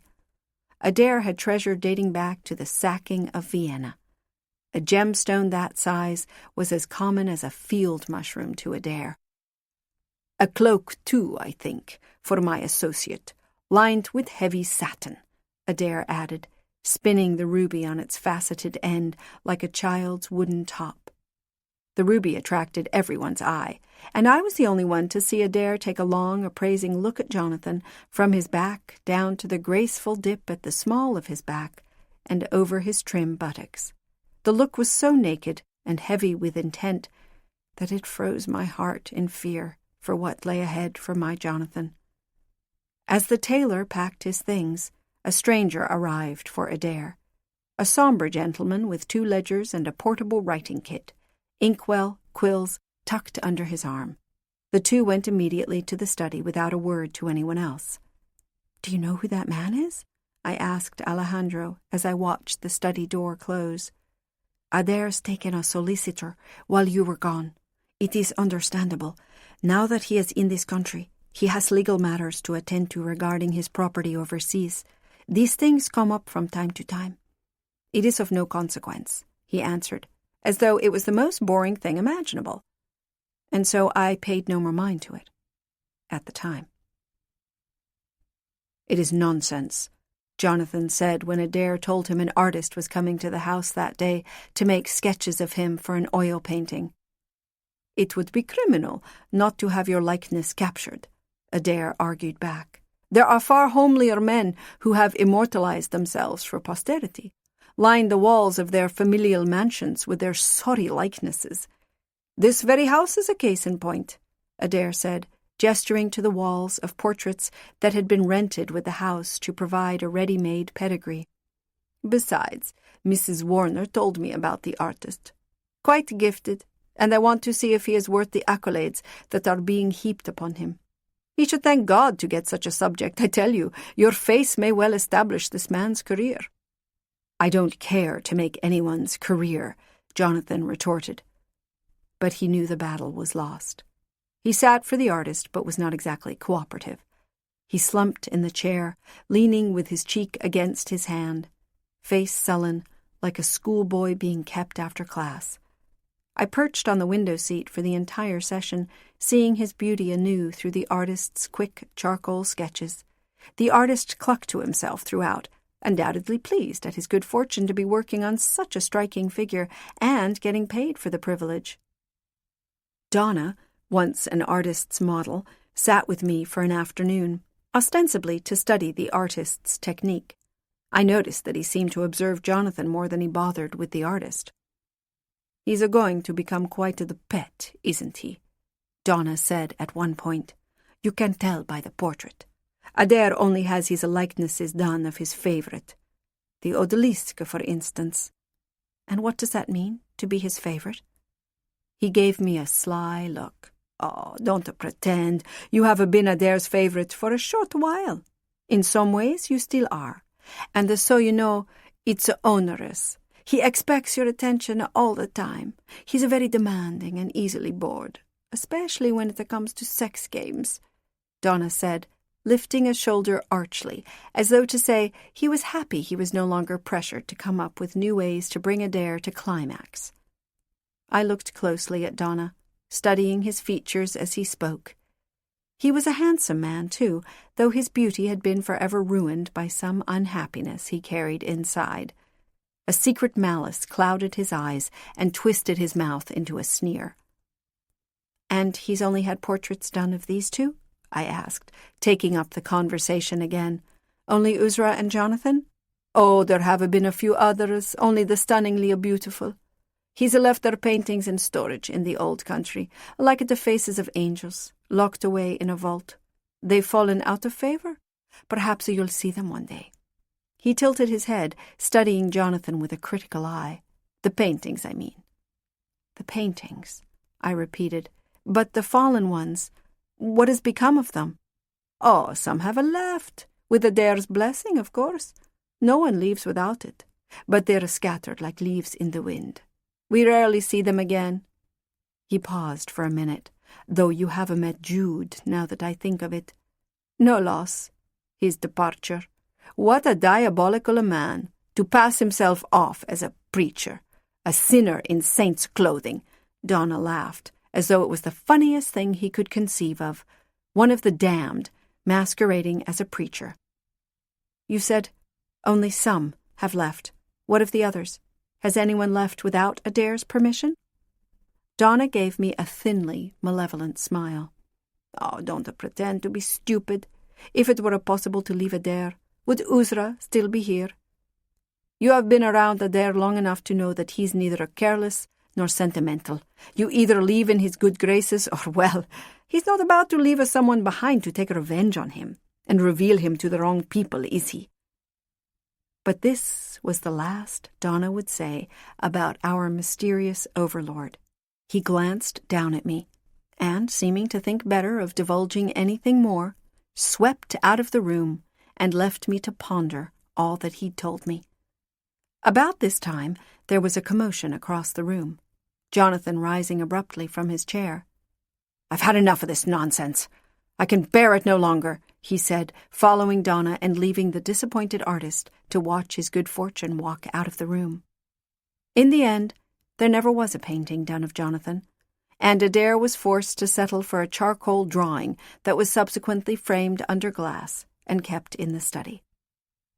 What Adair didn't know was that Jonathan was to be the last of his favourites to be immortalized in a portrait. that all of Adair's peculiarities and schemes were about to be upended completely. Chapter 41. After the success of the first night, Adair took Jonathan with him everywhere. Besides the usual evening diversions, he began finding things for the two of them to do together, leaving the rest of us on our own. Adair and Jonathan went to horse racing meets in the country, dinners and debates at a gentleman's club, and attended lectures at Harvard College. I heard Adair took Jonathan to the most exclusive brothel in the city, where they picked a half-dozen girls to attend to them both. The orgy seemed a sort of ritual meant to bind the two together like a blood oath. Adair impatiently introduced Jonathan to all his favorite things. He piled novels on the nightstand beside Jonathan's bed, the same ones he'd had me read when he'd taken me under his wing, had special meals prepared for him. There was even talk of going back to the old country so Jonathan could experience the great cities. It was as though Adair was determined to create a history for the two of them to share. He would make his life Jonathan's. It was frightening to watch, but it did distract Jonathan. He hadn't spoken of his fears for his family and the town since we left, though it had to be on his mind. Perhaps he was doing me a kindness by not speaking of it, since there was nothing we could do to change our situation. It was after a little time had passed in this way, the two men spending much of their time in each other's company, when Adair pulled me aside. The household was lounging in the sunroom, the three others teaching Jonathan the intricacies of betting in faro, Adair and I sitting on a divan, watching like a contented father and mother admiring their brood at harmonious play. "Now that I've been in the company of your Jonathan, I've come to form an opinion of him. Would you care to know what that is?" Adair said to me in a low voice so he wouldn't be overheard. His gaze did not leave Jonathan as he spoke. "He's not the man you think he is." "How do you know what I think of him?" I tried to sound confident, but could not keep the quaver out of my voice. "I know you think someday he will come to his senses and devote himself entirely to you," he said sarcastically, indicating how little he cared for the idea. Forsaking all others. Hadn't Jonathan already vowed as much to one woman for all the good it did? He probably hadn't remained faithful to Evangeline for a month after they were wed. I settled a curdled smile on my lips. I wouldn't give Adair the satisfaction of knowing he'd wounded me. Adair shifted his weight on the divan, insouciantly crossing one leg over the other. "You shouldn't take his inconstancy to heart. He's not capable of such love. Not for any woman. He's not capable of putting anyone else's needs before his own wants and desires. For instance, he told me it troubles him that he makes you so unhappy." I dug my fingernails hard into the back of one hand, but there was no pain to divert me. "But he is at a loss as to what to do about it, whereas to most men the remedy would be obvious. Either give the woman what she desires, or break off with her entirely. But he still craves your company, and so he cannot be done with you." He sighed, a bit theatrically. "Do not despair. All hope is not lost. The day may come when he will be capable of loving one person, and there is a chance, however slight, that that person may be you." And then he laughed. I longed to slap him, to throw myself on top of Adair, circle his neck with my two hands, and throttle the life out of him. "Oh, you are angry with me, I can feel it." My impotent anger seemed to amuse him, too. "Angry with me for telling you the truth." "I'm angry with you," I replied, "but it's because you're lying to me. You're trying to crush my feelings for Jonathan." "Oh, I've managed to make you quite upset, haven't I? Granted, I'll allow that you can usually tell when I'm lying, and you're the only one who seems to have that skill, my dear. But I'm not lying to you this time. I almost wish I was lying. Then you would not be so hurt, would you?" It was too much to bear, being pitied by Adair at the same moment he was trying to turn me against Jonathan. I looked over at Jonathan as he peered over his cards to the pot in the middle of the table, absorbed in the faro game. I'd begun to find Jonathan's presence a great comfort, like a resonant hum within me. Of late, though, I'd noticed a melancholy undercurrent from Jonathan, which I'd assumed was sadness for having left Evangeline and his daughter. If what Adair said was indeed true, might he not be melancholy for the unhappiness he caused me? It made me wonder for the first time if the obstacle to our love, the defect, as it were, lay with Jonathan, and not me. For it seemed almost inhuman to be unable to give yourself over wholly to one person. A trill of feminine laughter interrupted my thoughts as Tilda threw down her cards in victory. Jonathan flashed a look back at her, and in that look, I knew that he had slept with her already. Slept with Tilda, though he didn't find her particularly alluring, though he knew to be wary of her, though he knew if I found out I would be devastated. Despair lit up in me like flash paper. Despair for what I was helpless to change. Such a waste. Adair was at my ear instantaneously, like the serpent in the garden. You, Lanore, are capable of such a perfect love, a love like nothing I have ever seen. And why you choose to waste it on someone as unworthy as Jonathan? His whisper was like perfume on the night air. What are you saying? Are you offering yourself up as a more worthy object of my love? I asked, searching for the answer in his wolfish eyes. Would that you could love me, Lanore. If you really knew me, you would see I am unworthy of your love. But one day, perhaps you will look on me as you look on Jonathan, with the same favor. Impossible, it would seem, given your devotion to him. But who knows? I've seen the impossible happen every once in a great long while, he said slyly, but when I tried to ask him to explain himself, he merely wrinkled his nose and laughed. Then he rose from the divan and called to be dealt in on the next round of faro. Ignored, I went into the study to find a book with which to divert myself. As I passed Adair's desk, the light from my candle fell across a sheaf of papers left on the blotter, and my eye went as though by magic to Jonathan's name, written in Adair's hand. Why in the world would Adair be writing about Jonathan? A letter to a friend? I doubted he had a friend in the world. I held the pages closer to the candle. Instructions for Pinnerly, the solicitor's name I'd learned. Account to be established for Jacob Moore, with the Bank of England in the sum of £8,000, a fortune, transferred from the account of a name I did not recognize. The instructions called for several other accounts to be set up in Jonathan's false name, drawn from the accounts of other strangers in Amsterdam, Paris, and St. Petersburg. I read it over twice more, but could make no sense of it, and left the page as I'd found it on the table. It appeared Adair was so smitten with Jonathan that he was taking steps to provide for him, as though adopting him. I admit I was slightly jealous and wondered if a fund had been set up for me somewhere. What would be the point if Adair had never told me as much? I had to wheedle and beg him for spending money, as did the others. It seemed only another sign that Adair had taken a special interest in Jonathan. Jonathan seemed to accept his new life. At least he didn't object to being made to share Adair's indulgences and vices, and he didn't bring up St. Andrew. There was only one vice Adair hadn't shared with his new favorite yet, one that Jonathan would not decline if it were offered. That vice was Uzra. Jonathan had been living with us for 3 weeks when he was introduced to her.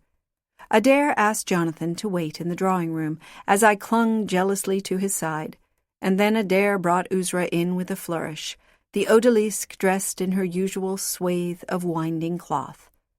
When he released her hand, the fabric dropped to the floor to reveal Uzra in her glory. Adair even had her dance for Jonathan, swaying her hips and twisting her arms as Adair sang an improvised tune. Afterward he had the hookah brought down, and we reclined on cushions thrown on the floor, taking turns sucking on the carved ivory mouthpiece. She's lovely, isn't she? So lovely that I haven't been able to part with her. Not that she hasn't been trouble. Oh, she's a devil. thrown herself out windows and off rooftops, thinks nothing of giving me fits, still burns with hatred for me." He traced a finger down her nose, despite the fact that she looked as though she'd bite that finger off if given the chance. "I suppose that's what's kept her interesting to me over the years. Let me tell you how Uzra came to be with me." At the mention of her name, Uzra tensed visibly. "I met Uzra on a trip to the Moorish states," Adair started, unaffected by Uzra's distress. "I was in the company of a noble who was negotiating for the freedom of his brother, who had foolishly tried to steal some treasure from one of their leaders. I had by that time a fair reputation as a warrior. I had 50 years' experience with the sword, more than most men. I had been bought, as it were, to help this nobleman, my loyalty paid for in coin. That was how I came to be in the East and stumble upon Uzra. It was in a large city in the marketplace. She was following behind her father and draped as custom demanded. All I could see of her were her eyes, but that was enough. I knew I had to see more, so I followed them to their encampment on the outskirts of the city. Speaking to some of the men tending the camels, I learned that the father was the leader of a nomadic tribe, and that the family was in the city so that she could be given to some sultan, some indolent prince, in exchange for her father's life. Poor Uzra was completely still now. She had even stopped drawing on the hookah. Adair wrapped a tendril of her fiery hair around a finger, gave it a tug as though reprimanding her for her aloofness, then let it fall. I found her tent where she was attended by a dozen women servants. They formed a circle around her, and thinking she was hidden from view, helped her out of her robes, slipped the fabric from her cinnamon skin, and unfurled her hair, their hands fluttering all over her body. "Chaos broke out when I burst into the tent," Adair said with a throaty laugh. "The women screamed, ran, fell over each other, trying to protect themselves from me. How could they think I would settle for one of them when this mesmerizing djinn stood naked before me? And Uzra knew I'd come for her, from the look in her eye. She barely had time to cover herself with a robe before I swooped down on her and carried her away. I took her to a place in the desert where I knew no one would find us. I took her over and over that night, heedless of her crying," he said, as though he had nothing to be ashamed of, as though he had as much right to her as he had to water to slake his thirst. The sun came up the next morning before my delirium started to subside, and I was sated with her beauty. In between our pleasures, I asked her why she was being given to the Sultan.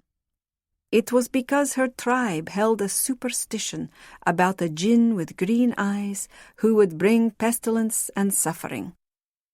They were fearful, the idiots, and they petitioned the Sultan. The father was ordered to hand her over or be killed himself. You see, to break the curse, she had to die. I knew that I was not the first man she had been with, so I asked who had taken her virginity. A brother, a male relative, no doubt. Who else would be able to get close to her? It turned out to have been her father. Can you believe that?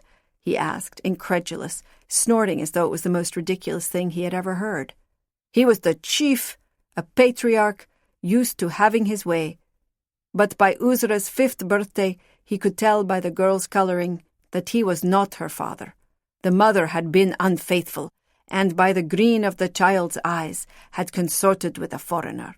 He said nothing, merely took the mother out into the desert one day and returned without her. By Uzra's 12th birthday, she had taken her mother's place in his bed.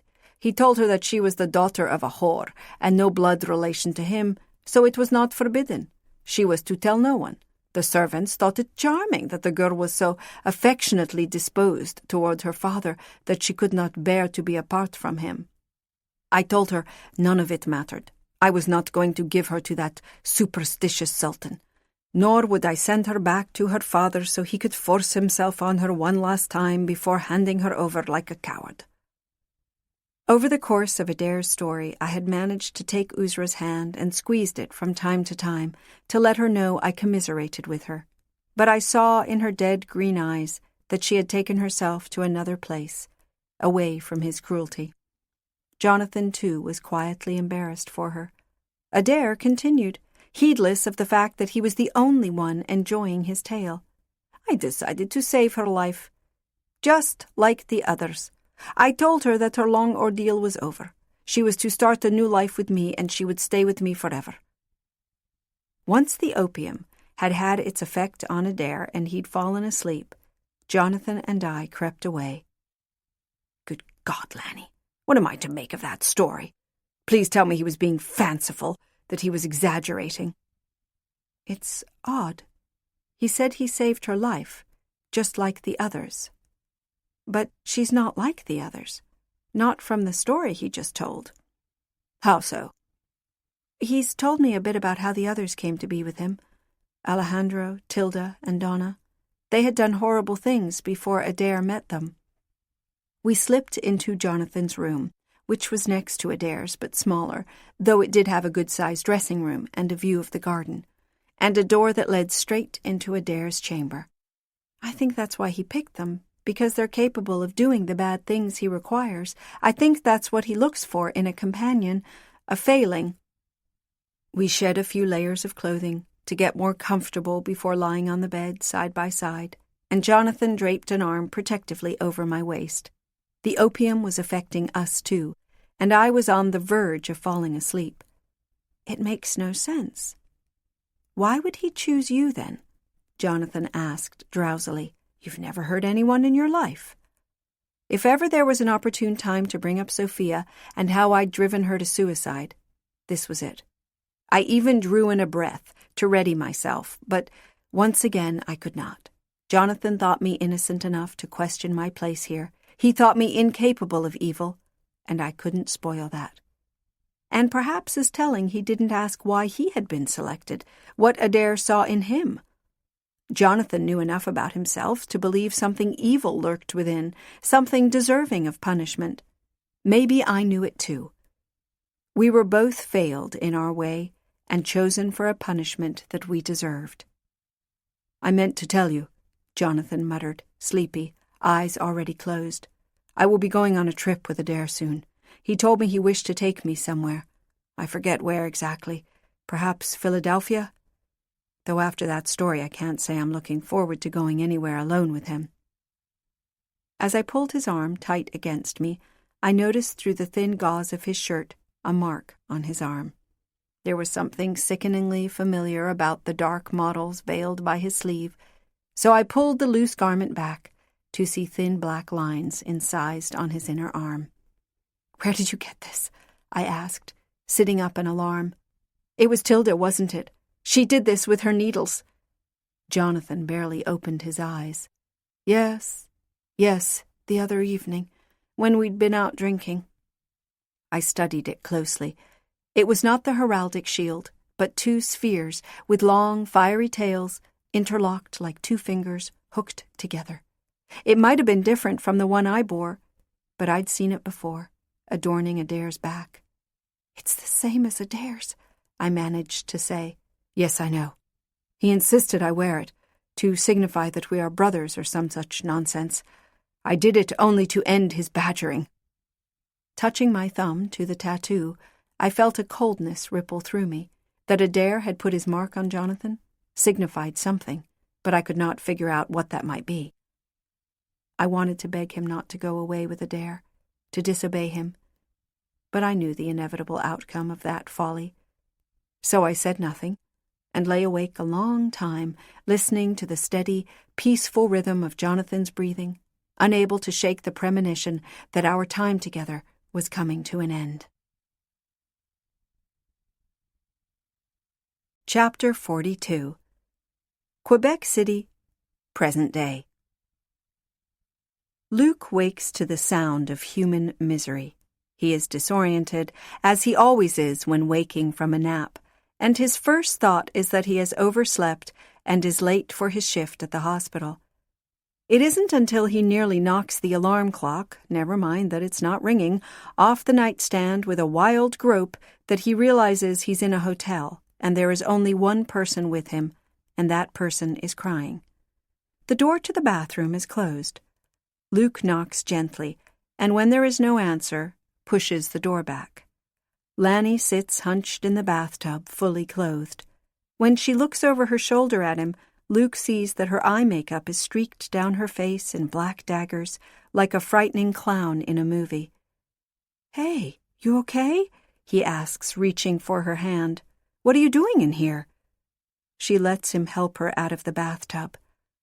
"I didn't want to wake you. That's what I'm here for." He leads her to the bed and lets her curl up in his arms like a child. I'm sorry. I'm just starting to realize," she says, in ragged bursts between sobs. That he's gone. Luke finishes for her so she can continue crying. It makes sense. Up until now, she has been concentrating on getting away, not being discovered. Now the escape is behind her, the adrenaline subsides, and she remembers how she got here, that she now has to deal with the fact that the most important person in her life is gone. He thinks of the many times he walked past someone crying in the hall at the hospital, someone who had just been given bad news, a woman hiding her face in her hands, and a man standing beside her, numb and struggling. Luke cannot count the times he stepped out of the operating room, pulling off his gloves and mask, shaking his head as he walks to the waiting spouse, stony in the face of her stubborn expectation of good news. He learned to build a wall between himself and the patients and the next of kin. You couldn't let yourself be drawn into their pain. You could nod your head and share their sorrow, but only for a moment. If you tried to take on their burdens, you wouldn't last a year on the hospital floor. This girl, shaking in his arms, her sorrow is endless. She will fall in her pit of grief for a long time, tumbling down with no way to stop. He supposes there is a formula for how long it takes for the pain to lift, but it's probably tied to how long you've known the deceased. Of course there is no relief coming for her. How long will it take for Lanny to tolerate the daily pain of Jonathan's absence, let alone live with the fact that she was the one who dispatched him? People have become unhinged over less, carried away by sadness. There's no guarantee of surviving something like this. He's going to help her. He has to. He thinks he's uniquely equipped for this situation. With his training, "Mrs. Parker, we did everything we could for your son, but I'm afraid—" He hopes her sorrow will shed off him like water off Teflon. She's eased up on her crying and is rubbing her eyes with the back of her hand. "Better?" Luke asks, lifting her chin. "Want to go out and get some air?" She nods. Within 15 minutes, they're walking hand in hand into the dusky horizon. Lanny has scrubbed her face clean. She leans into Luke's arm like a girl in love, but on her face is the saddest smile the world has ever seen. "How about a drink?" he asks. They step off the street into a dark bar, and he orders a scotch straight up for both of them. "I'll be able to drink you under the table," she warns him, and they clink glasses as though they are celebrating. And sure enough, after one shot, Luke feels the warmth that comes at the beginning of drunkenness, but Lanny has had 3 shots and has only a half-tipsy smile. "There's something I want to ask you. It's about him," he says, as though by not speaking the name, the question will hurt less. "After everything he put you through, how could you keep loving him? It doesn't sound like he deserved you." She picks up her empty shot glass by the rim like a chess piece. "I could make all kinds of excuses, like how that's the way it was back then, that wives expected their men to fool around, or that it was just the kind of man Jonathan was and I had to accept it. But that's not the real reason. I don't know how to explain it. I've always wanted him to love me the way I loved him. He did love me, I know he did, just not the way I wanted him to. And it's not so different for a lot of people I've known. One partner doesn't love the other enough to stop drinking or gambling or running around with other women. One is the giver and one is the taker. The giver wishes the taker would stop. But the taker never changes," Luke says, though he wonders if this is always the case. Sometimes the giver has to let go, but sometimes you don't. You can't. I couldn't give up on Jonathan. I seem to be able to forgive him anything. Luke sees the ocean well up in her eyes and tries to distract her. What about Adair? From what you've said, it seems that he could have been in love with you? His love is like the love fire has for wood. She laughs, ruefully. He confused me for a while, I'll give you that. One minute he was charming me, the next minute he'd humiliate me. It was all games and tricks with him. I think he just wanted to see if he could make me love him, because I think no one had ever loved him. She becomes still, hands knotted in her lap, and the glassy surface of her eyes ruptures. Look what you've done. I'm going to start crying again. I don't want to cry in public. I don't want to embarrass you. Let's go back to the hotel room. We can smoke some pot. Luke's face lights up, remembering the big plastic bag, the resinous high. I'm prepared to smoke that entire bag with you if that's what it takes to cheer you up. My hero, she says, as she tucks her arm under his. They weave up the street toward the hotel, a brisk wind slapping their faces. Luke wishes he could give Lanny a shot of morphine to dull her pain. He'd give her a tranquilizer injection to bring her peace daily if he could. He clears his mind with a shake of his head. He feels like he'd do anything to make her happy again, but he doesn't want to become the ballet to her misery. What was it about me? Will you tell me the truth? Am I unworthy of being loved? She blurts out once they are in bed. Her question takes Luke aback. I can't tell you why Jonathan didn't love you back, but for what it's worth, I think he made a huge mistake. Jonathan was an idiot. Only a fool would squander such devotion, Luke thinks. Her look at him is disbelieving, but she smiles. And then she falls asleep.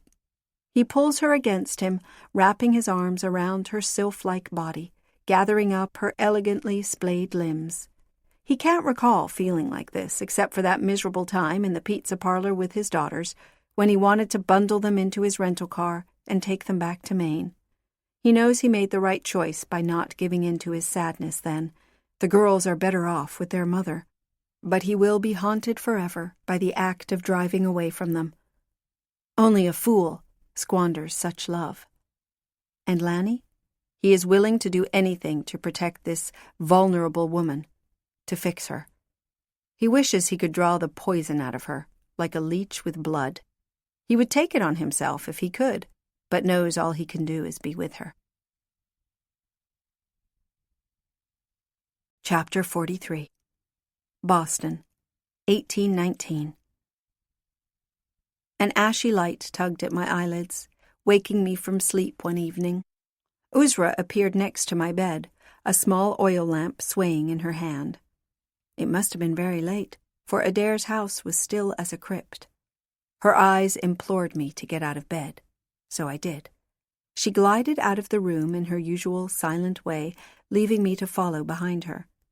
The sound of my slippered feet on the carpets was scarcely a whisper, but in that quiet house, the sound echoed down the halls.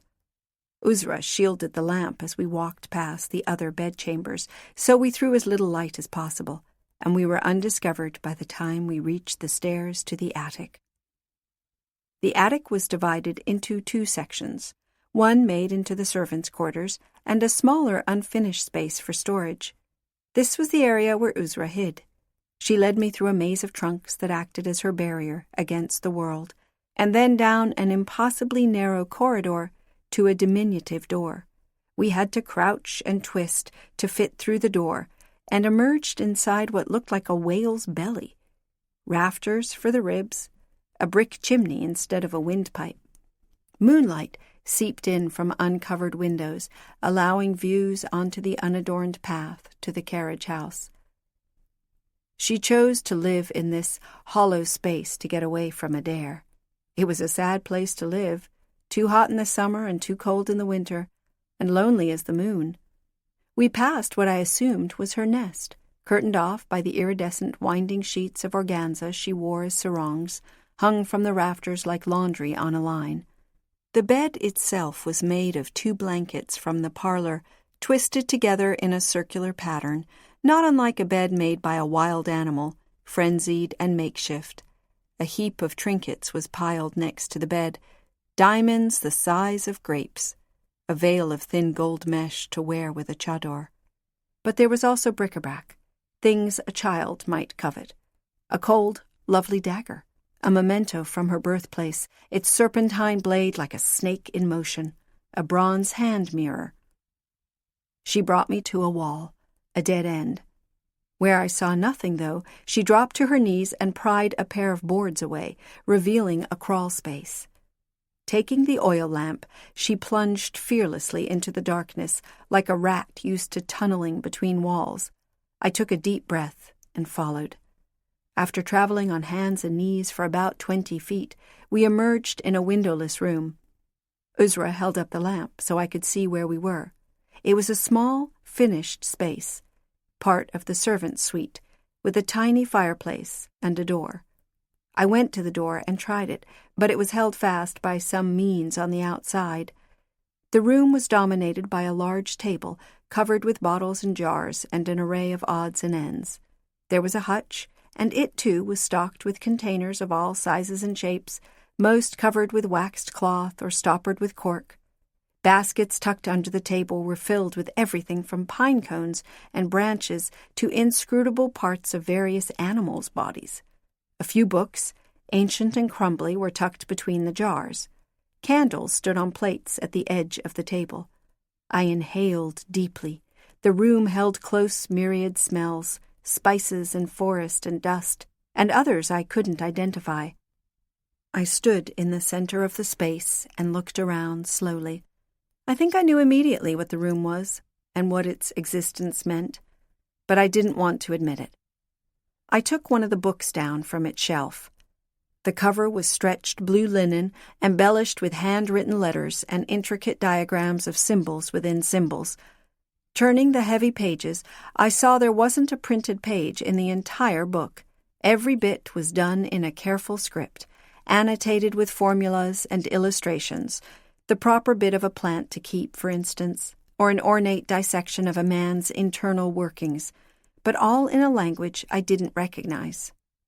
The drawings were more telling, for I recognized some of the symbols from childhood as well as from the books in Adair's libraries. Pentagrams, the all-seeing eye, that sort of thing. The book was a wondrous piece of work, the product of hundreds of hours of labor, and it reeked of years spent hidden, of secrets and intrigue, and had undoubtedly been coveted by other men, but its contents were a mystery to me. The second book was older still, with wooden slabs for covers, laced together with a leather thong. Inside, the pages were loose, not stitched together, and by the variety of the papers it seemed to be a collection of notes rather than a tome. The writing appeared to be in Adair's hand, but again in a language I didn't know. Uzra shifted, restless, shaking the tiny bells on the chain around her ankle. She didn't like being in this room, and I didn't blame her. Adair had locked it from the outside for a reason. He didn't want anyone to stumble across it. But as I reached up to return the second book to its place, Uzra stepped forward and grabbed my wrist. She held the lantern close to my arm, and when she saw the tattoo, that I'd long since forgotten, she let out a moan like a dying cat. She thrust her arm under my nose, palm turned up. She bore the same tattoo on the identical place, a slightly larger version but executed more crudely, as though the artist's hand was not as sure as Tilda's. Her look was accusatory, as though I had done this to myself, and yet there was no mistaking her meaning. Adair had chosen to brand us in the same way. His intentions for me could not be far from his treatment of her. Holding the lantern high, I took in the contents of the room one more time. A description I had heard from Adair's own lips came back to me, that of the room within the physics keep that had been the prison of his youth. There was only one reason he would need a room like this and hide it away in the farthermost corner of the house. I understood what this place was and why he kept it, and a chilly wave passed through me. The woeful tale Adair had spun of his capture and indentured servitude to the evil physic came rushing back to me. Only, now I wondered which of the two men I had been with these many months, who was the man whose bed I had taken, and, indeed, had given the life of the man who meant most to me in the world? Adair wanted his followers to believe that he was a wronged peasant boy, who had vindicated himself and was merely enjoying the reward of having deposed a cruel and inhuman tyrant, when, in fact, inside that handsome youth was the monster from the story, the collector of power and the despoiler of lives, able to move from body to body. He'd left his own decrepit husk behind, sacrificed it to the villagers, no doubt, with the peasant boy trapped inside, as he spent his last minutes in terror, paying for the physic's cruelties. This lie worked well with his monstrous design, and appeared to have hidden him for hundreds of years. Now that the truth was known to me, the question was, what would I do? It was well and good to suspect Adair's deceit, but I needed proof, to drive home the horrible truth to myself, if to no one else. With Uzra tugging at my sleeve to leave, I snatched a page out of one of the ancient books and took a handful of some botanical from one of the dusty jars standing on the table. There could be a terrible penance to pay for stealing these things. I had heard the story from Adair's own lips, hadn't I? The one that ended with a poker wrapped in a blanket and a shower of blows. But I had to know. I started with a trip to visit a professor at Harvard College who I had met at one of Adair's parties. Not just any afternoon tea party or salon to fête intellectuals.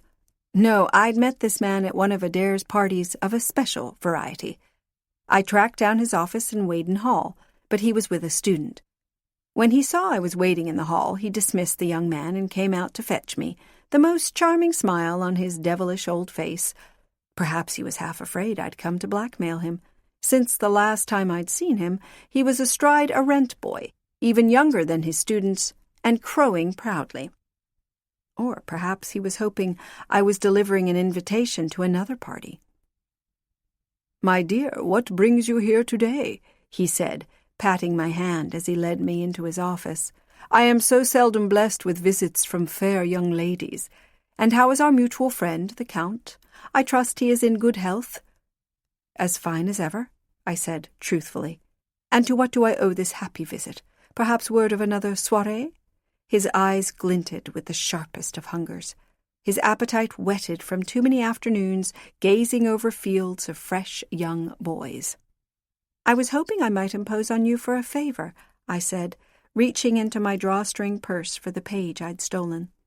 The paper itself was unlike any other I'd seen, thick and coarse and nearly as brown as butcher's wrap, and now that it was freed from the press of its wooden cover, had begun to curl into a scroll. He said, clearly surprised, but he accepted the paper from my hand and brought it close to his face, lifting his eyeglasses to inspect it. "Where did you get this, my dear?" "From a bookseller," I lied.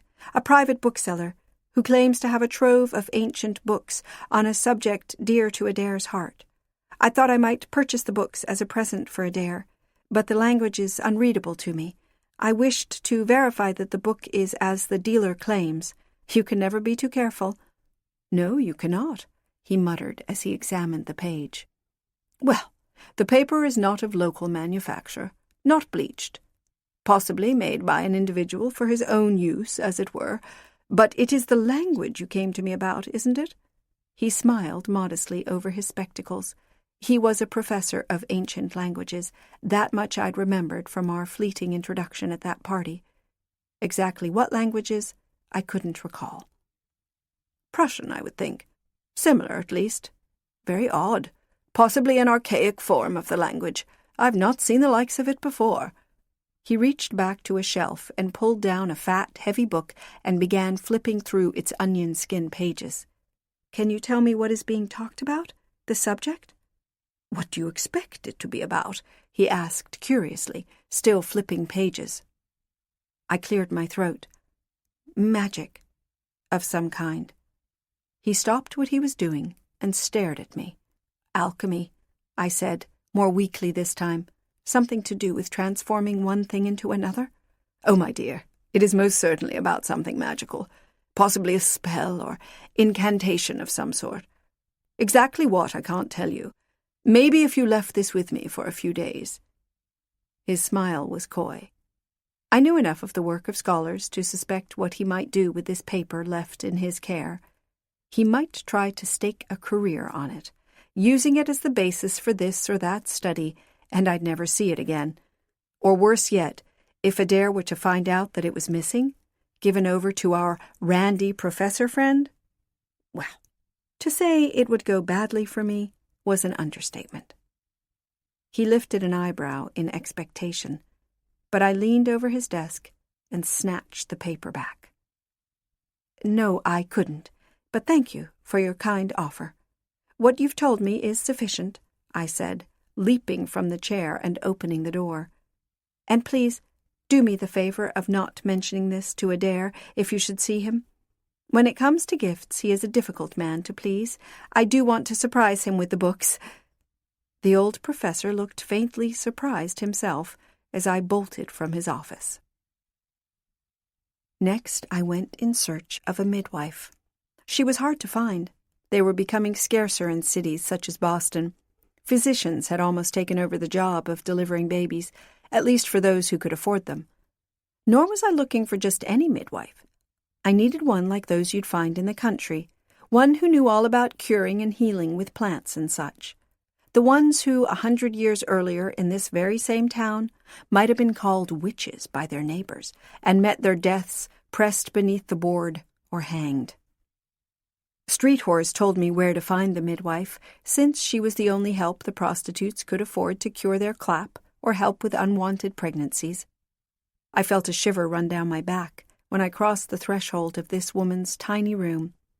It smelled of dust and pollen and old things kept close to rotting, not unlike the secret locked room in Adair's attic.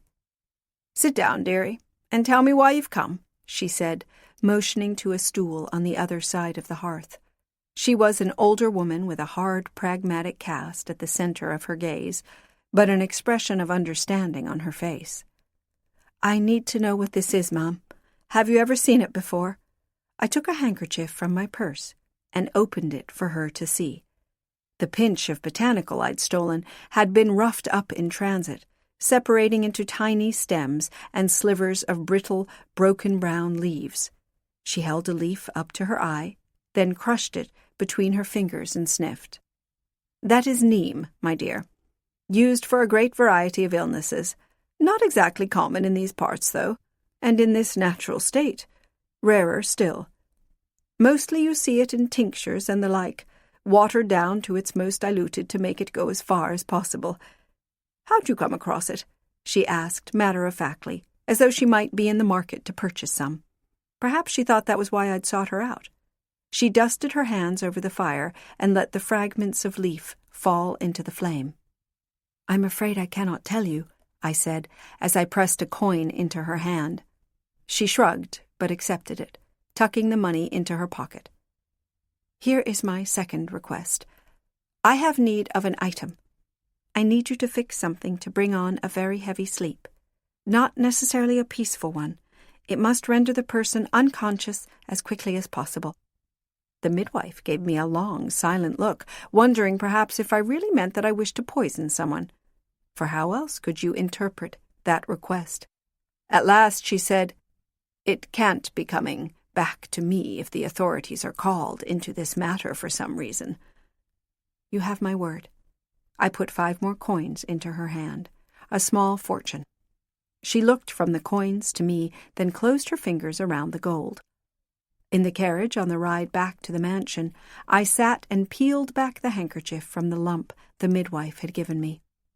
The lump was stony hard and white, and though I didn't know it at the time, deadly white phosphorus, probably purchased from a matchstick maker, who in turn had stolen it from her place of employment.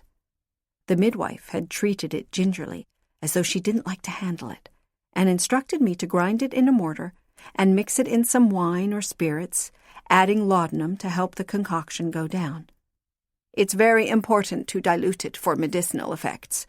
You could use laudanum alone, but it takes a while to be effective.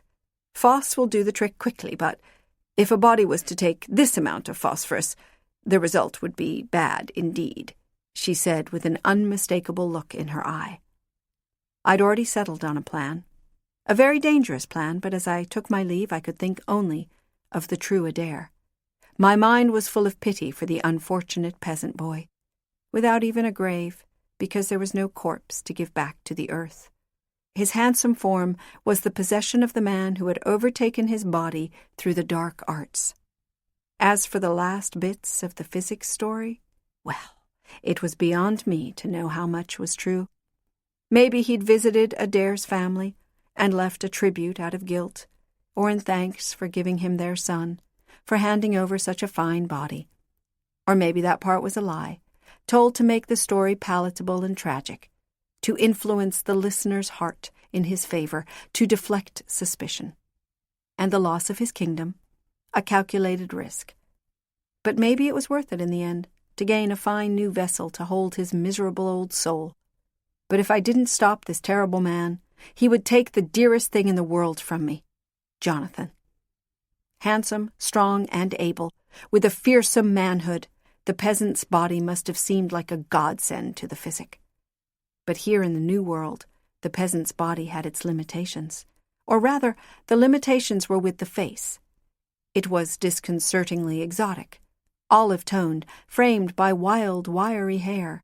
I saw it in the expressions of the Brahmins when they met Adair, by the wrinkle to their brows, mistrust flitting across their eyes.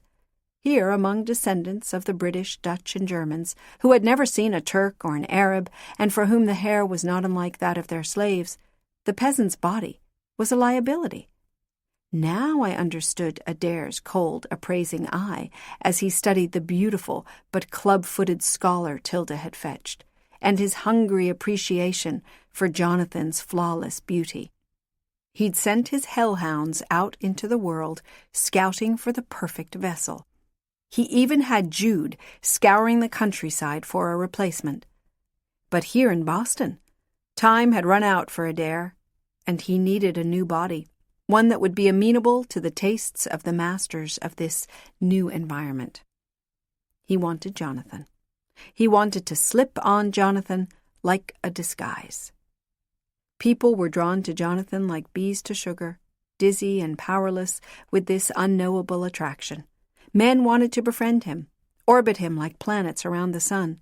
Women gave themselves up to him wholly, and none knew this better than I.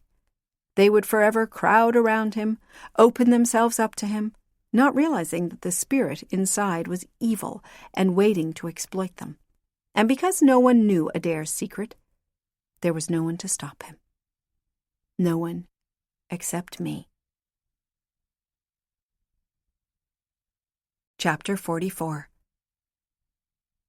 I arrived at the mansion to find the household in an uproar. The servants were scurrying down the stairs like water rushing downhill, down to the cellar, hiding in storerooms, away from the ruckus coming from above. Fists pounded on doors, latches rattled. The muffled voices of Tilda, Donna, and Alejandro echoed from overhead. "Adair, what is going on?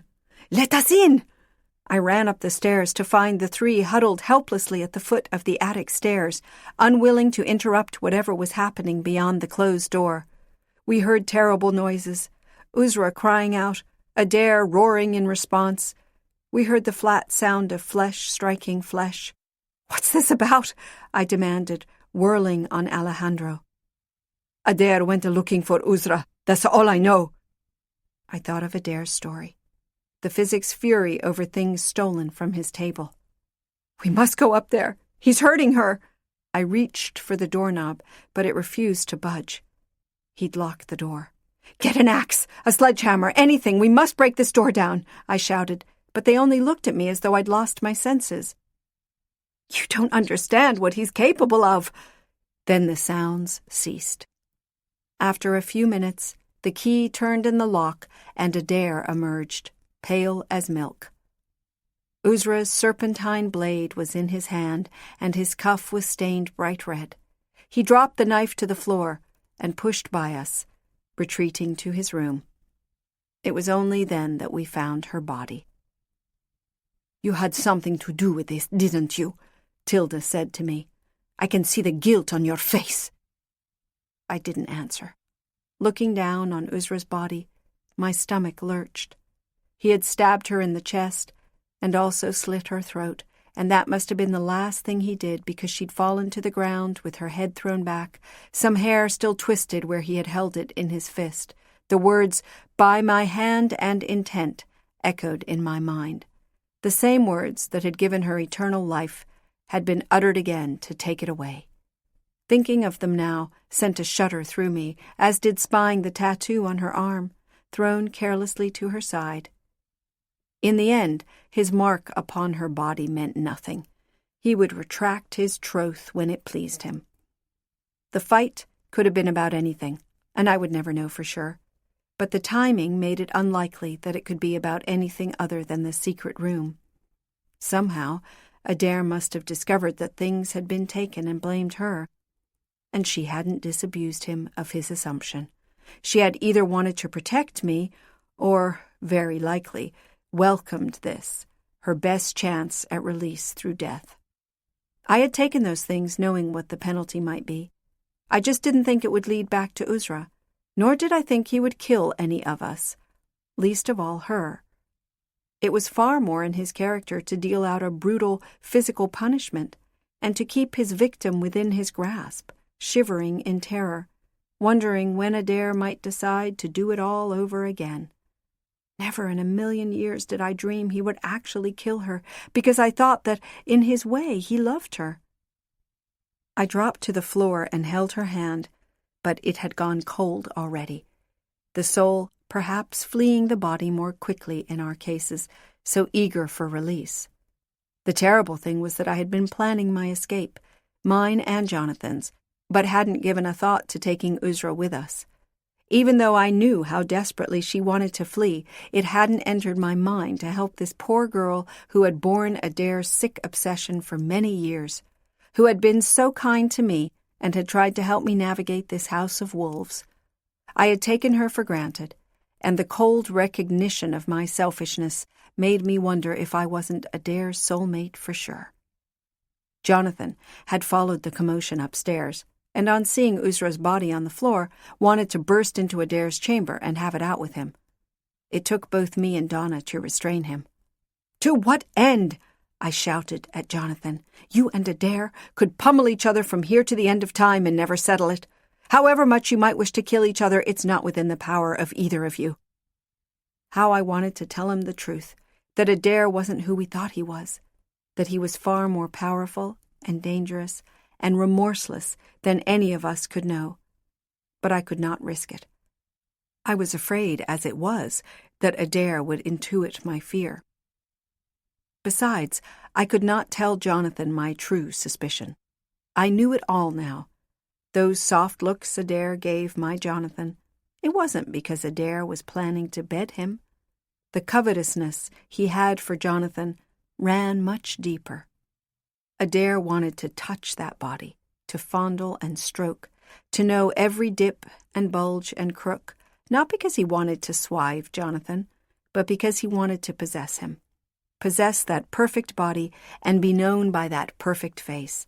He was ready to inhabit a body that truly could not be resisted. Adair sent out instructions. We were to clear out the fireplace in the kitchen and set up a bier. The scullery girl and the cook fled as we commandeered the kitchen, and Donna, Alejandro, and I took the cooking things from the hearth of the huge fireplace. We scrubbed its blackened walls and swept out the ash. The bier was made of wooden trestles laid with wide planks, and we built a pyre in the space between the trestles, dry twigs and pine cones slathered with beef tallow for kindling, compacted straw and cured firewood for fuel. The body, wrapped in a white linen shroud, was laid on the planks. A torch was put to the kindling, which lit easily enough. The logs took some time to catch, and it was almost an hour before it had built into a great leaping bonfire. The heat in the kitchen was tremendous. Finally the body caught fire. The shroud consumed rapidly, the fire dancing across it in streaks. the fabric curling like skin, black ash catching on the draft and spiriting up the chimney. The smell, alien and innately frightening, made everyone in the house restless. Only Adair could bear it, and he sank into an armchair pulled before the fireplace and watched the fire devour Uzra in stages, her hair, her clothing, then the skin of her downy arm, before biting into the flesh. Finally, the body, heavy with moisture, began to sizzle and roast, and the smell of burning flesh filled the house. "Imagine the stink rising over the house out in the street. Does he not think the neighbours will smell it?" Tilda said tartly, eyes watering. We huddled in the doorway to the kitchen, but eventually Donna and Tilda slinked off to their rooms, muttering darkly, while Alejandro and I remained outside the door to the kitchen, sunk to the floor, watching Adair. By the time the sky outside started to lighten, the fire had burned itself out. The house now was filled with the thin, grey smoke, which hung in the air, its perfume the acrid smell of wood ash. Only when the hearth was cool did Adair rise from his chair, touching Alejandro on the shoulder as he passed. "Have the ashes swept up, and scatter them on the water," he commanded in a hollow voice. Alejandro insisted on doing this himself, crouching inside the still-warm firebox with a small willow broom and dustpan. "So much ash," he murmured, oblivious to my presence. "All that wood, I suppose. Uzra herself cannot account for more than a handful." At that moment, the brush touched something solid, and he reached down, searching among the silt. He found a charred nugget, a piece of bone. "Should I have saved this? For Adair?" "Some a day he may be glad to have it. Such things make a powerful talismans," he mused, turning it over like a rare specimen. But then he dropped it in the pail. "I suppose not." Adair withdrew from the rest of us after that. He stayed in his room, and the only visitor he would receive was the solicitor, Mr. Pinnerly, who rushed in the following day with a profusion of papers exploding from his overstuffed satchel. He emerged an hour later, his face as red as though he'd run a country mile. I intercepted him by the door, proclaiming concern for his flushed complexion and offering to fetch him something cool to drink. "Most kind," he said as he gulped down some lemonade, mopping his forehead. "I'm afraid I cannot stay long. Your master has rather high expectations of what a mere lawyer is capable of accomplishing. It's not as though I can command time and make it dance to my tune," he harumphed. Then noticed the papers, threatening to fly out of his satchel, and attended to tucking them in place. "Oh, really? He is the demanding sort. But I dare say you seem clever enough to be able to pull off whatever task Adair has set before you," I said, flattering him shamelessly. "So tell me, what miracle does he expect of you?" "A series of complicated transfers of money, involving European banks, some in cities I've never heard of before," he said, then seemed to think better of admitting any shortcoming to a member of his client's household. "Oh, it's nothing. Pay me no mind. I am merely frazzled, my dear. It shall be done just as requested. Never you worry your pretty head about such matters." He patted my head in such a patronizing manner that I wished to slap his hand away, but that would not get me what I wanted to know. "Is that all? Moving money around? I would think a clever man like you would be able to do such a thing with just your little finger." I punctuated my words with an obscene little gesture that involved my own pinky finger and an insinuation of the mouth. A gesture I had seen made by rent boys that sent an unmistakable message to most men and was certain to capture his attention. Which it did. Discretion seemed to run out of his ears like sawdust from a ruptured child's toy, and he gazed at me with his jaw dropped open. If he didn't already suspect this was a household of bum-licking harlots, he knew for sure at that moment. "My dear, did you just—" "What else did Adair ask of you? Nothing, I'm sure, that will keep you busy far into the night. Nothing that would keep you from, say, entertaining a visitor." "Tickets on tomorrow's coach for Philadelphia," he said hastily, which I told him was quite impossible, "and so I am to rent him a private livery." "For tomorrow?" I exclaimed. "He is leaving so soon, and not taking you with him, my dear. No. Have you ever been to Philadelphia? It is an extraordinary city, much more lively in its way than Boston, and not the sort of place that, say, Mrs. Pinnerly would be apt to visit. Perhaps I could show it to you. Wait. How do you know I'm not to travel with him? Did he tell you?" The solicitor grinned at me most salubriously. "Now don't fret. It's not as though he's running off with another woman. He's going with a man, the happy beneficiary of all these damn money transfers. If your master were to consult me, I would advise him to simply adopt this fellow, for it would be easier in the long run." "Jonathan?" I asked, wanting to shake the lawyer by the shoulders, to get him to stop his prattling, to pull the name from his mouth like a reticent snail from its shell. "Jacob, I mean. Jacob Moore?" "Yes, that's the name. Do you know him? He's going to be a very wealthy man, I can tell you that.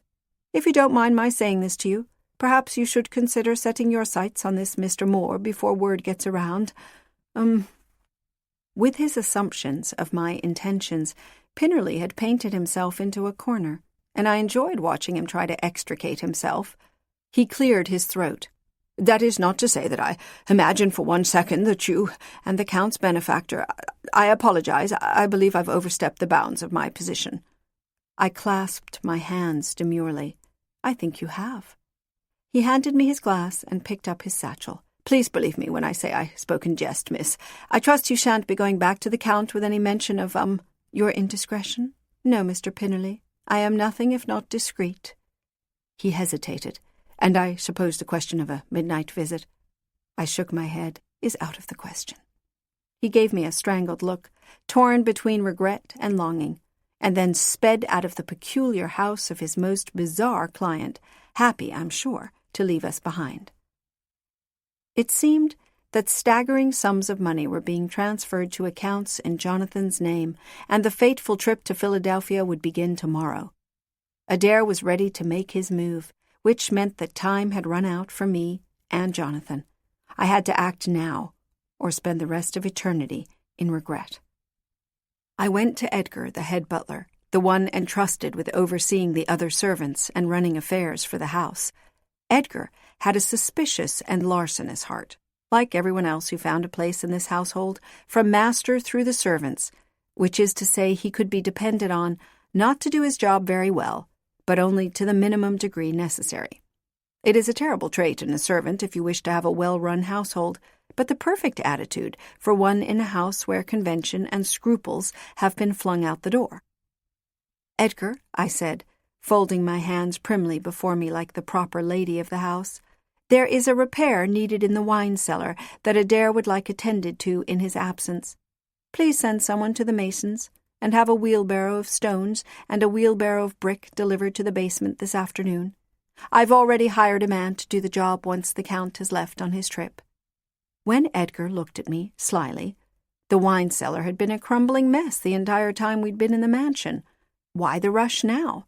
I added, "And you needn't trouble Adair about it. He's getting ready for his trip. He's entrusted me with this matter in his absence, and I expect to see it done." I could be high-handed with the servants. Edgar knew better than to cross me. With that, I turned and strode away to put the next step of my plan in play. Chapter 45. The next morning the household was consumed with preparations for Adair's trip. He had spent the morning picking out the clothing he would take with him, and then sent the servants to pack for him and load the rented livery. Jonathan had shut himself up in his room, where he was also supposedly packing for the trip, but I sensed that he couldn't bring himself to go and that a fight loomed. I hid in the pantry with the cook's mortar and methodically ground the phosphorus into dust. As I laid out the things I needed, I was as nervous as I had ever been, sure that Adair would pick up on my emotions and be forewarned. In truth, I didn't know the extent of his powers, if they could truly be called powers. I'd made it this far, though, and had no choice but to gamble with my life and Jonathan's by going the rest of the way. The house by then was still, and it might have been my imagination, but seemed to be tense with unspoken emotions. Abandonment, resentment, lingering anger with Adair for what he'd done to Uzra, uncertainty about what lay ahead for all of us. Carrying a tray with the doctored wine, I went past the shut bedroom doors to Adair's room, which had been quiet for the hour since the servants had carted the trunks away. I knocked once, and not waiting for an answer, pushed the door back and slipped inside. Adair sat in a chair he'd pulled close to the fire, which was unusual in itself, as he usually reclined on a bower of cushions. Maybe he sat more formally because he was fully dressed for travel, that is to say, like a proper gentleman of the time, and not bare-chested as was his habit. He sat stiffly in the armchair in breeches and boots, a waistcoat and high-collared shirt, bound at the neck with a silk cravat, his frock-coat hanging over the back of a second chair. His suit was made of dark grey wool with very little embroidery or trim, far more sedate than his usual attire. He wore no periwig, but had brushed his hair back and had it tied trimly. His expression was of sadness, as though he was forced to go on this trip under pressure, and that it was not of his own design. He lifted his hand, and it was then I noticed the hookah set up next to him, and that the room smelled of sweet opium smoke of the strongest variety. He drew on the mouthpiece, cheeks sucked in, his eyes half closed. I put the tray on a table near the door and crouched on the floor next to him, gently lacing my fingers into the stray curls on his forehead, brushing them away. "I thought we might spend a minute together before you go. I've brought something to drink." He slowly opened his eyes. "I'm glad you're here. I've been meaning to explain about this trip to you. You're probably wondering why I'm going with Jonathan and not you." I quashed the urge to tell him I already knew, but waited for him to go on. "I know you can hardly bear to be separated from Jonathan, but I'll take him away from you for only a few days," he said mockingly. "Jonathan will return, but I am going to do some traveling on my own. I may be gone for a while. I feel the need to be by myself. This need comes over me from time to time, to be alone with my thoughts and my memories." "How can you leave me like this? Won't you miss me?" I asked, trying to sound coquettish. He nodded. "Yes, I shall, but it can't be helped. That's why Jonathan is coming with me, so I can explain a few things to him. He will run the household while I am gone. He told me of his duties running his family's business and keeping his neighbors' debts from bankrupting the town. Managing one household's accounts should be easy for him. I've had all the money transferred to his name. He will be the one with the authority. You and the others will have no choice but to follow his orders." It almost sounded plausible, and I wondered for a second if I had misjudged the situation. But I knew Adair far too well to believe that things were as simple as he made them out to be. "Let me get you a drink," I said, rising to my feet. I'd selected a heavy brandy, strong enough to mask the taste of the phosphorus. Down in the pantry, I'd carefully poured the powder into the bottle with a paper sleeve, added most of a small bottle of laudanum, corked the mouth, and swished the liquid around gently. The powder had released a few white sparks into the air as I handled it, and I prayed that it would not make itself apparent by sparkling with the residue glowing faintly in the bottom of Adair's glass. As I poured the concoction now for Adair, I noticed on the dresser a few things laid out, presumably for the trip. There was a scroll of paper tied with a piece of ribbon, the paper old and rough, and I was sure it came from the collection bound between wooden covers in the hidden room. Next to it was a snuff box and a small flagon, similar to the sort used for perfume, holding about an ounce of a brackish brown liquid. "Here." I handed a full goblet to Adair. I'd poured a glass for myself, though I had no intention of drinking the entire amount. Just a sip, to convince him that nothing was amiss. He seemed heavily sotted by the opium, though I knew the opium alone didn't have the strength to put him to sleep. I resumed my place near his feet and looked up with what I hoped could be taken for adoration and concern. "You've been upset for days now. It's because of the trouble with Uzra. Don't protest. It's only right that you're upset by what happened. You'd kept her with you for hundreds of years. She had to mean something to you." He sighed and let me help him to the mouthpiece again. Yes, he was eager for distraction. He seemed ill, slow-moving and bloated. Perhaps he was suffering for having killed the odalisque. Or perhaps he was afraid of abandoning this body for the next. It had been a long time since he'd done it last, after all. Maybe it was painful to go through. Maybe he was afraid of the consequences for another bad deed added to the long list of sins he'd already committed, a list for which he would be held accountable someday. After a couple more puffs, he regarded me through slitted eyes. "Are you afraid of me?" "For killing Uzra? You have your reasons. It's not for me to question. That's how it is here. You are the master." He closed his eyes and resettled his head against the high back of the chair. "You have always been the most reasonable one, Lanore. They are impossible to live with, the others. Accusing me with their eyes. They're cold. They hide from me. I should kill the lot of them and start over." By the tone of his voice, I could tell it wasn't an idle threat. Once upon a time, he'd done that very thing to another group of his minions. Wiped them out in a fury. For having a life that would supposedly last an eternity, it was a precarious existence. I had to keep from shaking as I continued to stroke his forehead. What had she done to deserve her punishment? Do you want to tell me? He pushed my hand aside and sucked again on the mouthpiece. I fetched the bottle and poured another glass for him. I let him stroke my face clumsily with his murdering hands, and continued to soothe his conscience with insincere assurances that he was within his rights to have killed the odalisque. At one point he took my hand from his temple and began stroking my wrist, tracing my veins.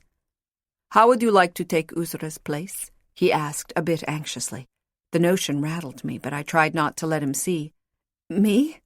I don't deserve you. I'm not beautiful like Uzra. I could never give you what she gave you." "Oh, you can give me something she would not. She never gave in to me, never. She despised me every day we were together. From you I sense we have had happy moments together, haven't we? I would almost say there were times you loved me." He put his mouth to my wrist, his fire to my pulse. "I would make it easier for you to love me if you agree. You would be mine alone. I wouldn't share you with anybody. What do you say?" He continued to pet my wrist while I tried to think of a response that would not sound false. Eventually he answered for me. "It's Jonathan, isn't it? I can feel it in your heart. You want to be available for Jonathan if he should want you. I want you, and you want Jonathan. Well, there may yet be a way to make this work, Lanore. There may be a way to get us both what we want." It seemed a confession to all I suspected, and the very idea made my blood freeze. Adair's keen ability to select damaged souls would be his undoing. You see, he had chosen me well. He had picked me from the masses, known I was the sort of person who, without hesitation, could pour drink after poisonous drink for a man who had just professed love for her. Who knows? Perhaps if I had been by myself, if only my future were at stake, I might have chosen differently. But Adair had made Jonathan part of his design. Maybe Adair thought I would be happy, that I was shallow enough to love him and stay with him as long as I had Jonathan's beautiful shell to admire. But Adair's murderous self would be behind my beloved's familiar face and would echo in his every word, and at the thought of that, what else could I do? He dropped my arm, let the hookah slide from his hand. Adair was slowing, a wind-up toy that had spent its spring. I could wait no longer. For what I was prepared to do to the man, I had to know. I had to be absolutely certain. I leaned very close to ask, "You are the physic, aren't you? The man you told me about." He seemed to need a moment to make sense of my words, but then didn't react angrily at all. Instead, a slow smile spread over his lips. "So clever, my Lanore. You have always been the cleverest one. I saw that right away. You were the only one who could tell when I was lying. You found the elixir. You found the seal, too. Oh, yes, I knew. I smelled a trace of you on the velvet. In all the time I have been alive, you are the first to solve my puzzle, to correctly read the clues. You found me out, as I knew you would." He was barely lucid and didn't seem to know I was there. I leaned over him now, my hands grasping him by the lapels of his waistcoat, and had to give him a shake to get his attention. "Adair, tell me, what do you plan to do with Jonathan? You're going to take possession of his body, aren't you? That's what you did to your peasant boy, the boy who was your servant, and now you're going to take Jonathan. That is your plan?" His eyes popped open, and that chilling gaze of his settled on me, nearly breaking my composure. "If this were possible, if such a thing were to happen, you would hate me, Lanore, would you not? And yet I would be no different from the man you have known, the man for whom you have felt affection. You have loved me, Lanore, I have felt it." "That's true," I said to him, to assure him. "You would have me still, and you would have Jonathan too.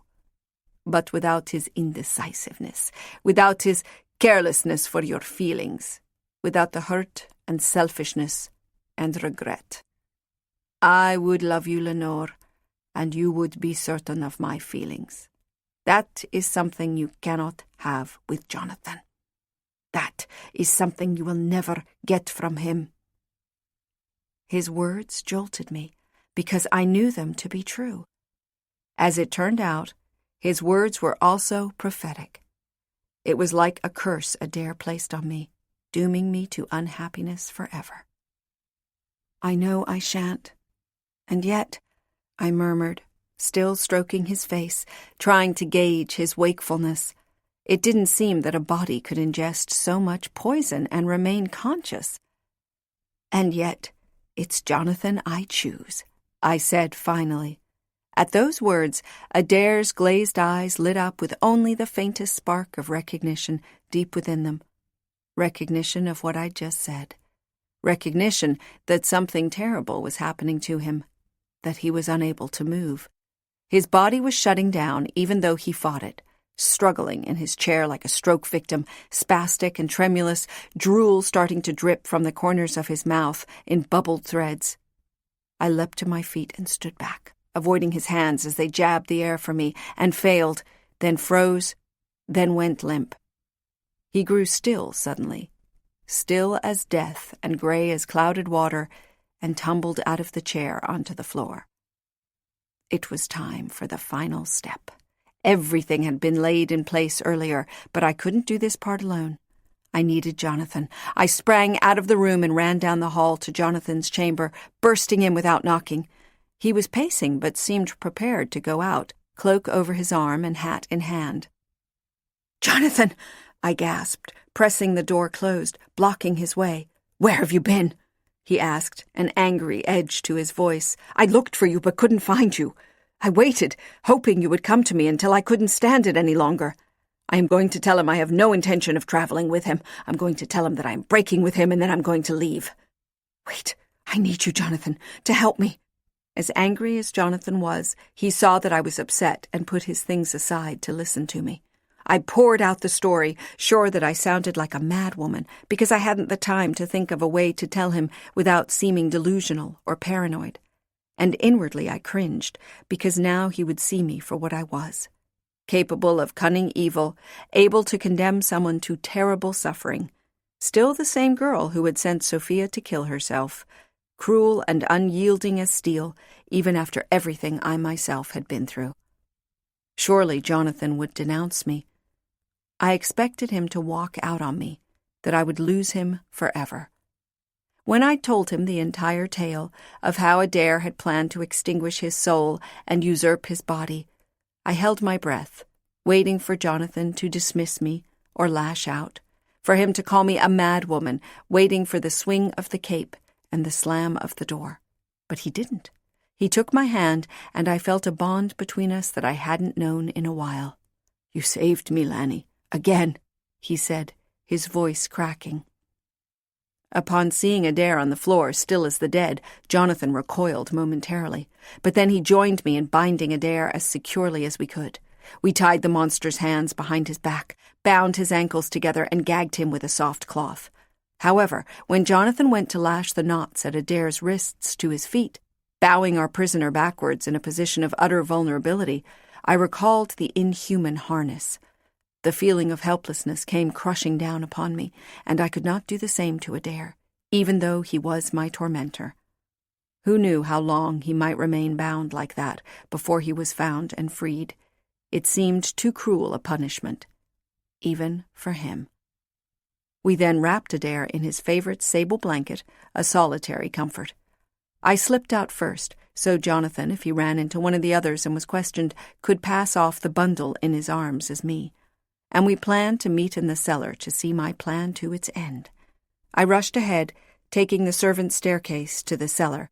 As I waited at the foot of the stairs, resting against the cold stone wall, I worried for Jonathan. I'd let him take all the risk of spiriting Adair out of the room.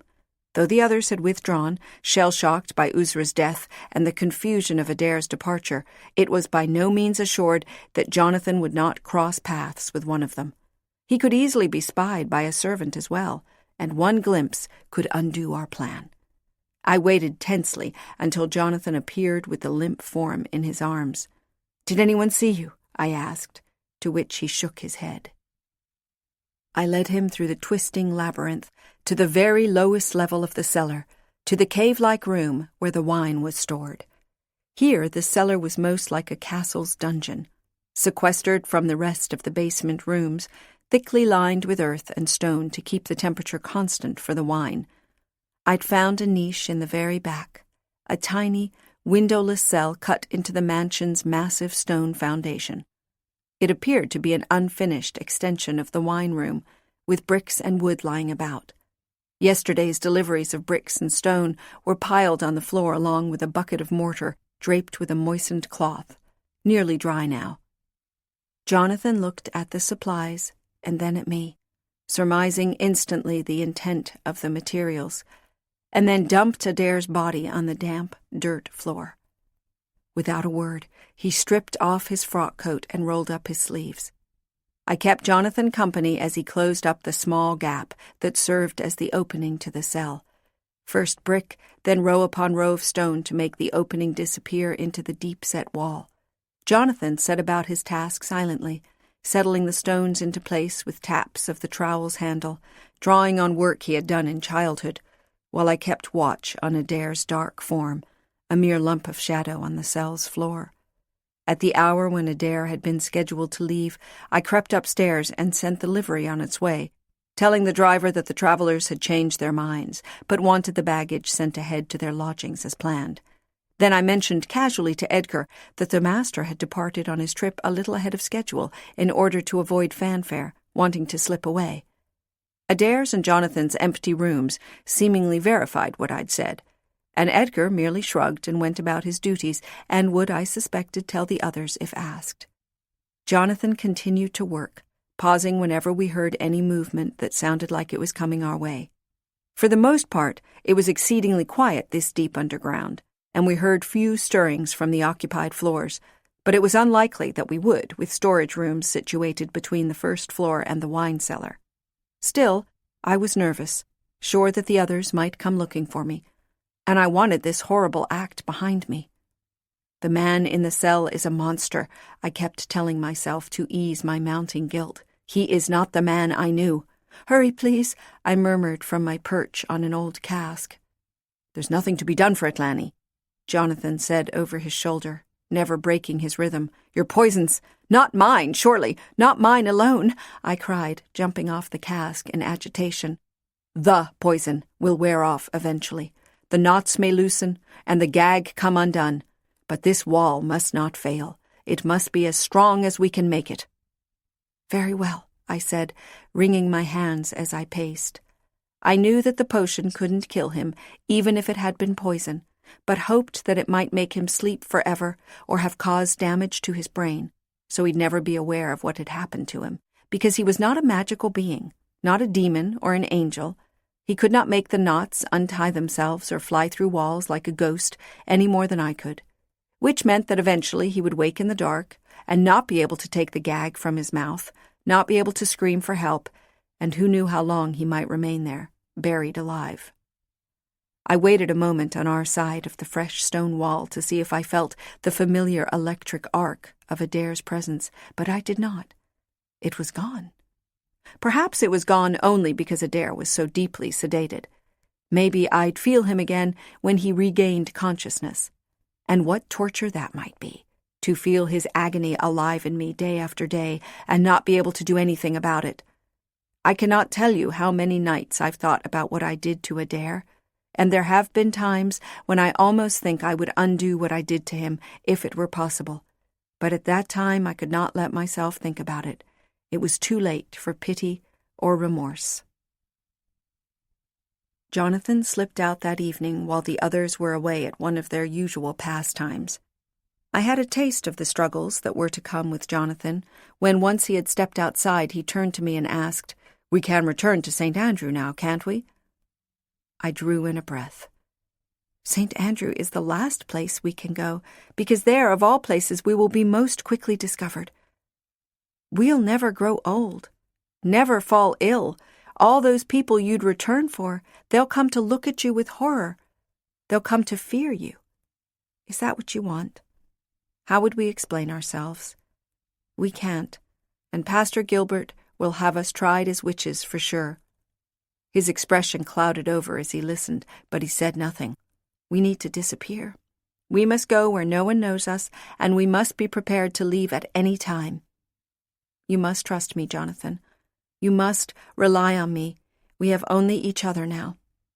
He made no argument, but kissed my cheek and started toward the public house, where we planned to meet the following day. The next morning, I told the others that I was leaving to join Adair and Jonathan in Philadelphia. When Tilda raised an eyebrow suspiciously, I used Adair's own words on her, explaining that he had no patience with their accusatory glances for what he'd done to Uzra, and that while they might not be able to forgive him, I had. Then I went to see Pinnerly for the list of the accounts that had been set up in Jonathan's name. While the lawyer was reluctant to hand Adair's private papers over to me, a session of no more than 10 minutes on my knees in his back room was sufficient to get him to change his mind. And what was 10 more minutes of harlotry in exchange for a secure financial future? Jonathan would forgive me, I was sure, and in any case, Jonathan would never know.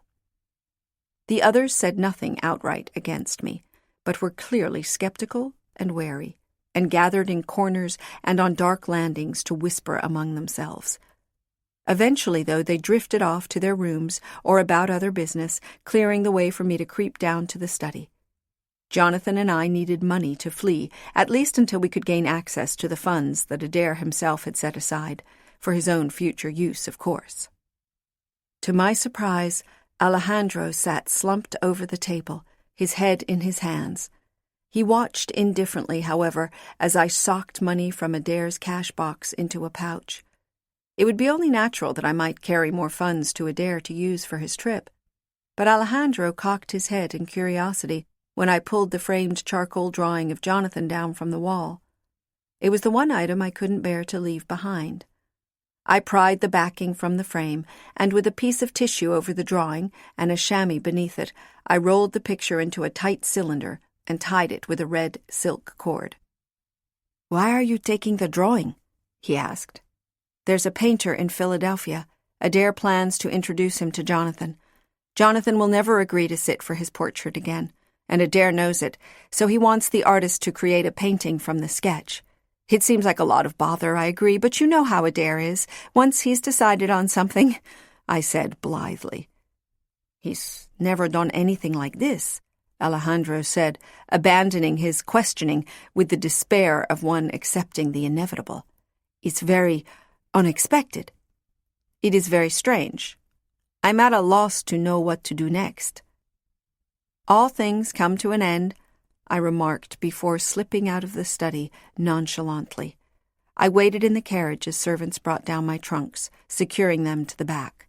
Then the carriage pulled away with a lurch, and I slipped into the Boston traffic, disappearing completely into the crowds. Part 4. Chapter 46. Quebec City, present day. They sit at the table in the hotel room, Luke and Lanny, a coffee service of elegant white porcelain spread before them with a plate of croissant, untouched.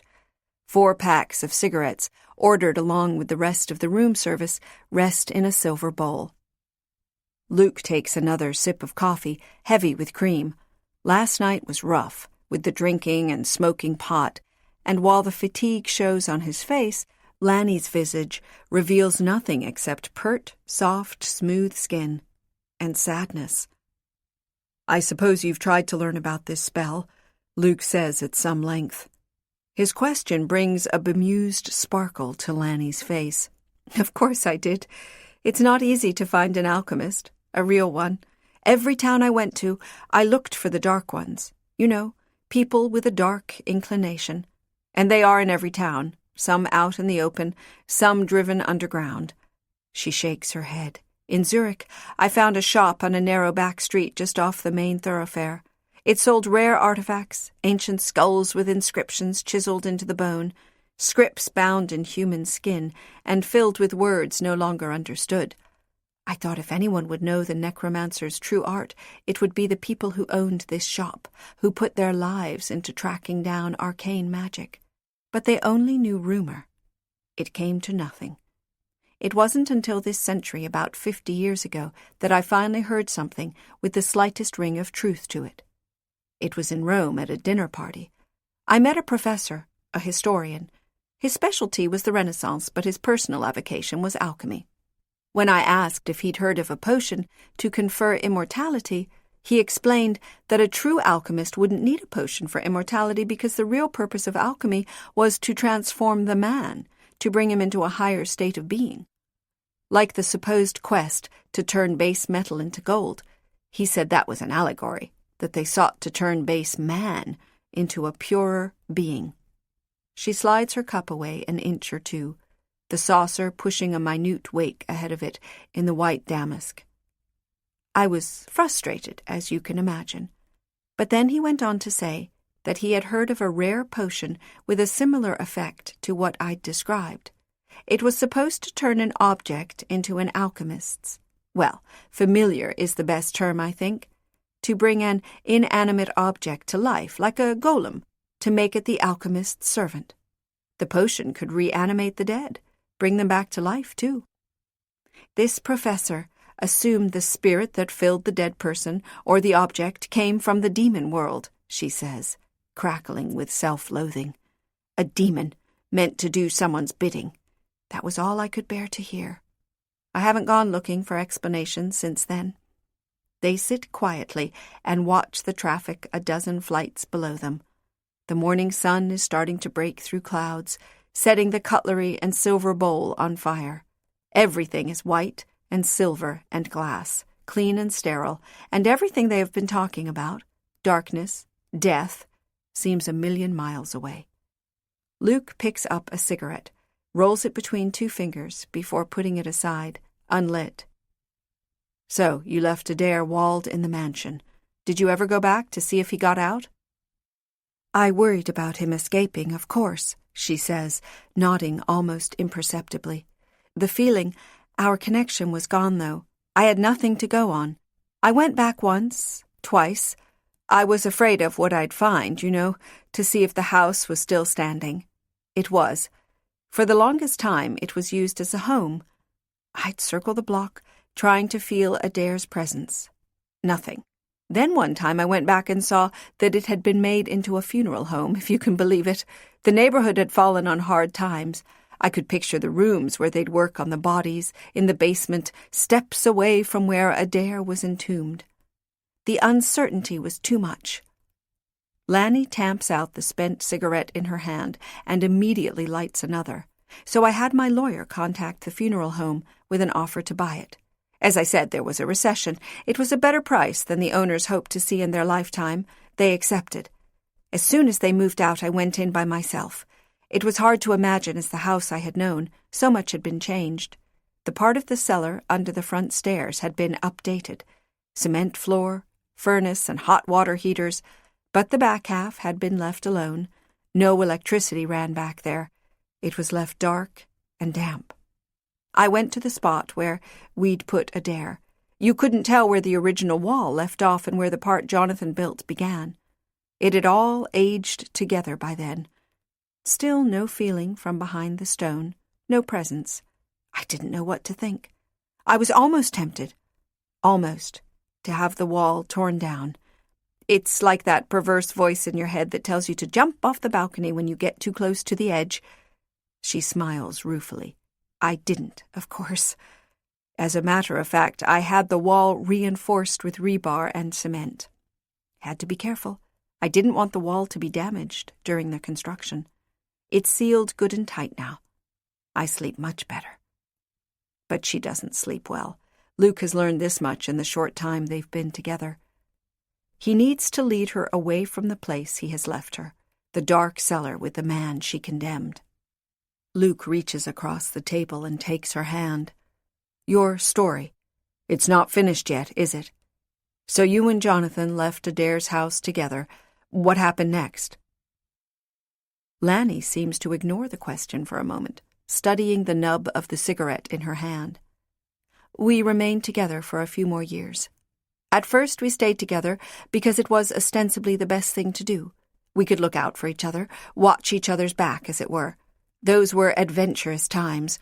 We traveled constantly because we had to, because we didn't know how to survive. We learned to create new identities for ourselves, how to become anonymous, though it was hard for Jonathan not to attract attention. People were always drawn to his great beauty. But then it became more and more apparent that we remained together because it was what I wanted. An ersatz marriage, only without intimacy. We were like an old couple in a loveless pact, and I'd forced Jonathan into the role of the philandering husband. He didn't have to stray, Luke objects. It was in his nature. And the women who were interested in him, it was relentless. She knocks ash into the saucer they are using for an ashtray. We were both miserable. It got to the point where it was painful to be in each other's presence. We had wronged each other so and said hurtful things to each other. Sometimes I hated him and wished he would just go. I knew he would have to be the one to leave because I would never have the strength to leave him. Then one day I woke up to find a note on the pillow beside me. She smiles ironically as though used to watching her pain from a distance. He wrote, "Forgive me. This is for the best. Promise me you won't come looking for me. If I change my mind, I will find you. Please honor my wish. Your dearest Jay." She pauses, crushing the cigarette in the saucer. Her expression is stark and faintly amused as she stares out the tall windows. He finally found the courage to go. It was as if he'd read my mind. Of course his leaving was agony. I wanted to die, sure that I would never see him again. But we go on, don't we?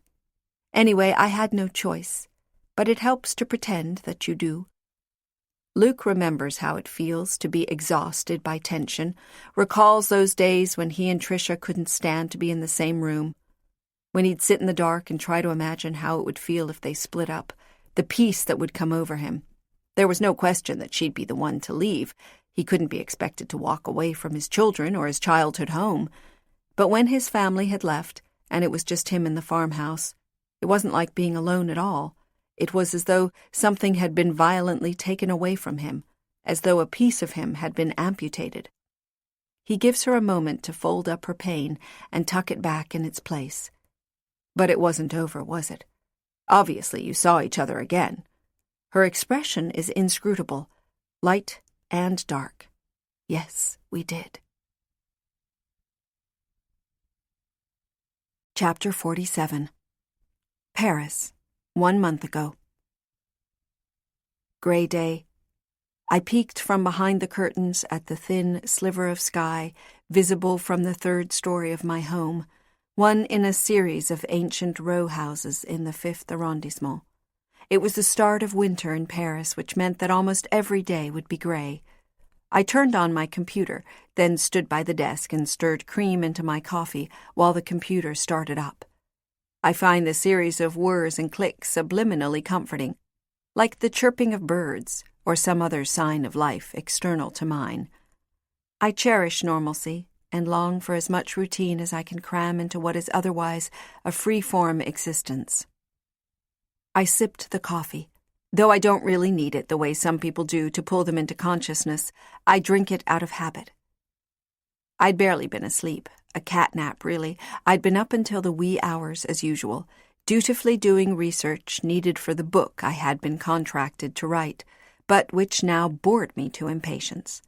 Then, tiring of that, I resumed cataloging my ceramics collection while watching reruns of American television. I had gotten to the point of thinking I'd send my ceramics collection off to a university or an art museum, someplace where it would be seen. I'd gotten tired of having so much clutter around all the time, pulling at me like hands clawing from the grave.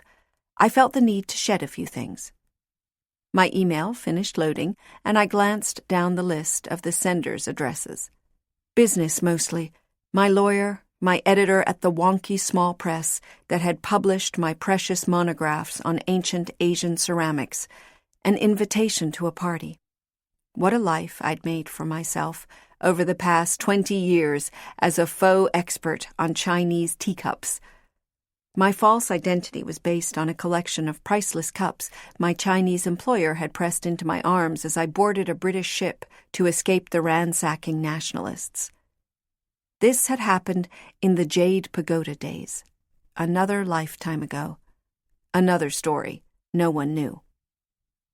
Then I noticed in the list of emails an address I didn't recognize, from Zaire.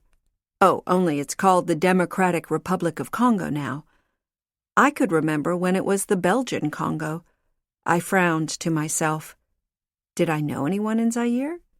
It was probably a plea for charity, or a scam, a con artist claiming to be an African prince who just needed a bit of help out of a temporary pecuniary dilemma. I almost deleted it without opening it, but at the last minute changed my mind. Dear Lanny, it read, hello from the one person you thought you'd never hear from again. First, let me thank you for honoring my last request by not trying to track me down at any point since we parted. Damn innocent words written in flickering pixels on the screen. Print. I jabbed at the clicker on the mouse. Print, damn you. I need to hold these words in my hands. I hope you'll forgive me for imposing on you like this. For all its convenience, I've never gotten over the feeling that correspondence by email is somehow less polite and correct than writing a letter. I find using the telephone difficult for the same reason. But I'm pressed for time, so I had to resort to email. I will be in Paris in a few days and would like very much to see you while I am there. I hope your schedule will allow for this. Please write back and let me know if you will see me. Fondly, Jonathan. I scrambled into the seat quickly, fingers poised over the keys. What to say? So much bottled up inside after decades of silence, of wanting to speak and having no one to speak to, of talking to the walls, to the heavens, to the pigeons, to the gargoyles clinging to the spires of Notre Dame Cathedral. Thank God. I thought I'd never hear from you again. I'm sorry. I'm sorry. Does this mean you've forgiven me? I've been waiting for you. You can't imagine how it feels to see your name on my computer screen. Have you forgiven me? I hesitated, clenched my hands into two tight fists, shook them, unfurled them, shook them again, hovered over the keyboard, finally typed, yes. Waiting for that day to arrive was torturous. I tried to keep a tight rein on my expectations. I knew better than to get my hopes up, but there was still a small part of me that harbored romantic dreams where Jonathan was concerned. It was impossible not to indulge in a daydream or two, just to feel joy like that again. It had been so long since I'd had anything to look forward to. Jonathan told me about his life in his second email. He'd picked up a medical degree in the 1930s in Germany and used it to travel to poor and remote places to deliver medical services. When one had suspect paperwork, it was easier to get past the authorities in isolated areas where a doctor was needed and harried government officials could push your case through. He'd worked with lepers in the Asian Pacific, smallpox victims in the subcontinent. A hemorrhagic fever outbreak took him to Central Africa, and he had remained to run the medical clinic in a refugee camp near the Rwandan border. It's not open-heart surgery, he'd typed, gunshot wounds, dysentery, and measles vaccinations. Whatever is needed. What could I say in response, other than to confirm the time and place we were to meet? It thrilled and unsettled me to think Jonathan was a doctor, an angel of mercy. But Jonathan was waiting for me to tell him about my life, and as I sat before the computer, I couldn't think what to write. What could I say that wasn't embarrassing? Life had been difficult after we'd parted. I'd done stupid things, which I believed at the time to be necessary for my survival. Now, finally, my life was peaceful, almost a nun's life, and not entirely out of choice. But I had come to terms with it.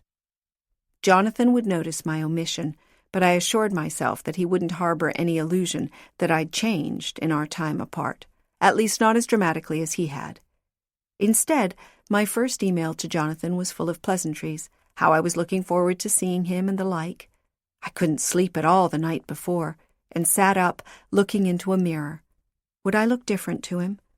I examined my reflection fastidiously, worried that there had been changes, as though I was like the women in commercials, fretting over laugh lines and crow's feet. But there were no changes, I knew. I still looked like a college student, with a permanently cross expression. I had the same smooth face that Jonathan had looked on the day he left. I still had the smolder of a young woman who could not get enough sex, even if in truth I'd had enough sex to last my multiple lifetimes. I didn't want to look desperate when he saw me, but there was no way to avoid it, I realized, looking into the mirror. I would always be desperate for him. Still staring in the mirror, I wondered if it would seem strange and maddening when we met tomorrow. To look at each other, time might as well be standing still. How long had it been since I'd last seen Jonathan? 160 years? I couldn't even remember what year he had left me. I was surprised to find that it no longer hurt violently, that it had taken decades, but the pain had eased into a dull throb and was easily outweighed by my eagerness to see him. I put down the mirror. It was time for a drink. I cracked open a bottle of champagne. What was the use in saving it for tomorrow in the hope that he was coming back to me? Wasn't it enough cause for celebration that Jonathan had contacted me after an eternity of separation? I resolved to nip my hope in the bud before I changed the sheets or put extra towels in the bathroom. He was coming to visit me, and nothing more. Meet me in the lobby at noon, he had instructed in his last email. I could barely wait, and considered instead camping out at an earlier hour, or going up to Jonathan's room, but wouldn't that be pathetic? Better to pretend I could exercise self-control. So instead, I watched the hands of the clock in my study crawl to 11 o'clock before I stepped outside, hailed a taxi, and directed it to the Hotel Prix Saint-Germain. From the back window of the taxi, I watched my street peel away like the cartoon-painted backdrop to a carousel when the music started up. I knew of the Hotel Prix Saint-Germain, but had never been there. It was a quiet place buried on an unfashionable street on the left bank, quite in keeping for a bush doctor in Paris for a few days. The air in the lobby was stale, and a professionally dour-looking clerk behind the front desk watched me as I took a seat in one of the leather club chairs in the lobby. Did all hotel lobbies feel like this, like a room holding its breath? The chair I had selected faced the path that ran between the door and the front desk. An ornate old clock suspended over the front door read 11:48. As a young man, Jonathan had made it a rule to keep others waiting. As a bush doctor, I imagined he'd learned to be more punctual. A discarded morning newspaper sat on the side table. Never one to follow world events, I rarely bothered to get a newspaper these days. Events confused me. They had all become similar. I'd watch the evening news and slip into an uncomfortable feeling of déjà vu. A slaughter in Africa. Was it Rwanda? No, wait, that was 1993. Or the Belgian Congo, or Liberia. A head of state shot. A plummeting stock market. A plague of polio, smallpox, typhus, or AIDS. I'd lived through all of it, from a safe distance and watched as events ravaged and terrorized mankind. It was terrible to see the suffering and be unable to affect anything. I was a ghost, standing in the background. I could see how it might have appealed to Jonathan to go to medical school, to equip himself to do something about the terrible things going on in the world, to roll up his sleeves and apply himself, even knowing that it would be impossible to eradicate disease, even within a single village, but trying nonetheless. Without realizing it, my eyes had fallen to the newspaper the entire time I'd been thinking. I looked up abruptly, anticipating Jonathan's entrance. The front door was pushed open, and I leaned forward anxiously at what seemed to be a familiar shape, but relaxed again. The man was wearing wrinkled khakis and an age-worn tweed jacket. A piece of cloth in some ethnic pattern was wrapped around his neck. Sunglasses were over his eyes, and his face had grown over 3 or more days' worth, scruffy and uneven. The man walked right up to me, hands in his pockets. He was smiling. Then I knew. Is this the welcome I'm to get? Don't you remember what I look like? Maybe I should have sent a recent picture, Jonathan said. We went outside at Jonathan's suggestion, saying I looked faint. Jonathan took my arm right away and held it tightly as he escorted me out to the sidewalk. We found a quiet corner of a park that was all cement and park benches, only one lone tree bounded by concrete on 4 sides, but it gave the illusion of nature. It's good to see you. I couldn't answer, and my response was unnecessary anyway. It seemed absurd that he had been absent from my life this long, and seeing him again, it seemed no reason on earth should keep us apart. I wanted to touch him and kiss him, to reassure myself that he was there in the flesh before me. But as familiar as we were to each other, more than 100 years of separation stood between us, and something about his demeanor told me to proceed slowly. Once I'd regained color, we found a cafe and ended up staying for hours. Over coffee and tumblers of Lillet and cigarettes for me, though Jonathan the doctor disapproved, we sat in a booth and caught up on several lifetimes. The bush stories were fascinating, and I was amazed that Jonathan could be so happy in a land as dry and sparse as Maine was cool and lush. That he could sit in a tent, patiently filling syringes without a thought to the mosquitoes buzzing around him. Malaria, West Nile, what did it matter to him? He volunteered to trek into a valley gripped by an outbreak of dengue fever. He'd carried anti-diarrheals and other medicines on his back when the Land Rover couldn't cross the river. As much as I admired what he did, the stories of putting himself in danger made me uncomfortable, even though such fears were irrational. How did you find me after all this time, in all the world? I asked him finally, dying to know. He smiled cryptically and took another sip of his aperitif. It's a funny story. The short answer is technology and luck. I'd been wanting to look you up for a long time, but struggled with this very question. How in the world could it be done? The answer began with a children's book I happened to see at a colleague's house. The Jade Pagoda, I guessed. The Jade Pagoda, he answered, nodding.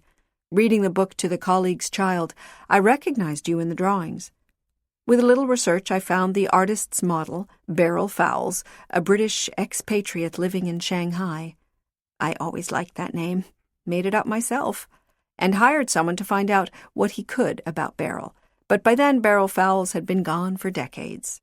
And yet you still found me. I hired an investigator to track down who had inherited Beryl's money, and so on, but the trail ran cold eventually. But you didn't give up. Jonathan smiled at me again. Here's where technology comes in. You know about the photo recognition software they have online these days, so you can try to find photos of yourself or friends on websites? Well, I tried it on one of the pictures in the book, and damn if it didn't work. It wasn't easy, and I had to be persistent, but it came up with one match. A thumbnail photograph of the author of a little monograph on ancient Chinese teacups, of all things. I never would have thought you'd become an expert on Chinese porcelain. Anyway, your publisher told me how to contact you. the Chinese teacups, entrusted to me by my employer in Shanghai, where I'd gone to work after posing for the children's book. And so my last great adventure in China had led Jonathan back to me. We ended up at my home by late afternoon, the champagne drunk and a Cabernet 3/4 done, along with the foie gras and toast. At Jonathan's insistence, I showed him around the house, but I became more and more embarrassed with each room. I amazed even myself with the multitude of things acquired over the years, hoarded as a cushion against the relentless future. Jonathan said kind words, praised my foresight in saving rare and beautiful things for future generations, but he only meant to assuage my guilt. A bush doctor didn't travel with a freighter's worth of bric-a-brac. There was no storehouse of mementos waiting for Jonathan's return. I came across a box I hadn't seen in nearly 2 decades, full of precious jewelry that had been given to me by admirers. A ring with a ruby the size of a grape, a stick pin with an heirloom blue diamond. The sight of such excess was sickening, and I pushed it back in the forgotten bookcase where it had been moldering. We came across worse. There was plunder, things I had spirited out of faraway countries during my frantic years. Surely Jonathan recognized them for what they were: beautifully carved Buddhas, hand-knotted rugs of 20 colors, ceremonial armor, treasures I'd gotten in trade for long rifles or taken at gunpoint or, in some cases, stripped off the dead. All of it would go, I vowed, closing the doors to these rooms. Every stick and statue would be sent off to museums, back to their native lands. How could I have lived so long with these things in my house without even a thought to them? The last room we toured was my bedroom on the top floor. It had the sad air of a room no longer used for its intended purpose. There was a Swedish headboard and bedstead beside a set of tall, narrow windows. The windows and the bed were draped in white cotton, an ice-blue silk comforter thrown over the mattress.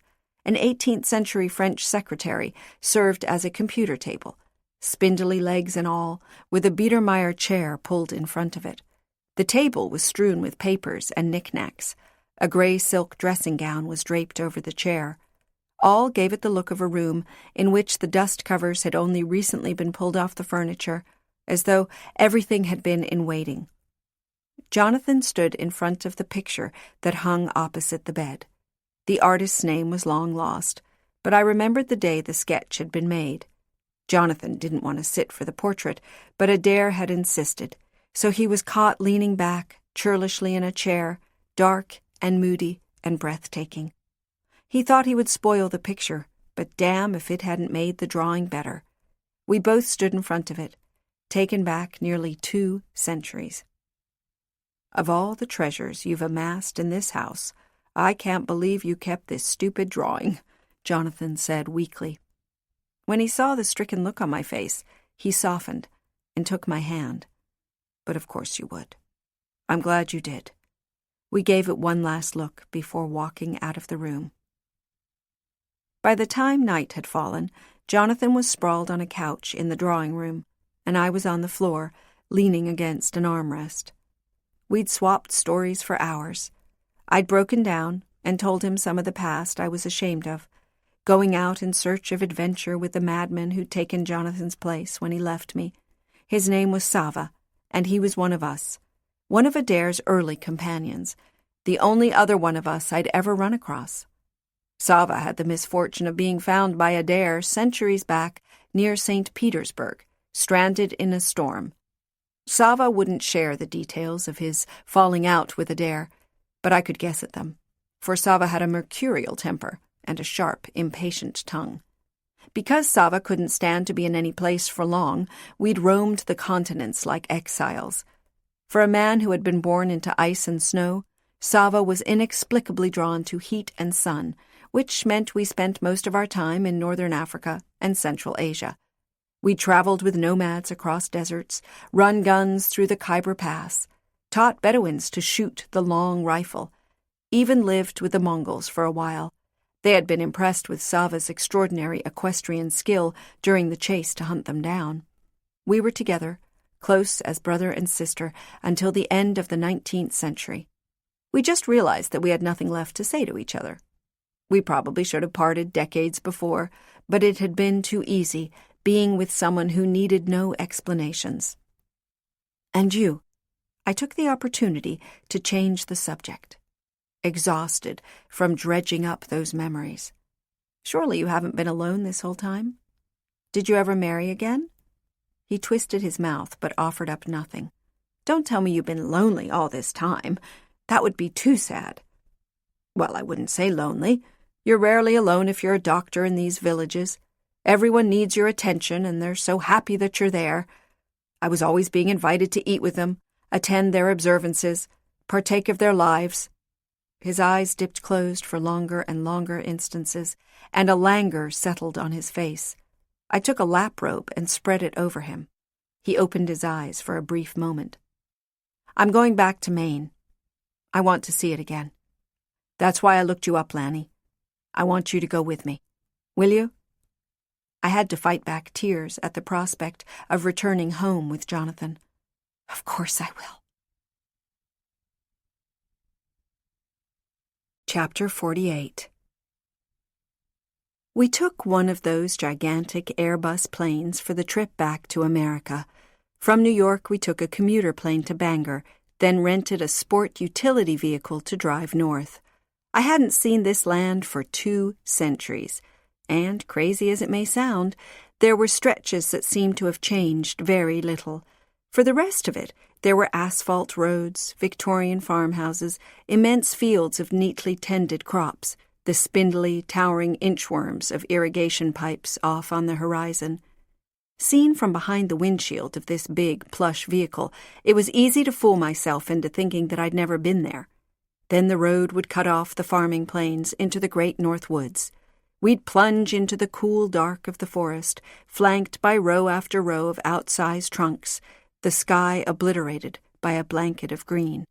The car dipped and climbed to follow the rise and fall of the land, and swerved around boulders pushing their way up out of the earth, now mossy with lichen.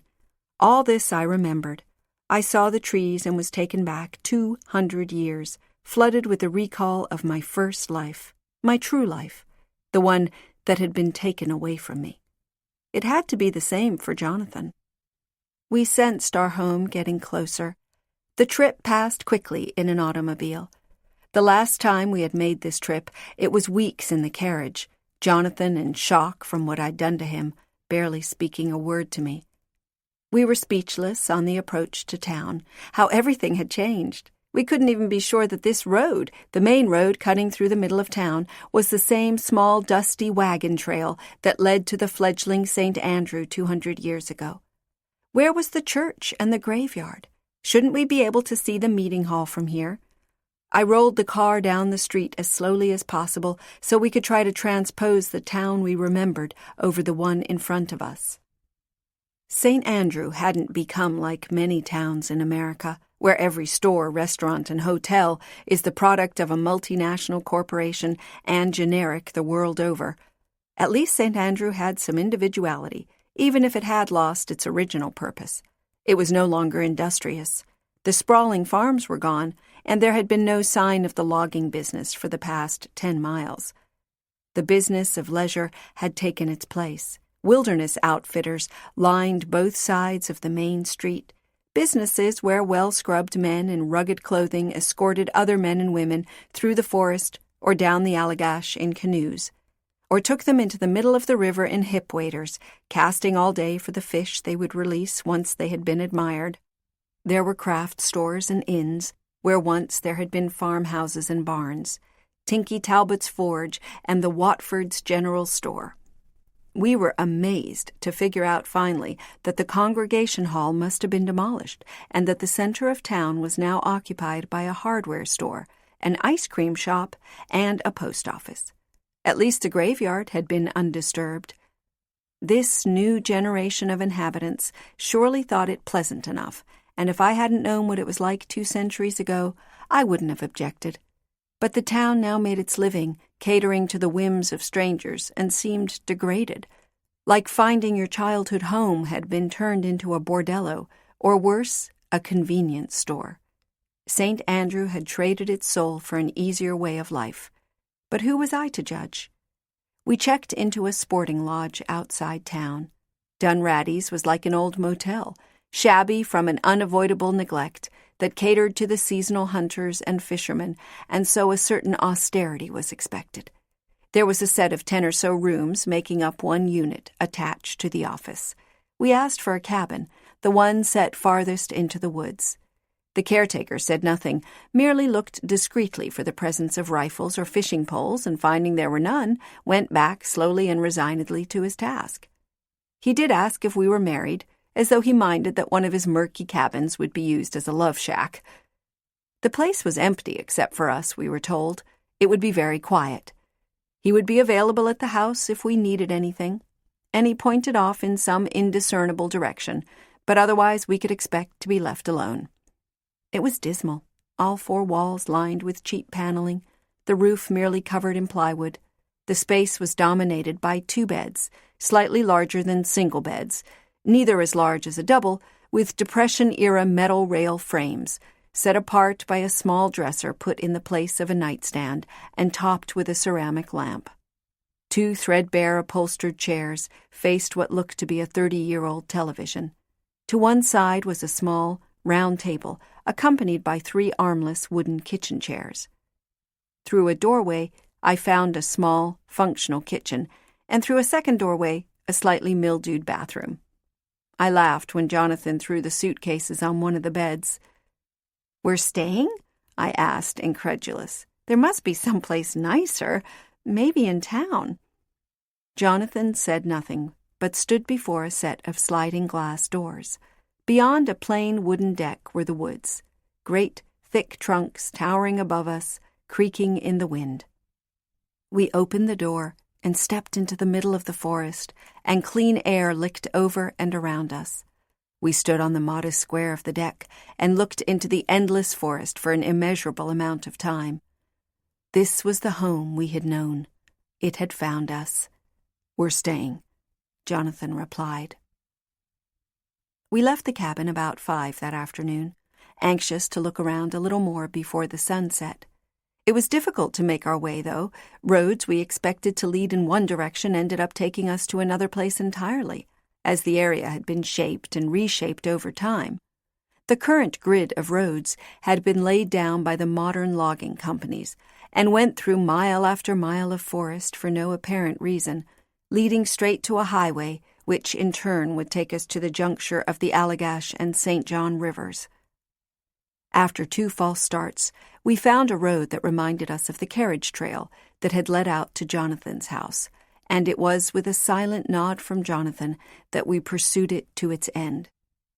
We burst through a tunnel of overgrown trees onto a cleared swathe that had once been hayfields in front of the St. Andrew's house. The road had been moved. It no longer swept through the gully by the ice house and then up to their big house. But I recognized the shape of the land. Now, a dirt logging road cut to the right of the house, which still stood on the bluff. We sped up a little, anxious to see it again. But as we got closer, I let up on the pedal. The house was still standing, but only someone who had once lived there would have been able to recognize it. The once glorious house had been left to rot. It was like a corpse that had been exposed to the elements, a skeleton with every feature by which you'd known the person fallen away. The once grand house sagged, stripped of paint, missing slate tiles upon its head, slats from its torso. Even the stand of pines that had formed a windbreak in front were failing, spindly and unloved, the kind of trees you find in a graveyard. "It's abandoned," Jonathan said. "Who would have thought?" I offered, not knowing what to say. "Oh, well, Jonathan, at least they left it in its spot. You saw where my family's house would have been. Nothing but a crossroads now. The world moves on, doesn't it?" Jonathan fell quiet in response to my attempt at cheerfulness. We turned the car around and headed back toward town. We went to a small restaurant in the center of town that night for dinner. You could call it a restaurant, in that it was a place where meals could be purchased, but it didn't resemble the sort of restaurant that I was used to patronizing. It was more like a diner with a dozen laminate-top tables, each surrounded by 4 metal tube chairs. The tablecloths were oilcloth, the napkins paper. The menus were covered in yellowing plastic, and it was a safe bet that the menu had not changed in 20 years. There were 5 customers, including Jonathan and me. The other 3 were all men in jeans and flannel shirts and some kind of cap, each sitting at a separate table. The waitress was probably also the cook. She looked at us critically as she passed us menus as if there was some question of whether she would serve us or not. Country music played sweetly from a radio. We ordered food that neither of us had seen in a long time, if ever living abroad: fried catfish fillets, chicken and dumplings, food that was almost exotic in its strangeness. We lingered over bottled beer and spoke little, under the joint impression that the other patrons were watching us. The waitress, hair like coiled wire and determined sags cut into her face, looked pointedly at the half-eaten meals before asking us if we wanted any dessert. "Pie is good," she deadpanned, as if making a general observation. "Was it disappointing to visit your home?" I asked after the waitress had brought over 2 more beers. Jonathan shook his head. I should have expected it. Still, I wasn't prepared. It's so different, but in some ways so much the same. I feel disjointed. If you weren't with me, I'd leave. We left the diner and walked down the street. Everything was closed except a tiny bar, the Blue Moon, to judge by its neon sign, predictably shaped like a crescent moon. It sounded romantic, but through the plate glass front I saw it was completely full of men, truckers and loggers watching a sporting event on the television. After the commercial part of town had petered out, we came upon the churchyard. There was just enough moonlight to wander among the headstones. It had become wild and overgrown. Wild berry bushes and nettles had reclaimed the stone wall, shrouded the twin columns that had once flanked the entry, and swallowed up some of the markers. Years of frost heaves had thrown some of the gravestones out of their places. Other headstones were eroded by time or had been broken by vandals. I picked my way through the graves quickly, not anxious to visit my former neighbors in this way, while Jonathan made his way from graveside to graveside, trying to read the names and dates, pulling at weeds that had sprung up around the stones. He seemed so sad and wounded that I had to quash the urge to make him leave. "Look, it's Isaiah Gilbert's marker," Jonathan called out. "He died in, 1842. "A respectable amount of time. A good long life," I called back from the spot where I stood, smoking and weaving from remembrance and vertigo. By then, Jonathan had turned to another tombstone. He was crouching on the balls of his feet, looking around the churchyard. "I wonder if everyone we knew is here somewhere. It's inevitable that some of them left. Have you found any of my family?"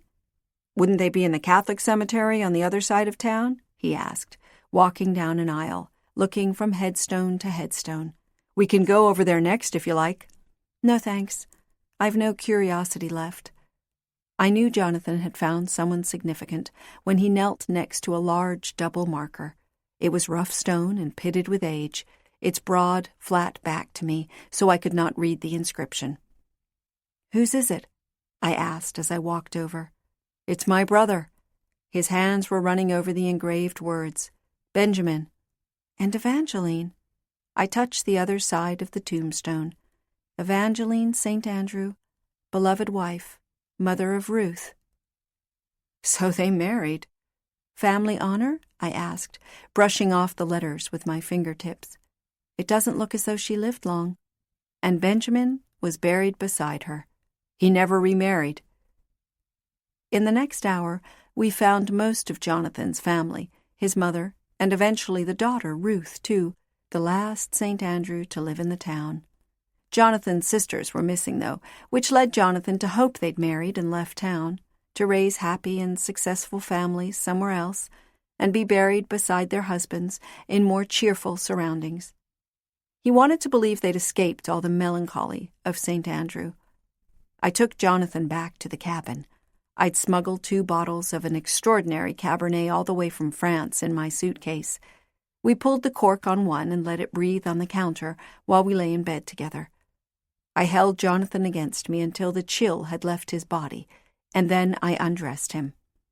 We lay in bed between the aged and softened white cotton sheets, sipping the Cabernet in tumblers and talking about our childhood, the brothers and sisters, friends and fools, the closely held long dead, decomposed and inert matter in the ground, while we were still inexplicably alive. I could not bear to tell him the truth about Sophia. Instead, we spoke of each cherished one until Jonathan lapsed into sleep, and then I cried, for the first of many times. Chapter 49. There were no more excursions to relive the past, no more visits to graveyards, no retracing of paths in the woods at once familiar, but now barely evident and ghostly. We walked along the Allagash, sighting moose and deer and admiring the light from the full Maine sun sparkling on the current, rather than reminiscing about events that had transpired on this spot or that. The rest of the time was spent quietly in each other's company. Time spent together became like a drug I couldn't get enough of, and I began to think maybe we could get lost here, where we had started together. We wouldn't have to live in St. Andrew proper. Since the town had changed so much, it might be disconcerting to stay. We could find land in the woods and build a cabin where we'd live apart from everybody and everything. No newspaper, no clock, no insistent ticking of time tapping us on the shoulder, reverberating in our ears. No running from the past every 50 or 60 years or so to emerge as another person in another land, or rather pretending to be a new person, as new as a chick just come from the egg, but inwardly feeling like the person I was and could never get away from. We were out one night on the deck behind the dilapidated cabin, wrapped in our coats, sitting on 2 folding chairs, drinking wine from glass tumblers and looking up at the flat moon. Jonathan steered our talk to the past, and it made me uneasy. He wondered whether Evangeline had had a hard, unhappy life after he disappeared, and whether he had been the cause of his mother's early death.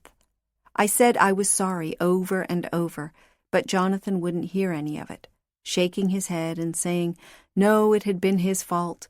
He had been terrible to me, taking advantage of my obvious love for him. I shook my head, placing a hand on Jonathan's forearm.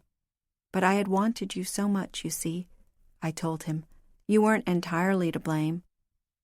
Let's go out there again, Jonathan said, to that place in the woods where we used to meet, the place with the vault of birch saplings. I've thought of them often, the prettiest spot on earth. Do you think they are still there? I'd hate it if someone has cut them down. Tipsy and warm from drink, we climbed into the SUV, though I had to go back inside the cabin for a blanket and a flashlight. I held the open wine bottle to my chest as Jonathan maneuvered the vehicle through the woods.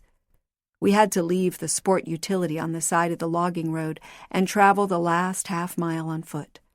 We managed to find the glade, though it had changed. The saplings had grown, but only to a certain size, then stopped. Their tallest branches now touched each other, closing over the hole in the canopy, overshadowing the seedlings that had tried to follow their example. I remembered this glade where we had met as children to laugh and tell each other stories from our lonely lives, but time had taken away its unique beauty. The glade was no longer blessed and graceful. It was as any other patch of forest, no more and no less. I spread the blanket on the ground, and we lay on our backs, trying to see through the foliage canopy to the night sky above, but there were only a few spots where the stars were able to peek through. We tried to believe that it was the same place where we had met, but both knew it could have been 5 paces to the west or 100 yards to the left. In short, it was as good as any place in the woods, as long as there was a thinning of the treetops, as long as we could lie on our backs and see stars. Thinking of our childhood reminded me of the burden I'd been carrying all this time. The time had come to tell Jonathan the truth about Sophia. Old secrets have the greatest strength, though, and I was terrified of how Jonathan would react. Our reunion could be over tonight. He might banish me forever from his life this time. These fears almost made me retreat again, but I couldn't continue to have this hanging over me. I had to speak. Jonathan, there is something I must tell you. It's about Sophia." He stirred next to me. "It was my fault that she killed herself. My fault. I lied to you when you asked if I'd gone to see her. I threatened her. I told her she would be ruined if she had the baby. I said you would never marry her, that you were through with her. I'd always thought I'd burst into tears when I made this confession, but I didn't. My teeth began to chatter, though, and my blood was cold in my veins." He turned to me, though I couldn't make out his expression in the dark. A long few seconds ticked by before he answered. "You waited all this time to tell me this? Please, please forgive me." "It's okay. Really it is. I've thought about it over the years. Funny how you see things differently with time. Then, I'd never have thought my father and mother would have let me marry Sophia. But what could they have done to stop me? If I threatened to leave the family to be with Sophia and the child, they wouldn't have disowned me. They would have given in. I was their only hope to keep the business going, to have someone to take care of Benjamin and the girls after they died. I just didn't see it then. I didn't know what to do, and I turned to you. Unfairly, I see that now. So, it's as much my fault as anyone's that Sophia killed herself." "You would have married her?" I asked. "I don't know. For the sake of the child, possibly. Did you love her?" "It was so long ago. I don't remember my feelings exactly." He may have been telling the truth, but didn't realize he'd drive me mad with that sort of answer. I was sure he saw the women in his life in some kind of priority, and I longed to know where I stood, who was on the step ahead of me, who fell below. I wanted our complicated history to be simplified. Certainly, things had been sorted out with the passage of so many years. Jonathan had to know how he felt by now. I sat, not touching Jonathan in any way, and that made me nervous. I needed the reassurance of his touch to know he didn't hate me.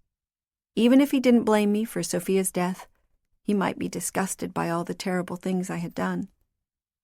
"Are you cold?" I said to Jonathan. "A little. And you?" "No. But is it okay if I lie next to you?" I took off my jacket and spread it over both of us. Our frosty breaths hovered over us like a specter as we scanned the night sky. "Your hand is cold." I lifted Jonathan's hand and blew warm breath on it before kissing each finger. I cupped his cheek. "Your face is chilled." There was no protest either, as I nuzzled his stubbled face, his handsome nose, and his paper-fine eyelids. There was no interruption from there, as I peeled back Jonathan's clothing until I'd tunneled a path to his chest and groin. Then I undressed and pressed myself on top of him, the flannel on the inside of my jacket brushing softly against my buttocks. We made love there on the blanket under the stars. We moved through the sexual act, but it had changed between us. It was slow and tender, almost ceremonial. But how could I complain? The whirlwind of our young passion was gone, and in its place was something loving, but that left me sad nonetheless. It was like we were saying goodbye to each other. When it was over, me leaning over Jonathan like a jockey, Jonathan sighing in my ear, then pulling his trousers up to his waist, I reached into the pocket of my jacket for cigarettes. A contrail of smoke was expelled into the cold air, the warmth in my lungs calming. I continued to draw on the cigarette while Jonathan stroked the top of my head. I'd wondered what would happen at the end of the trip. Jonathan had never said, and I wasn't sure when it was supposed to end. The tickets were open-ended, and Jonathan had not mentioned when he was expected back at the refugee camp. Not that the trip could drag on much longer. It had been nothing but disappointment, with intermittent wild longings for happily ever after, reminders of loss with only the trees and the beautiful sky overhead to welcome us back. Nor could I throw off the niggling doubt that I was the cause of Jonathan's melancholy. Had I disappointed him? Or perhaps Jonathan had still not forgiven me? We hadn't talked about why he'd left me, and I assumed I knew the reason, that after years of frustration and recrimination, he had grown sick of disappointing me. But this time wasn't about being together forever. This was about something else. I just wasn't sure what that was. He wanted to be with me, that much was obvious, otherwise he wouldn't have asked me to make this trip with him. If he was still angry, he never would have contacted me, sent the email, drunk champagne, kissed my face, let me cradle him in bed. I was insecure around him and always would be, the burden of my love like a stone manacled to my neck. "What would you like to do tomorrow?" I asked, feigning nonchalance, stubbing the cigarette out in the dirt. Jonathan tilted his chin up toward the stars and closed his eyes. "Well then," I drawled when he didn't answer, "how much longer would you like to stay? Not to rush you, I'll stay as long as you'd like." He gave a slow smile, but still no answer. I rolled on my side toward Jonathan, propping my head on one hand. "Have you thought about what we're going to do next? About us?" Finally, his eyes opened and blinked up at the sky. "Lanny, I asked you here for a reason. You haven't guessed." I shook my head. He reached out for the wine bottle, rose up on one elbow and drank, then passed the bottle to me with just a scant inch or so left on the bottom. "Do you know why I suggested we come back here?" I shook my head. "I did it for you." "For me?" "I'd hoped it would make you happy if we came back here together, that it would make up in a small way for when I'd left. This trip hasn't been for me. It's been hell for me coming back. I knew it would be. I've always wished I could have made it up to them, my family, the wife and daughter who thought I'd deserted them. I'd give anything to have it all back." How could it shift so suddenly? Become so bad, it felt like a cold, invisible barrier was descending between us. "It wasn't your fault," I said, as though we didn't know whose fault it was. I had no stomach for more wine and gave the bottle back to Jonathan. "What's the point of talking about it, Jonathan? There's nothing you or I can do to bring that back. What's past is past." "What's past is past," he repeated before draining the bottle. He stared into the darkness, careful not to stare at me. "I'm so tired of this, Lanny. I can't continue on this treadmill anymore, this never-ending succession of day after day. I've tried everything I could think of to carry on." "Please, Jonathan, you're drunk and tired." The wine bottle sank in the soft earth as Jonathan leaned forward on it. "I know what I'm saying. That's why I asked you to come with me. You're the only one who can help me." I knew where this was leading. Life was circular, and even the worst parts of it were guaranteed to come around a second time. Begging at your heels. It was the argument we'd had every night for months, years, before he finally left. He'd hectored, pleaded, threatened. That was the real reason he'd left. It wasn't because he couldn't help disappointing me. It was because I wouldn't give him the only thing he wanted. His one desire would hang in the air between us, the only way for him to escape from everything he wanted to forget. Abandoned responsibility, a dead child, betrayal by the person who loved him the most. Only one thing could make it go away. "You can't ask me to do this. We both agreed it was too terrible a thing to ask of me. You can't leave me all alone with that. Don't you think I deserve release, Lanny? You must help me." "No, I can't." "Do you want me to say that you owe it to me?" That stung, because he had never, ever said that to me before. Somehow, he had managed never to fling those words in my face, words that I fully deserved. "You owe me this because you did this to me. You put this curse on my head." "How can you say that?" I wailed, intent on striking back, intent on making him feel as terrible as he had made me feel. "When you walked out and left me to wonder all those years. But you weren't alone. I was still with you in a way. No matter where you were, you knew I was there too, somewhere in the world." Jonathan struggled upright, weary. "Things have changed for me. I have something to tell you. I didn't want to, Lanny. I don't want to hurt you.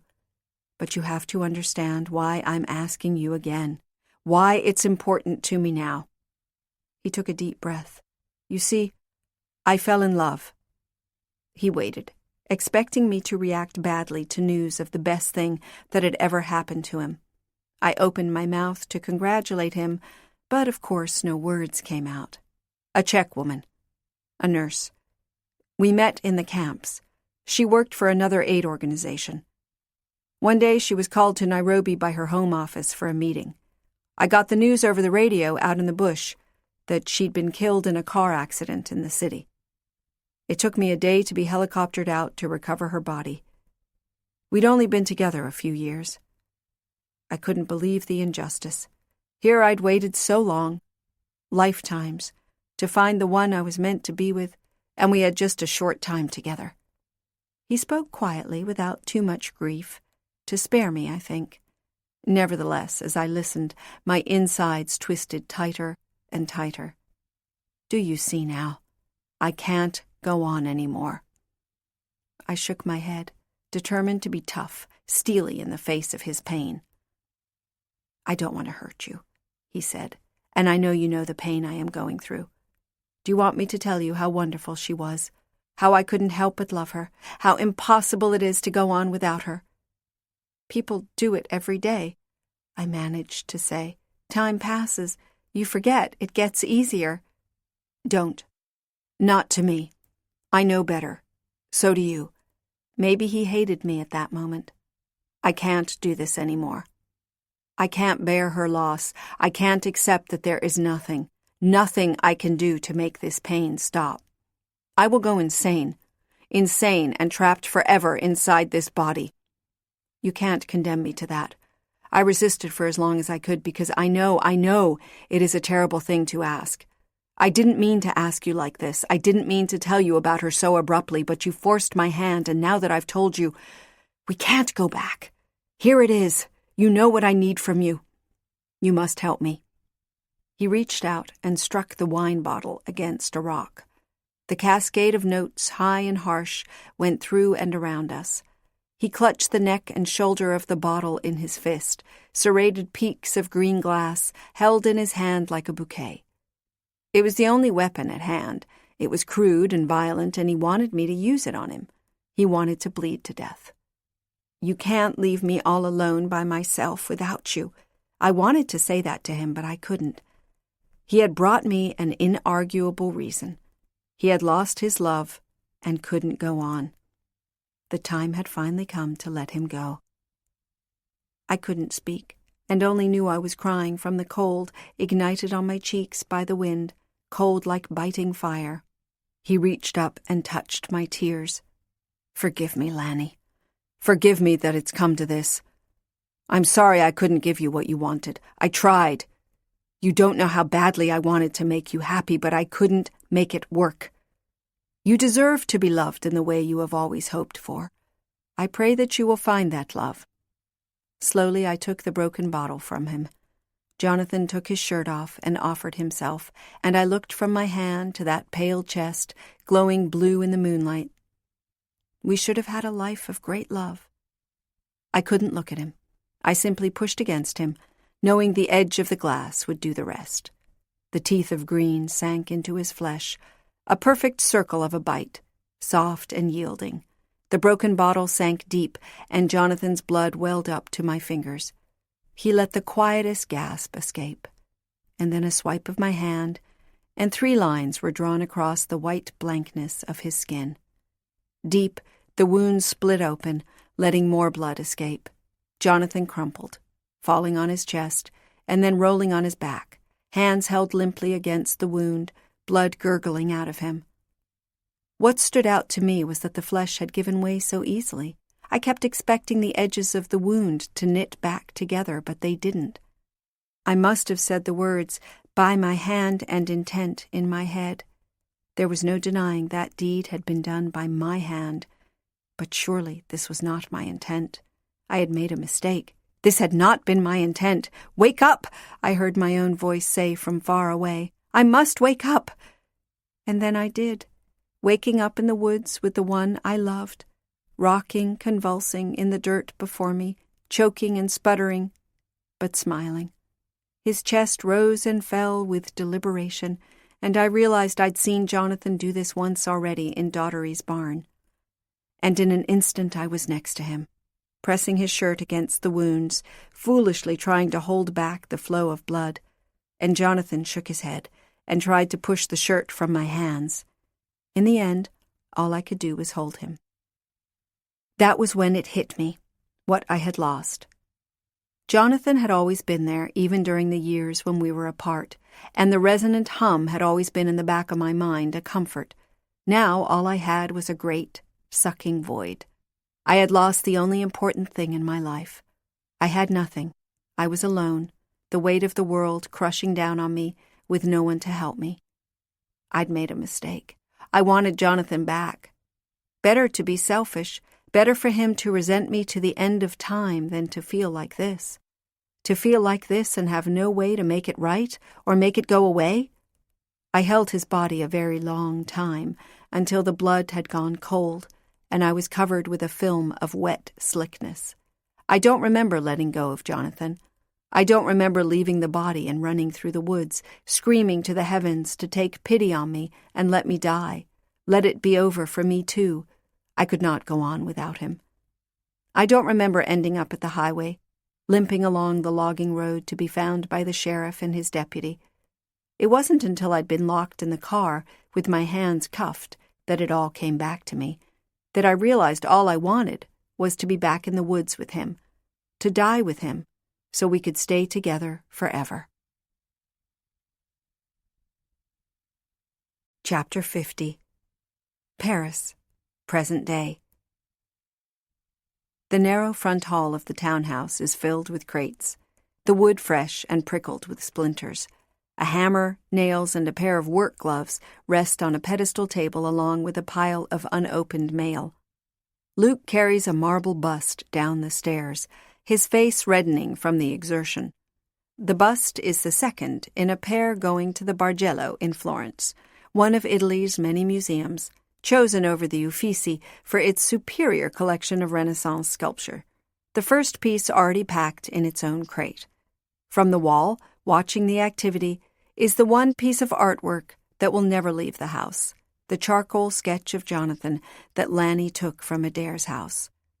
The portrait was moved from its original spot at the foot of Lanny's bed to the front hall, though Luke had no particular objection to leaving it in place. He is no more capable of being jealous of the man in the picture than he is of hating the golden sunrise or the Notre Dame Cathedral. Lanny comes out from the study with a sealed envelope in her hand. Inside the envelope is a note of apology for having kept the piece of art from its rightful owners, whoever they might be after all this time. The note, which has accompanied every piece shipped so far, is contrite but vague, devoid of any facts relating to how the piece was appropriated or when or by whom. Lanny worked on it for days, read several versions aloud to Luke before the two settled on the final wording. They wear latex gloves as they work, so they'll leave no fingerprints. Lanny has arranged for the shipping and the donation of the anonymous gifts to be done through her Parisian lawyer, whom she picked especially for his devotion to his clients and his flexible attitude toward aspects of the legal code. She has no concern that the shipments will be traced back to her, no matter how insistent the various museums and other recipients may become. As for Luke, he's a little sorry to see all these marvels go so soon after his arrival. He'd like more time to make sense of what must be the most expansive private collection of art and artifacts in the world. Lanny hadn't exaggerated when she told him her house was more amazing than any museum. The upper floors were stuffed with treasures, stored with no rhyme or reason. Each time he dislodges one item to ship, he uncovers 8 or 10 more. And it's not just paintings and sculpture. There are mountains of books, undoubtedly including many first editions. Oriental carpets made of silk so fine they can pass through a woman's bracelet. Japanese kimonos and Turkish kaftans of embroidered silks, all manner of swords and firearms. Grecian vases, Russian samovars, bowls carved from jade, made of beaten gold, chiseled from stone. Several chests filled with fists of crumpled silk and velvet, each one housing a piece of gem-studded jewelry. Then there are the complete surprises. For instance, inside a fan box, he found a note to Lanny written by Lord Byron. Luke can't make out most of the words, but he manages to find Jonathan written among the scrawl. Lanny claims she can't remember what the letter was about, but how do you forget a note from one of the world's great poets? It's the house of a mad collector, trying to compensate for an unarticulated, undisclosed lack in her life. a slave to a compulsion to amass beauty. Still, she has generously set aside some pieces to be placed in a trust for Luke's daughters, enough to pay for tuition at a good college when they are older. Luke discovers that aside from the collection of ancient Chinese ceramics, no attempt was ever made at an accounting, so he makes Lanny catalog the pieces as they go out. A description, a guess at where she'd acquired it, the name of the person or place that will receive it. He thinks it will be a comfort to her one day. It will give her the ability to remember her distant adventures without being weighed down by the objects themselves. It's good for her to divest herself of these things, he thinks. It takes her mind off Jonathan, though not entirely. Luke has caught Lanny crying in a bathroom or in the kitchen while waiting for water to boil for tea. Still, the crying has tapered off of late, and their current project, shipping out the contents of her house, has made her visibly happier. She says she feels more at peace, that she's atoning for some of the bad things she's done. Once, she even said she also hoped that if she tried very hard to make amends, she'll be forgiven, and the spell will be broken. She'll be able to grow old with Luke, to leave this earth at the same time, more or less. To never suffer that profound loneliness again. That sort of talk, dependency on a magical intervention, makes Luke uncomfortable. Given the circumstances, though, he knows not to doubt entirely in improbable interventions. Lanny tucks the note under the bust, and Luke hammers the lid on the wooden box. The courier is coming at 2:00 for the day's delivery, and Luke has gotten only the 2 busts packed up. He'd hoped to have at least a half-dozen pieces ready. He'll have to work faster. When he puts down the hammer to wipe his forehead, he notices the stack of unanswered mail. On the top is a thick envelope from America, and out of reflex he strains to read the address. It's from a lawyer's office in Boston, the one watching Adair's house, or rather, Adair's crypt. Luke flips through the stack quickly. There are 7 letters with the same lawyer's address going back nearly a year. He opens his mouth to say something about it to Lanny when she rushes by, purse over her shoulder, hunting distractedly for her house key. "I've got a hairdresser's appointment, but I should be back before the courier arrives. Shall I get lunch for us while I'm out? What would you like?"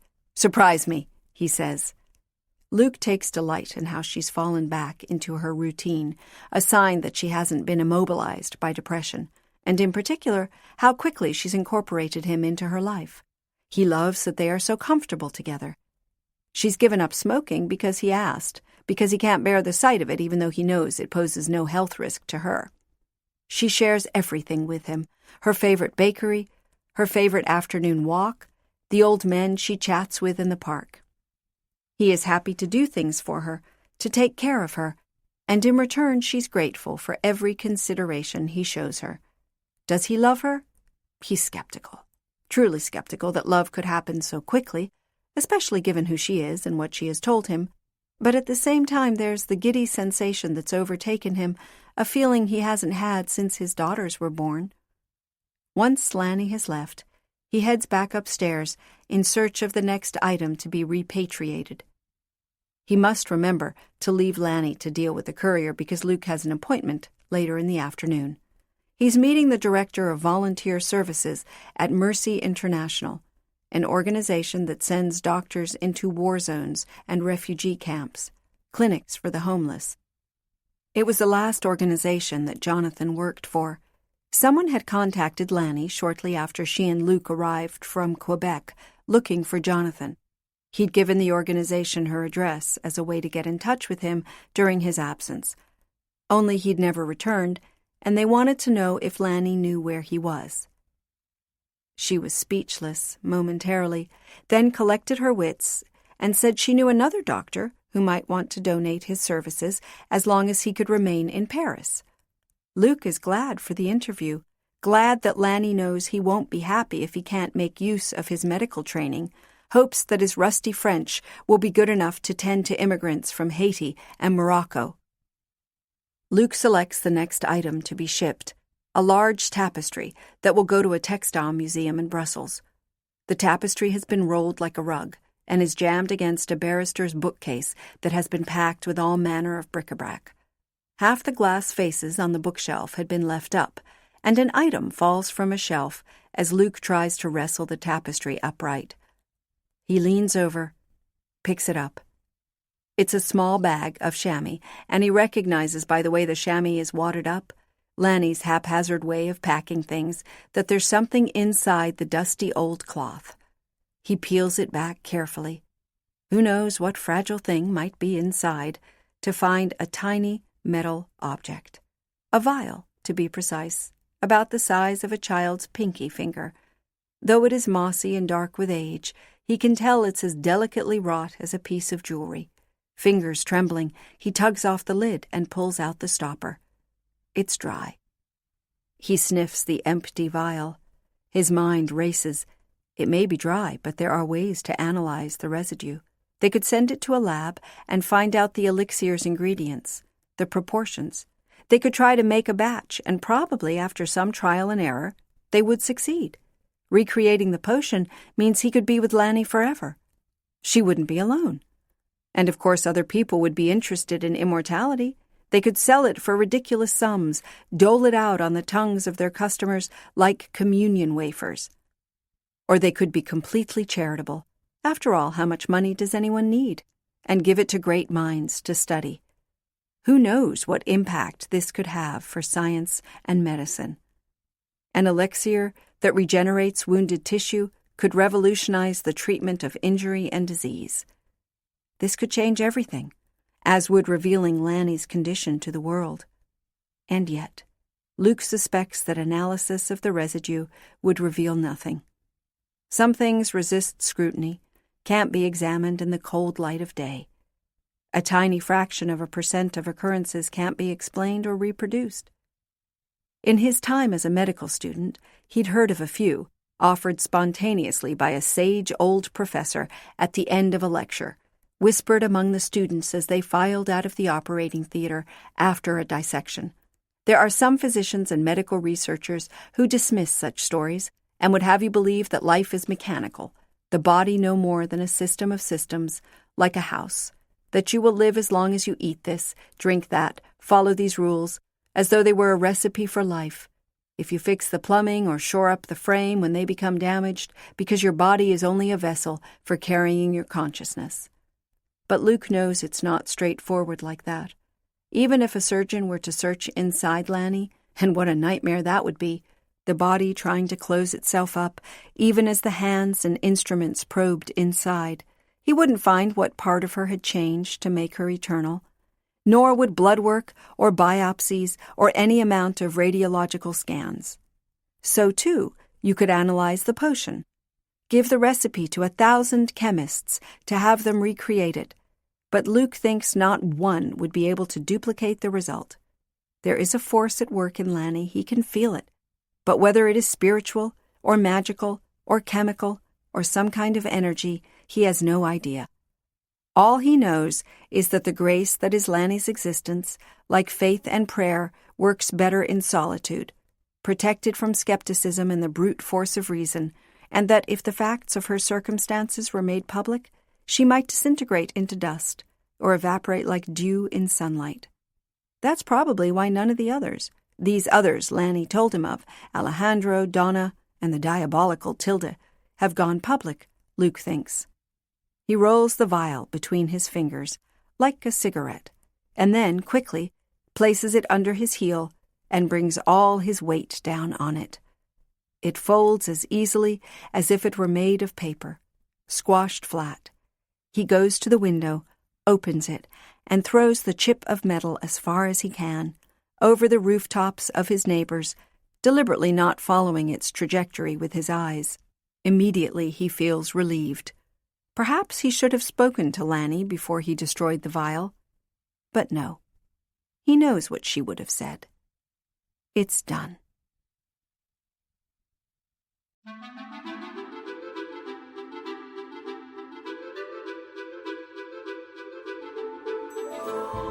The Taker was written by Alma Katsu and read by Laura Lefko. Terry Hogan was the mix engineer.